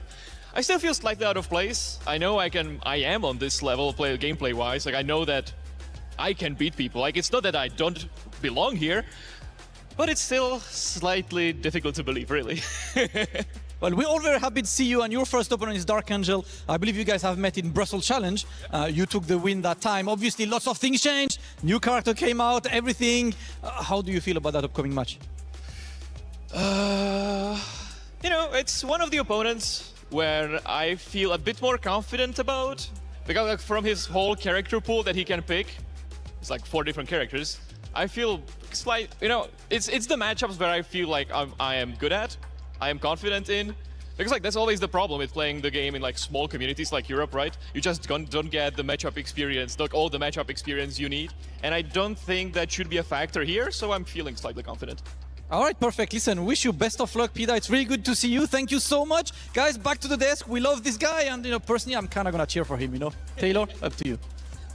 Hey, thank you, Damascus. I think we're all going to cheer for him. I mean, come on, talk about an incredible story, not even bringing anything, calling it a miracle. Now he's here to play in Group C, and he'll be taking the stage in just a moment's time, playing against Dark Angel. He feels confident, thanks to character selection. It's going to go his way. But we've got a lot to recap, boys. 6 matches ended up taking place. There was heartbreak. There was elation. It gave us a little bit of everything. Let's start, though, with the 3-0. It was Punko going against Score to start off with a big 3-0 win in the winner's bracket. Yeah, I mean, Score kept the mask on. It got the job done for him previously, and then he was able to overcome Punko. You can see how much it meant to Punko. He was stressed, man. But let's move on to this one. So the thing is, like, coming into this tournament, he's confident, all of us, obviously, right? But when you got a top echelon player like Score playing Mr. Karate, that's what they get to, excuse me. Oh, this is Fenrich and Goichi, sorry. Fenrich and Goichi, listen, this is an everlasting rivalry. These guys used to be teammates back in the day, so for these guys going up against each other in different classes is pretty cool. I almost thought that Goichi was going to let him win, because it's the last time he actually beat Goichi was the first ever tournament, Brussels Challenge in 2025. Ah, okay. Went down to the last game. He's a savage, though. He's not going to let anybody win. Goichi feeling pretty bad, but honestly looking really good out there on the stage. We move forward, and it was Lancer Abao that ended up taking place, and a big 3-2 win came out, and of course, Neku and Basher as well. Basher, you know, we highlighted him, we hyped him up, we talked about him. Unfortunately, one of our first competitors eliminated.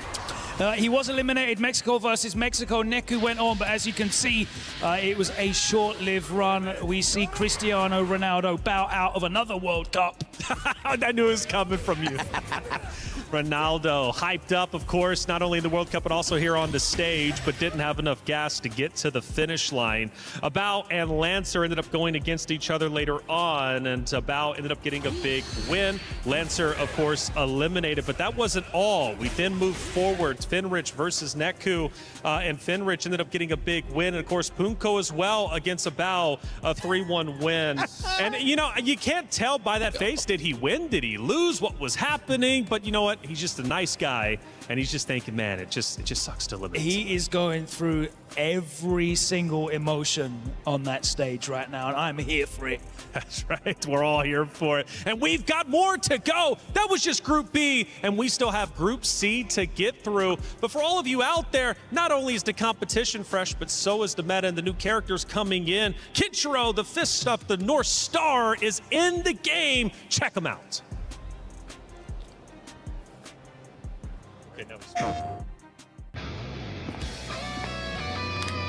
Whoever is next to die, come step forward.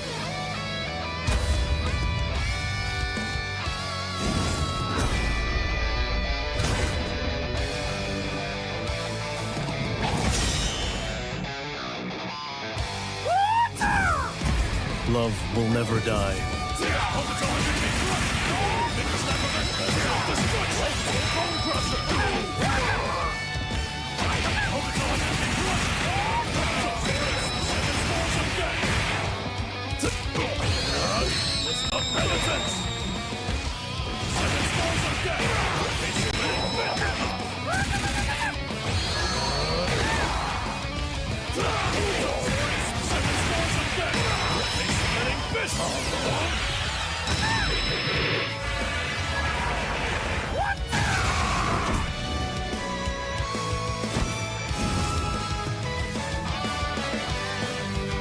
Stronger together.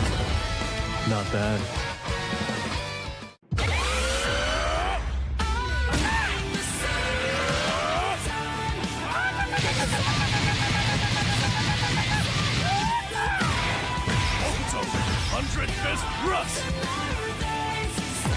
You are already dead. Fatal Fury, City of the Wolves.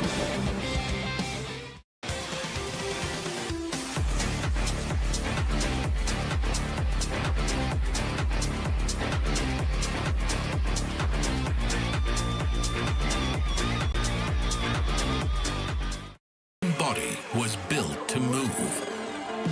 Not trapped at a desk in one singular posture for 12 hours a day. It's time your chair evolved. This is Secret Lab Titan Evo. Ergonomically engineered for you, gamers, hybrid workers, artists, backing your every move.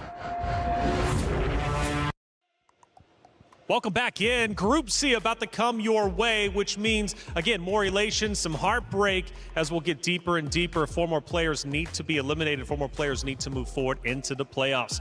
I'm Taylor Reflections Noble, Logan Summon. Of course, this time around, Rome, welcome to the desk. How you feeling? Feeling good, fellas. Good to see y'all. It's been crazy already. I'm loving these matches, but I'm glad to wind down and chill with the chaps here. Oh, man, we're going to keep the energy up high, man, because Dark Angel, PETA, they're coming up, right? And we just heard from PETA in an interview with Damascus, feeling confident the character pool he feels from Dark Angel isn't a threat. I mean, you got to feel confident, right? This is his hometown. PETA fighting his way through the LCQ, bringing that Andy Bogart, Doc Angel, the man who was the hypest last year, bringing in Terry Bogart. I'd like to get the brother matchup, but I have a feeling we're going to see that masked Marauder come through.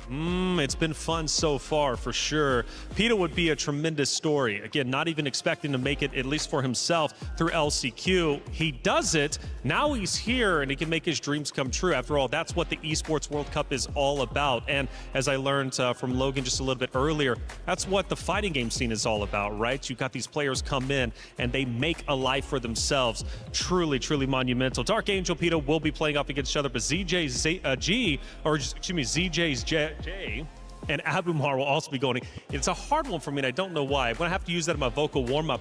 But the only T1 player, though, in Fatal Fury has to survive if they want to try and go for those club championship points. Yeah, absolutely, and he's going up against Abumar representing Falcon, so it's a huge one for the club championship. Of course, the viewers will be at home watching in Saudi. He's the only Saudi representative as well.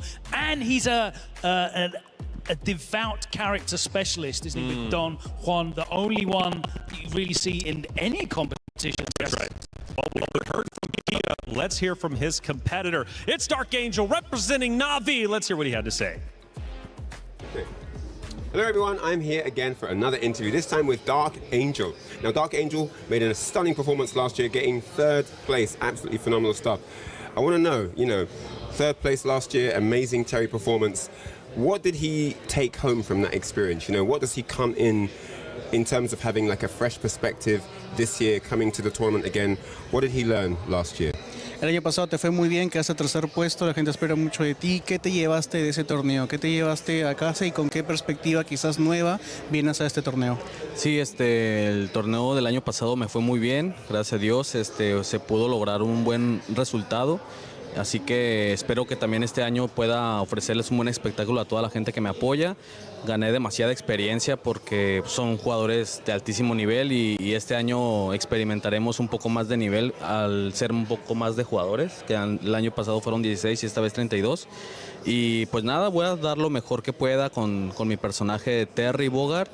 Voy a dar lo mejor con él. Él me dio el pase este año también y pues voy a hacer todo lo que pueda para ganar. Last year, thank God, I had a really good placement, and this time I'm going to be facing way more experience because it's 32 players instead of 16. I was really happy with the result I had last year, and I wish to give a really good show for everyone that is supporting me right now. And I am grateful to my character Terry Bogart that gave me the qualification this year as well, and I'm going to do the best I can. Sounds like a very good plan. Now, his first opponent is going to be PETA, the man who qualified through the LCQ, coming in 4th with the Andy. How does he feel about his first opponent? ¿Qué sientes de tu primer oponente que va a ser Peter, quien clasificó con el personaje Andy? Siento que PETA es un jugador con mucho potencial. De hecho, tuve la oportunidad de jugarle en Bruselas, donde me mandó a Losers 2-1, así que más o menos ya nos conocemos y pues hay mucho conocimiento en este match y será un buen espectáculo. I think he's a player with a huge potential. We played once, and he sent me to the losers brackets 2-1 in Brussels. Oh wow! So yeah. I think this is going to be a great matchup, and I'm going for it. Sent him to losers bracket. Wow! So they've got a bit of history. We did not know about that. So awesome stuff. Looking forward to seeing how that match all unfolds. Dark Angel, thank you for your time, and thank you. We'll see you for the next one. The past matchup brings confidence. Dark Angel just as confident as PETA, but only one can win this matchup. Who's it going to be? It's up to them. to decide. As I said, moving into Group C, Dark Angel versus PETA coming up first. ZJZ, Abu Omar. Of course, ZJZ coming from the T1 side of things, the only T1 competitor represented here. Of course, for the club championship, that's going to matter the most. Kojiko for NIP going against VX Bao, another AGAL. We witnessed Basher eliminated, so it's up to VX Bao to carry the torch. And the Nemo going against Mock. Mock, our only Falcons player so far we have seen today at least, coming out to represent over here in Fatal Fury. Out of the 4 matchups that you just heard, which one, Rome, do you think is the most exciting or potentially giving us the biggest upset? When it comes to excitement, I think it's got to be these two. I talked about it again. Dark Angel last year really held it down. One of the most exciting players throughout the entire broadcast. Everyone cheered for him as the wild card. When it comes to upset, PETA's already beaten him, so we can't consider that one. But I will say VX Bao, a dominating playing in multiple games. I think in Fatal Fury, he has yet to find that huge win. So him taking the game over Koji KOG, which is one of the most phenomenal players, might be the upset today in terms of results. Okay, what about you? Any spiciness you're thinking heading our way? Because again, we've set up Dark Angel, PETA, but I'm curious if there's anything else. And actually, let's go ahead and toss to the stage and get it underway, Logan, because I think the crowd wants to see some action go down. Let's get Group C started. For every click, every clutch, every respawn, we were there for the years of grind, and we're here now. The proud founding partner of EWC, powering the biggest event in gaming, shoulder to shoulder with the world's best, making history. Greatness deserves a stage. Lenovo Legion, reach your impossible.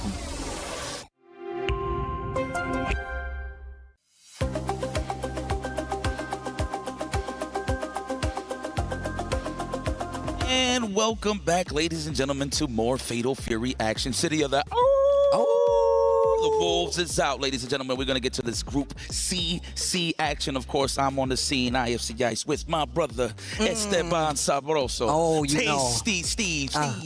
My guy, my brother. How the hell are you, G? Bro, it's a pleasure to be here talking about some City of the Wolves on a stage like this with so much crazy representation, right? We got so many players coming from these regions. One of the reasons I'm super happy that we got Colt here talking about some of these players that I might not be too familiar with. I'm such a fan of that. But even more so, I want to see who's going to be a champion coming out of here for Fatal Fury City of the Wolves, man. I love seeing this game on this stage, and I love that the players have elevated their gameplay to actually make this quite the show. But I feel like this is the football fighting game of the world. Everybody, every region has some players in this game, whether it's a KOF, whether it's a Fatal Fury. They got stakes. They got skin in the game. Oh, absolutely, man. Speaking of regions, Europe's star player PETA's first game on the world stage, winning through the likes of the LCQ, which is pretty ridiculous. And then obviously going up against a juggernaut like Dark Angel off your rip for your debut. Outstanding. Yeah, man. And this guy, Dark Angel, you got to know, my man just puts on. He's a bulldozer, I like to say. My man really kind of like pushes you to try to react, but also he does a good job of controlling it with the offense as well. So I want to see what the actual gameplay is going to be. So the thing about Dark Angel that makes him scary, so he'll do a lot of like poke game, right? Big damage, of course. Terry Bogard, everybody knows he hits like a tank. But people get so impatient to the point where they just trying to stick out buttons and bam, that stand roundhouse quick runners into the level one. It's like patented at this point for Dark Angel. He had a great performance last year, finishing strong in third. We were just talking about that in this interview, of course, with Ryan Hart. Shout out to Brian Hart. But he's here to keep on that Terry Bogardian life alive and entertain the folks at home. So this is also, speaking of which, shout out to everybody at home watching. I don't know where you at, what's your region, but please just hit some random buttons in the chat. This is fire, man. We are celebrating some City of the Let me bro, I like doing that. The echo is crazy. The sound quality in this bad boy has been ridiculous. I've been hearing the guys all around, and it's a lore match. Perry versus Andy. Andy, one of these characters that I love what they've done with him so far. And on top of that, got some nice little appropriate buffs, but you got to be careful. Let's see how Dark Angel and PETA's going to get down. We started off, and they're going straight to the zoning game. Yes. I was just going to back up. Gonna take our sweet old time. What Dark Angel is looking for is obviously the demon flips or the teleport, either or. That's why he's playing a little more safe. And there it is, the burn knuckle. The burn knuckle into the throat. Condition already. That was a delayed tech. PETA got to be careful on the next interaction. And I like that he's using this ground wave to try to keep him at bay. We know Andy doesn't have the best options. He's gonna force him to jump, but he's got an answer for that too. The sweep, the big roundhouse. Wow, I like that. The break into the low. That is very, very sneaky. Excuse me, the feint. Very nice. Okay, okay. And this is exactly what we was talking about. The pressure, especially when it hits to this corner. What are you going to do? Oh, the elbows. We in there. Extending the combo, of course, into the hardest of knockdowns. Now it's time to get on the offense. And on top of that, the thing about Andy that I really like, he forces you to the corner right out of the gate, gets under, wild punish. Look at the damage, though. This is exactly what I'm talking about. Break it. Pastawal. And he still got more. It ain't over this ball in the tank. Get dunked. I like that he dashed under, got that big damage. Big button starters, of course, with the fist.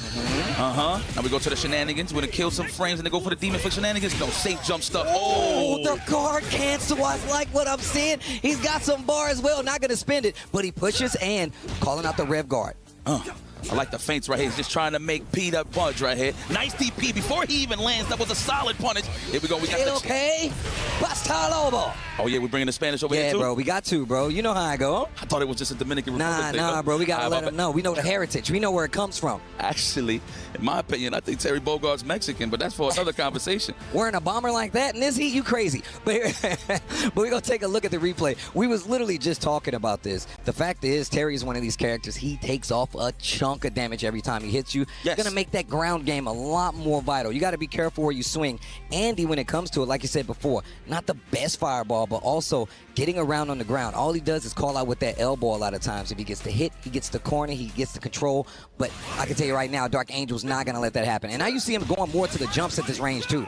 Look at I'm loving that. Every time he sees a demon flip, right? No, the teleports, he's always dashing under it. And that's all reactions. I mean, you can sit there and try to high dodge or just DP it, but that is a better punish. Dash under, get the big button punish. Oh, nice, the counter hit. Where the hell are you going, my brother? You're going in the grave. Look at the damage. Nice. It's the feint. Stand A. Let's go. We're going to wait for it. Looking for it. He thought he was going to forward tech, but didn't. No quick trying to call his bluff. Peter, of course, get some offense going. There you go. And look at this. Elbow dash to get the corner. And you see Dark Angel just dash under, get back to the middle of the screen. He do not want to be in the corner versus a character like Andy, even though he has that damage output advantage. That's fact. If it's not meaty, it's not sneaky. I'm going to tell you that right now. Leaving a lot of pockets here for Dark Angel to get out of here. We got about one power gauge here. It's not going to be enough, I believe. Actually, no, it might be. Survey says. Just barely. Survey just barely. says. Pixel or death. It is just a pixel. Barely. Are we going to go for the chip out? Rev guard's going to be held in. No, the dash under again and take the trade. Oh, never mind. I actually thought it was going to work out. Remember, if it's not meaty, it's not sneaky. It's not solid. Good stuff there from Dark Angel. Already represented that. I know that's in the back of Peter's mind, so he's going to have to keep that offense tight. I tell people all the time, I call this game TLC because it ain't no scrubs playing it, bro. You got to be good to get the dub in this game. And nice pickup. I like Peter switching up his approach, too. There it is. All right, lost my turn. I'm going to have to think about this here. Trying to run up in this house. He's actually trying to dash up to the other side, just straight duff to the cheek. And my man's got a bar. And my man's got a bar. He's going to spend it all, of course. Oh, he still got more? One more. Dunk him. Okay, just takes the knockdown. I'm out of there. Gets the combo. Wait a minute, and you don't want to be here versus Andy. And you don't want to be here versus Andy, but this combo gets him out of the corner. He's got two of them. He's got two of them, and it's not going to be enough. Not going to get a chance. Dark Angel holding it down. I'm telling you, the dash under the Bushin flips, the demon flips, and of course, the teleports is getting exposed by that dash under. I'm liking that plus frames already. We're going to skip neutral. We're going to get there immediately. I like how Dark Angel is switching it up, going for the close C. Read on the teleport. Wait a minute. It only works for so long. Dark Angel. Wait for a punish or a DP. He's trying to wait for the DP breaks, of course, so he's trying to expose it. He did the first game, and we saw Peter actually show that example, and now Dark Angel switched up his offense, staggering it a little bit, run up, close B. Oh, man, he almost guard canceled through that. Got to be careful here.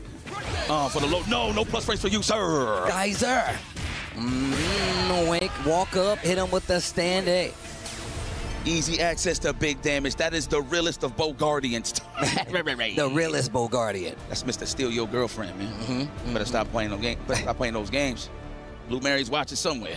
You know mine's watching somewhere too, even though Andy might not want it. But here we go. Looking at this replay. Once again, checking that ground game. He saw that he's been representing that elbow from Andy, so he started doing stand A just to make you approach and respect that ground game. Made him start going to the teleports and instantly start reading the teleports. What's making it tough for Peter right now is he does get some solid hits. However, by the time he lands a hit on Dark Shadow, his rev is a little too high, so he can't just be overzealous by spending that ball just to get his rev high, so he got to be careful. So that's why you see the little light punishes and stuff into the knockdowns. But again, those flips, the teleports are getting exposed by that rev guard dash, and I'm loving it here. from, again, as soon as we speaking on it. Peter's going to have to switch this up, man. I'm going to be honest with you. And those feints are starting to add up, too, because now he's sneaking in the normal throws, getting the knockdown, and then, of course, he's keeping you in the corner. Yeah, you got to stop blocking for too much. You got to use those JDs, but I know it's scary because if you let go of block for 1 second, you're going to get opened up. His rev is a little low here on Peter's side, so he's okay. Now 57% on the side of Dark Angels. He's trying to mount some offense. That way we can negate some of that. Great punish right there with the stand B. Throw into the corner. I can see Peter starting to understand the flow of this game. And the slower this game goes, it definitely looks a lot better for Peter. But now you still can't get hit. Stand, see big damage. Oh my God, he's got a bar. Kill him. Kill him. Don't let him live. I love that feint because it does look like the overhead, the hop, the universal overhead. So he goes for the low afterwards. Oh, we got all the balls in the world. Are we actually going to get the song? Pull over. No, level one is enough. They don't need it. Okay, we'll take that, and we got one power charge in the pocket for the next round. Okay, what a way to wake up there, Peter. And look, for the record, this is the coolest Andy Bogart has ever looked in fighting games. Just for the record, argue with a wall. I'm not here to have that discussion. Nice geyser. The geysers in. I like that. Just the whiff to throw off the JD. So I'm loving the little tactics here, the little cheeky tactics here with Dark Angel. That is plus frames. Okay, we found it at JD. I was just calling that. Look, you want to know what elevated Fatal Fury City of the Wolves looks like? The more just defense you see, the better the player. Ooh, wild punish. I got bar too. The safest of jump cross up? Absolutely. But he got out of that corner though. That's good for him, but it ain't good enough. Dark Angel. Ain't nothing dark about that. My man is broad daylight beating you up right now. I see the light. I see the light. He's sending him up.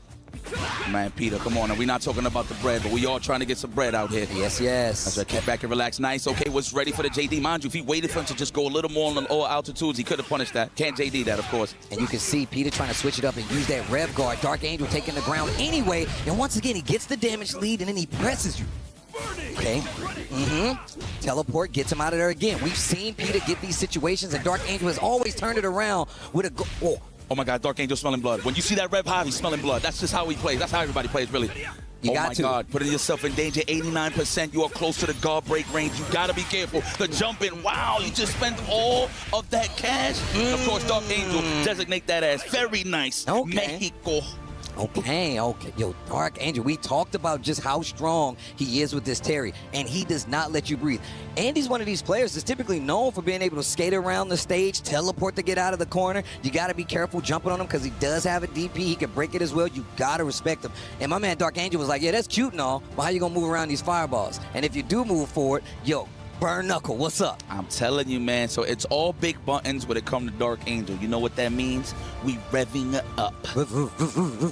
But that's what he does. He just puts that pressure situation when you're like over 60%. That's when people start panicking. Like, I got to do something. I can't just sit here and just take the offense. I got a JD. You mess up a JD, good luck. You're going to get hit again, right? So, but ultimately, though, the full control on the side of my man, Dark Shadow, piloting the Terry Bogardian. And you can see Peter really feeling it after this, too. It just seems like my man Dark Angel was like, you not finna stop me from hitting these buttons on Wake Up. And whether it's you trying to lock me down with some pressure afterwards, or even you trying to teleport because you think you're going to have an opportunity, not going to let it happen. Big jump in right there and just damage. Dead. I mean, the game plan was kind of chopped in half. As soon as Peter seen that this man was dashing under the flips and the teleports, now he had to think about a new game plan, right? But he didn't get it going. Unfortunate, though, but he's still in the mix. Of course, that was the winner's side, so we still get see more Peter. But, of course, Mexico moves on. It's about to be a banger right here, bro. This is exactly what I'm talking about. And we get one of these characters that's really not represented, and I feel like one of the strongest on the planet. You got to say his whole name, though. How we say his whole name, dog? Kim Dong Hwan. It's Kim Dong Hwan. Always has his hands in the pockets. You know what that means? Because it's mostly legs when it comes to Don Juan. Of course, the Don Juan Master. In fact, this is the strongest Don Juan. I'm going to be honest with you. This guy has been on a journey trying to qualify for EWC. He fell short a couple of times, but he got that big dub over at EVO. He got on the top 8 side of things, but most of the killers there was already qualified. So it definitely alleviated him to actually get there. So he earned his spot to be here on the grand stage. I'm so happy for him because this guy has been stressing all the way since Frosty Fawcett's just step his game up and get sharp as it moves on. And Don, the only Saudi Arabian that we have here for Fatal Fury, if I'm not mistaken. And look, I had an actual chance to talk to him last night about like some of his game of preference. Me and him around the same age. My man knows some fighting games. We was going down the list. He's like, nah, Steve, I played this game. I played this game. Talk to me about the kids playing games. I'm like, oh, my man is an established fighting game player out here. And my man is up on the stage right now rocking a character we don't typically get to see. Nope. But he's got his work cut out for him. ZJZ is a vet when it comes to being up on the stage like this. My man don't sweat under the pressure. And on top of that, games like this really kind of fit his kind of pedigree because he knows how to play these games at high stakes. Man, that is a two-time Evo champion. That right there, man.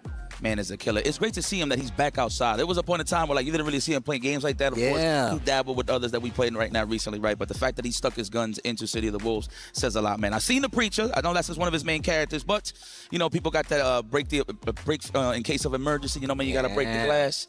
That character is there, so I don't know if he got it. Kim Dong-Won, he did tell me he has a pocket character in case things get a little tricky. I'm not gonna say who it is. Don't ruin it. Don't ruin it. They can hear us out there. They can hear us out there. But here we go. ZJZ going up against Abu Amar. And once again, like we said before, this is a rare character choice you're getting to see on the side of Abu Amar because, look, we don't get to see this character all that much. But Prisha definitely takes off a lot of damage, one of the strongest characters out there, and I feel like she's still got some room to grow, in all honesty. Let me tell you something. She is Preacher, a.k.a. This is the song that never ends. This is the song that never ends? So this is the thing about it just Preacher, goes right? on and on, my friend? Yes. Some people started singing?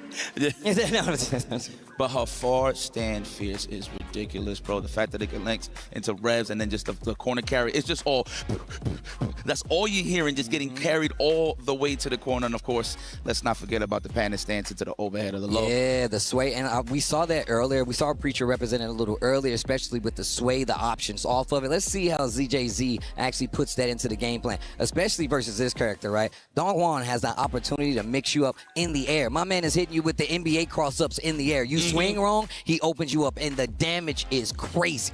That is from the school of Joe Higashi. I'm sure if Hell Pockets was here, he would say, give my man Joe some of this Preacher love. I'm saying it for you. I don't want you to get good with this character, Hell Pockets, but if they was, I'm just putting it out there on the table. Pockets is really good in this game. He just has a lot of bodega NorCal style in his DNA. You know what I'm saying? Definitely one of the big SNK KOF homies out there. You know, we miss you. Shout out to the whole Gamer Goon squad over there. Those are my guys. I wish you were here. Yes, sir. But it's all right. We're going to hold it down. But we're going to get back to it. Abu Amar, ZJZ, Prisha versus Kim Dong-Hwan. I'm pretty sure that's what we're getting right now. ZJZ locking in. So annoying about Kim Dong-Hwan, man. Shout out to my man Dang Dang from New York City. It's one of the only Kim Dong-Hwans I actually bump into online. So the thing about Kim Dong-Hwan, he is meaty heavy, like setup heavy in terms of just like frame traps and stuff like that. However, if you fight somebody that's really equipped to try to anti-air or just playing super reactionary on the anti-airs, thing about Dong-Hwan is he can actually kind of like mitigate that and he can float in the air a little bit with the double just, but it's mostly a cancel on one of his attacks where he can float around and he actually control. There it is right there. I think it's the axe kick mainly, yes. And Abu Amar does this thing. He uses wall jumps. He uses everything with this character to move around in there. And look at the damage he gets. Man, the fact that my man does the hardest combos with this character too, so he gets the proper damage output. He looks like he's cleaning windows with his feet, man. Whatever that is, the multiple kicks. That's it. All right, here we go. Okay, what's the mix? I like that back up. Let him roll to get out in the corner. That way he keeps that corner position, but he gets the big damage output. Nice. Still got a little more here. Oh, not even. Oh, killer some frames into the cross-up, deep cross-up. I like the rev guard just to alleviate that little bit of gets his space, but the thing about Dong-Hwan, he's got those advancing normals. He's always going to stick on you. Yeah, that's true. I like how you see how he's closing the gap, running up. Not letting Prisha actually get our game started either. Spacing those out, sneaking in those jumps. I like that. That's the one thing that ZJZ got to be careful for. Just don't bite with every anti-and. You see, he hasn't really gone for like a DP or nothing, respecting the trajectory. And on top of that, ZJZ's not really approaching in the air because he knows, he's like, nah, I know that you swinging. And on top of that, I know I might get mixed up. Wake up button is blocked, big damage, SPG in. And it might not be enough because we got 2 stars over there. He got that. Oh, wow. He knows. Yep. Preserving a little bit of that power gauge. All right. You still got one in the tech. You're still a star, my friend. Man, he looks so serious. Look like somebody stole something from him, man. Right? They're trying to steal this money from him. That's right. There's a lot of ducats on the line. Hey, everybody's here trying to steal from me. If I'm sitting down, all of you guys are thieves, and I'm stopping you. That's nice, JD. Hold on. To the corner we go. Big damage. What's the mix, though? What's the mix, though? Oh, it ain't gonna be nothing. I want damage. SPG in. You better use it. The overhead. I love how she feints it out. Oh, yeah. Yeah, we gonna get that bar. That's it. Absolutely. Oh, almost. I don't know if he tried to challenge with a crouching lights or a tech, but it got exposed with the counter hits. ZJZ with a good start. Looking out, though, because, look, obviously this is best of 5, first to 3. Group play, they trying to make it out to the main bracket. Everybody ain't gonna make it out. That's the thing. It definitely gets sweaty here before it gets sweaty later. But you got to get rid of the threat that's right in front of you, and that's ZJZ in the pre-show. I want to see that Air Ramesan shenanigans, baby. Love that axe kick too. I think it is an overhead as well. I'm not too sure. Don't quote me on that. Also, they made it a little better this time around too. That axe kick definitely doing some work, and I feel like even with the recent changes, it really did help Dongwon. It really did. But even more so, being a specialized Dongwon player, it really does set you apart from anybody else. Even if you know how to fight this matchup, because obviously Abu Omar is one of the best out there, if not the best out there. So that is the preacher, man. He has gotten some big dubs and losses, of course. But I mean, that's the word of fighting games. They can only be one, right, at the end of the day. All right, here we go, looking for the open up. The JD is starting to come out, and the scrambles are getting heavy. Close D. Loving the anti-air on the shore hop right now. That was excellent from ZJZ. The anti-airs, you cannot have aunties in the air, man. We're not in a family function. Oh, the air-to-air, love it. If it's a counter hit, of course, you can get the juggle, get some big damage. DP break, of course. Spinning it all. And you in the corner. Watch for the sway. You don't know what's going to happen. Stays close, though. And I like the switch up on the pressure from ZJZ. And then sneaks in the overhead, but drops the combo. Oh, the legs. You got to watch the legs. Trying to find that pocket to that. Get out the corner. Sweep the legs. I like that. This is definitely some kickboxer action. He said, oh, yeah? Again, come on. Oh, that is so sneaky. You think he's going to continue but with the feint, right? But he just dashes up and steal your turn and go for the frame chat. That close heavy is fierce. No pun intended. Perfect. No, you did it on purpose. It's cool. I did. Nice jump D. I love that joke. What can I say? Broken everywhere. And man, ZJZ is running away with this. Not going to be able to get the kill, but this situation is not going to be good. Nice block. The Rev 2 gets the wild punish. Wasn't able to do anything with it, but now it's got this corner situation. This is where he can excel at. Finds the hit. It is an overhead. I keep forgetting about that. That is correct. Oh, yeah, overheat. Wow, what a sequence just to put him in that hotness. Oh, my God, you need some water. You need to cool off. Give him a bag of ice. Appreciate, baby. You're looking hot. Get out of there. Guard break sequence right here. You ready? Here it goes. Oh, forward tech just to avoid that entirely. Of course, you got to read that on the defense. Obviously, he had the right idea on the side of Abu. Obviously, get some blocks done, go for the guard break shenanigans, the forward tech, of course, from ZJZ. So you got to read those, man. You got to have those layers in terms of tech chases, for sure. And Abu Omar really thinking about it. And we were talking about this earlier. You see a lot of players, they get that knockdown in a corner and they backdash just to try to check the roll, just in case there's a button. You still got to worry about DPs and if they can break it. The fact that he actually went in, gave him an opportunity to roll out, you get Prisha out of there. We've already seen how the mix has been so successful. Bad move by Abu Omar, but now he's got an opportunity to go back, to stay alive. Let's go, man. It's not how you start, it's how you finish, ladies and gentlemen. We've seen it so many times. I've seen a boot down from worse. Look, man, that's video games 101. Competitive video games 101. You've always got a chance. Don't give up. I like that. It's a commercial. You always got a chance. You've always got a chance. Hey, man, who was doing that voice in the trailer? Don't give up. EWC is pretty, It's me, dude. No, it's not. No, it's not me. It's not me. But if they wanted me to, though, I'd smoke that, bro. I'd smoke that easy. In the city of Paris, may we. In the city of may we, where the wolves howl, big jump in. West to everyone that I know, a bless. Okay, wait a minute. Sticking to his guns. The DP all up in the family jewels. Lord have mercy. There it is, okay? Okay, wait a minute. Cross up shenanigans. We're going to go, no, we're going to go for the frame traps first. We're going to condition them first and then ask questions later. When it comes to the axe kick, cancels in the air. Okay, rev guard this time and just defending. Getting a little bit of pushback, a little bit of life back as well. He's got one. There we go, the ring.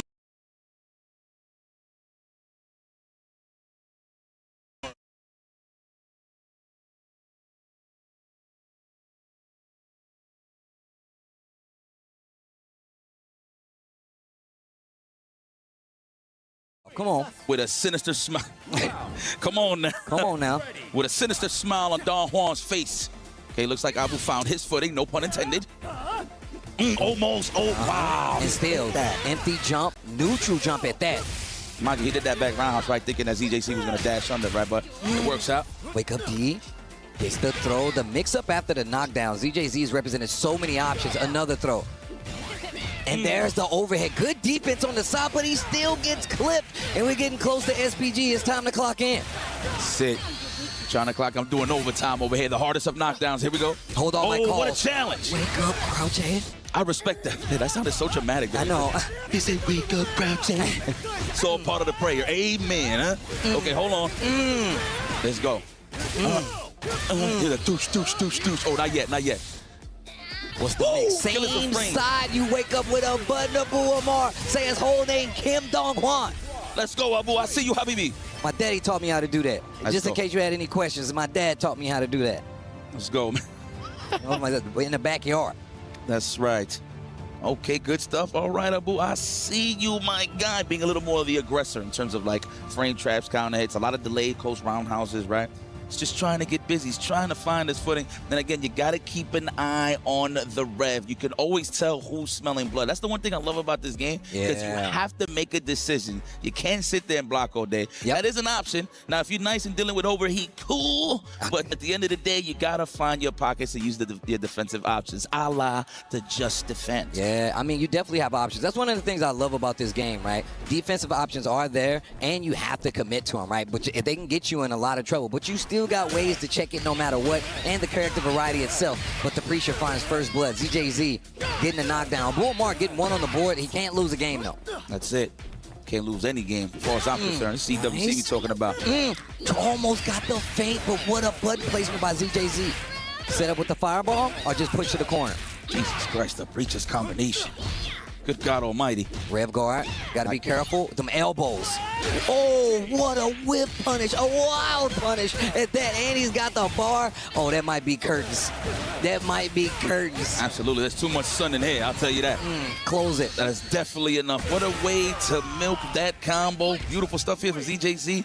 Abu with a chance here to bring it back, but he's getting closer and closer to the loser side. We don't want to see it happen. We all love Don Juan, so hopefully he keeps it together. Exactly. And of course, this is group play, so the whole goal is to make it out of this bad boy alive so you can get to the main bracket. Plenty of games left, but you're worried about what's in front of you. The air to air, no counter hits. What's in front of you is Preacher in the corner. Goes for the throw this now. Oh, the meaty stuff. That is disgusting. I like that rev guard. Can't hold it for too long because you do rev up pretty fast. No DPs, not even a dodge on the side of Abu. He's having problems. He is getting mauled in this corner. Yeah, bro. Oh, stay focused, boy. Stay focused, boy. Oh. Nice. Get off of me. Wait a minute. I'm out of there. Wake up this time. Blocks it. Finds a hit. Wait a minute. Abu Amar. It's looking good. With my Zen. And he got a power charge. Can we get the hard knockdown stuff? No, he believes he can land another hit and get some big damage. Wow. Wait a minute, and he still got that corner, but the jump, he didn't stop ZJZ. Wake up with the uppercut, keeps the corner this time after the roll. What's the pressure? What's the pressure? Check the gauge. Let me check the gauge. Let me check your meter. 81% he had it. He's trying to get out of there. Was trying to avoid the overheat. He does have a round to give, so it's okay. Are we going to finish our job? Big boy damage. Big Absolutely. boy damage. Spend it. I got more. Spend it. Never be cheap on the first date, Steve. Never. I'm trying to impress you. I want to meet the parents. What does she want? I want a salad. No, you're going to have a steak. You're going to have a steak. I want you to tell your parents I treated you right. All right, here we go. That's right. What was the bill, hun? You don't want to know. You don't know. Okay. Ooh, like big buttons. Look at that already. Dangerous on the side of ZJC. That's why he decided to press buttons back. Yo, Abu Amar getting a lot more active on the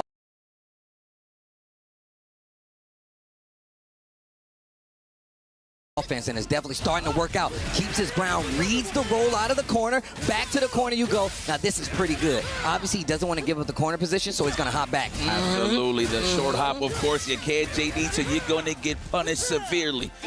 Watch it. We're going to whip.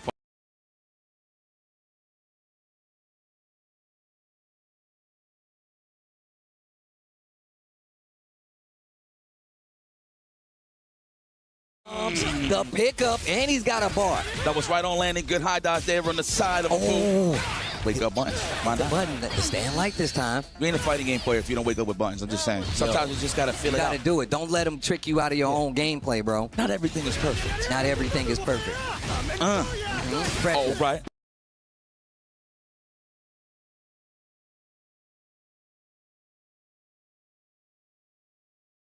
Booyah! My man Abu's with it. He's like, you know what? I'm getting into over. It doesn't matter. I'm trying to maul you. That's why he's trying to back off a little bit and cool off. No pun intended there. Oh, that was so smart. It could have been so much worse. But I got to get back in. Oh. He got all the meat in the world. That should kill Noah. Pixel left. He's going to have to hold that rev a little bit. I like the challenge here. Of and course, running up, and up back, gets him out of danger.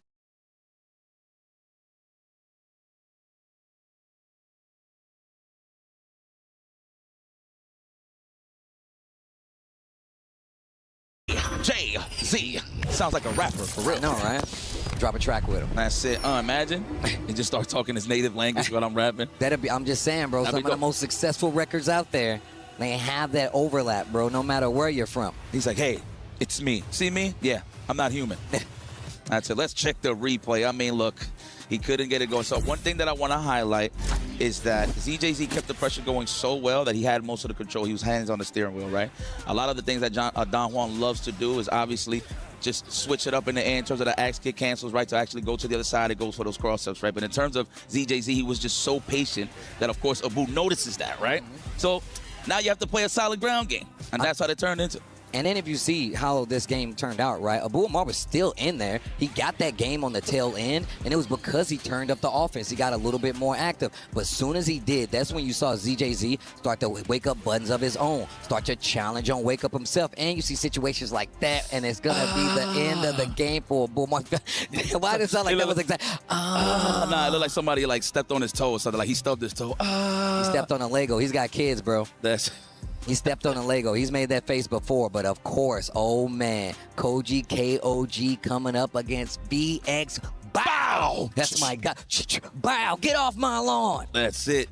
Oh man. BX Bow. Man, listen, credit to him. First time I actually seen him play Fatal Fury was in DreamHack. Okay. Birmingham. Yeah, I think it was Birmingham, but that was the first time I see him play. And I was like, wow, okay, you dabble. And mind you, you've seen the games that he's playing in terms of tours and stuff like that. So you would think that he would like just rock that game, right? But Yeah. he's actually locked in on his Fatal Fury as well, man. Now, I found out at Evo this year. When I was just watching Fatal Fury City of the Wolves. I was like, is that BX Bow playing some City of the Wolves? But the fact is, he has that kind of neutral control where you gotta respect him.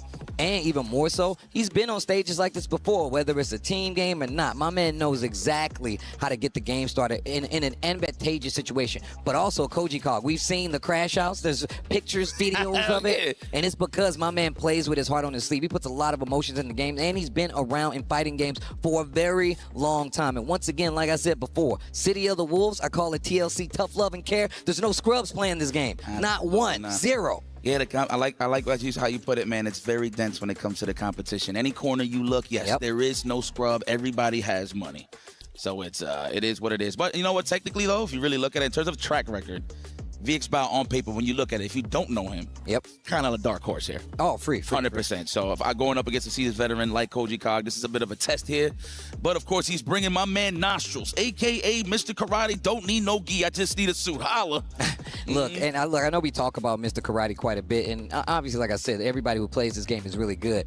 But Mr. Karate, he takes a little bit of input. I know he got the damage. I know he got a nice little fireball. The conversions are nice, but you got to be nice with the fingers to actually make my man work 100%. And all it takes is one drop, and you might be in trouble. You could deal with the stance, you got a chance, man. That's just what it is. Love putting yourself and people in the -2 scenarios, and then just bang, the Draco come out. Draco. Yo, the Draco. The Draco. Look at my man. This is my OG. Looking like my neighbor too, man. I do have a lot of Asian neighbors. Bro, I mean, where you stay, it's a very diverse place where you stay at, bro. You got, I mean, that's why I'm trying to visit you right now. But here we go. I got you, man. I got the guest room and all that, brother. Wow, straight up, run up in their house. Front door was open, but of course, Koji Cog closes the door. My man said, I ain't ringing the doorbell either. Instantly calls out the stance and gets the big hit confirmed. Let me in. I love the muffled sound effect. It does feel like it's pain. It's like you're getting punched in the hallway. Bro, old kung fu movie. Ooh. That's what I hear. Yo, he put that stick right up his nostril. Jesus. He's trying to knock the mask off his face. The end of that stick got boogers. Oh, shit. Lord have mercy. Let me go for the throat. No, just goes for the legs. He's trying to check the defense if it's a back dash or a jump. Oh, you try to rev blow? How dare you? And look, Billy is definitely still a public enemy of the City of the Wolves world. Yo,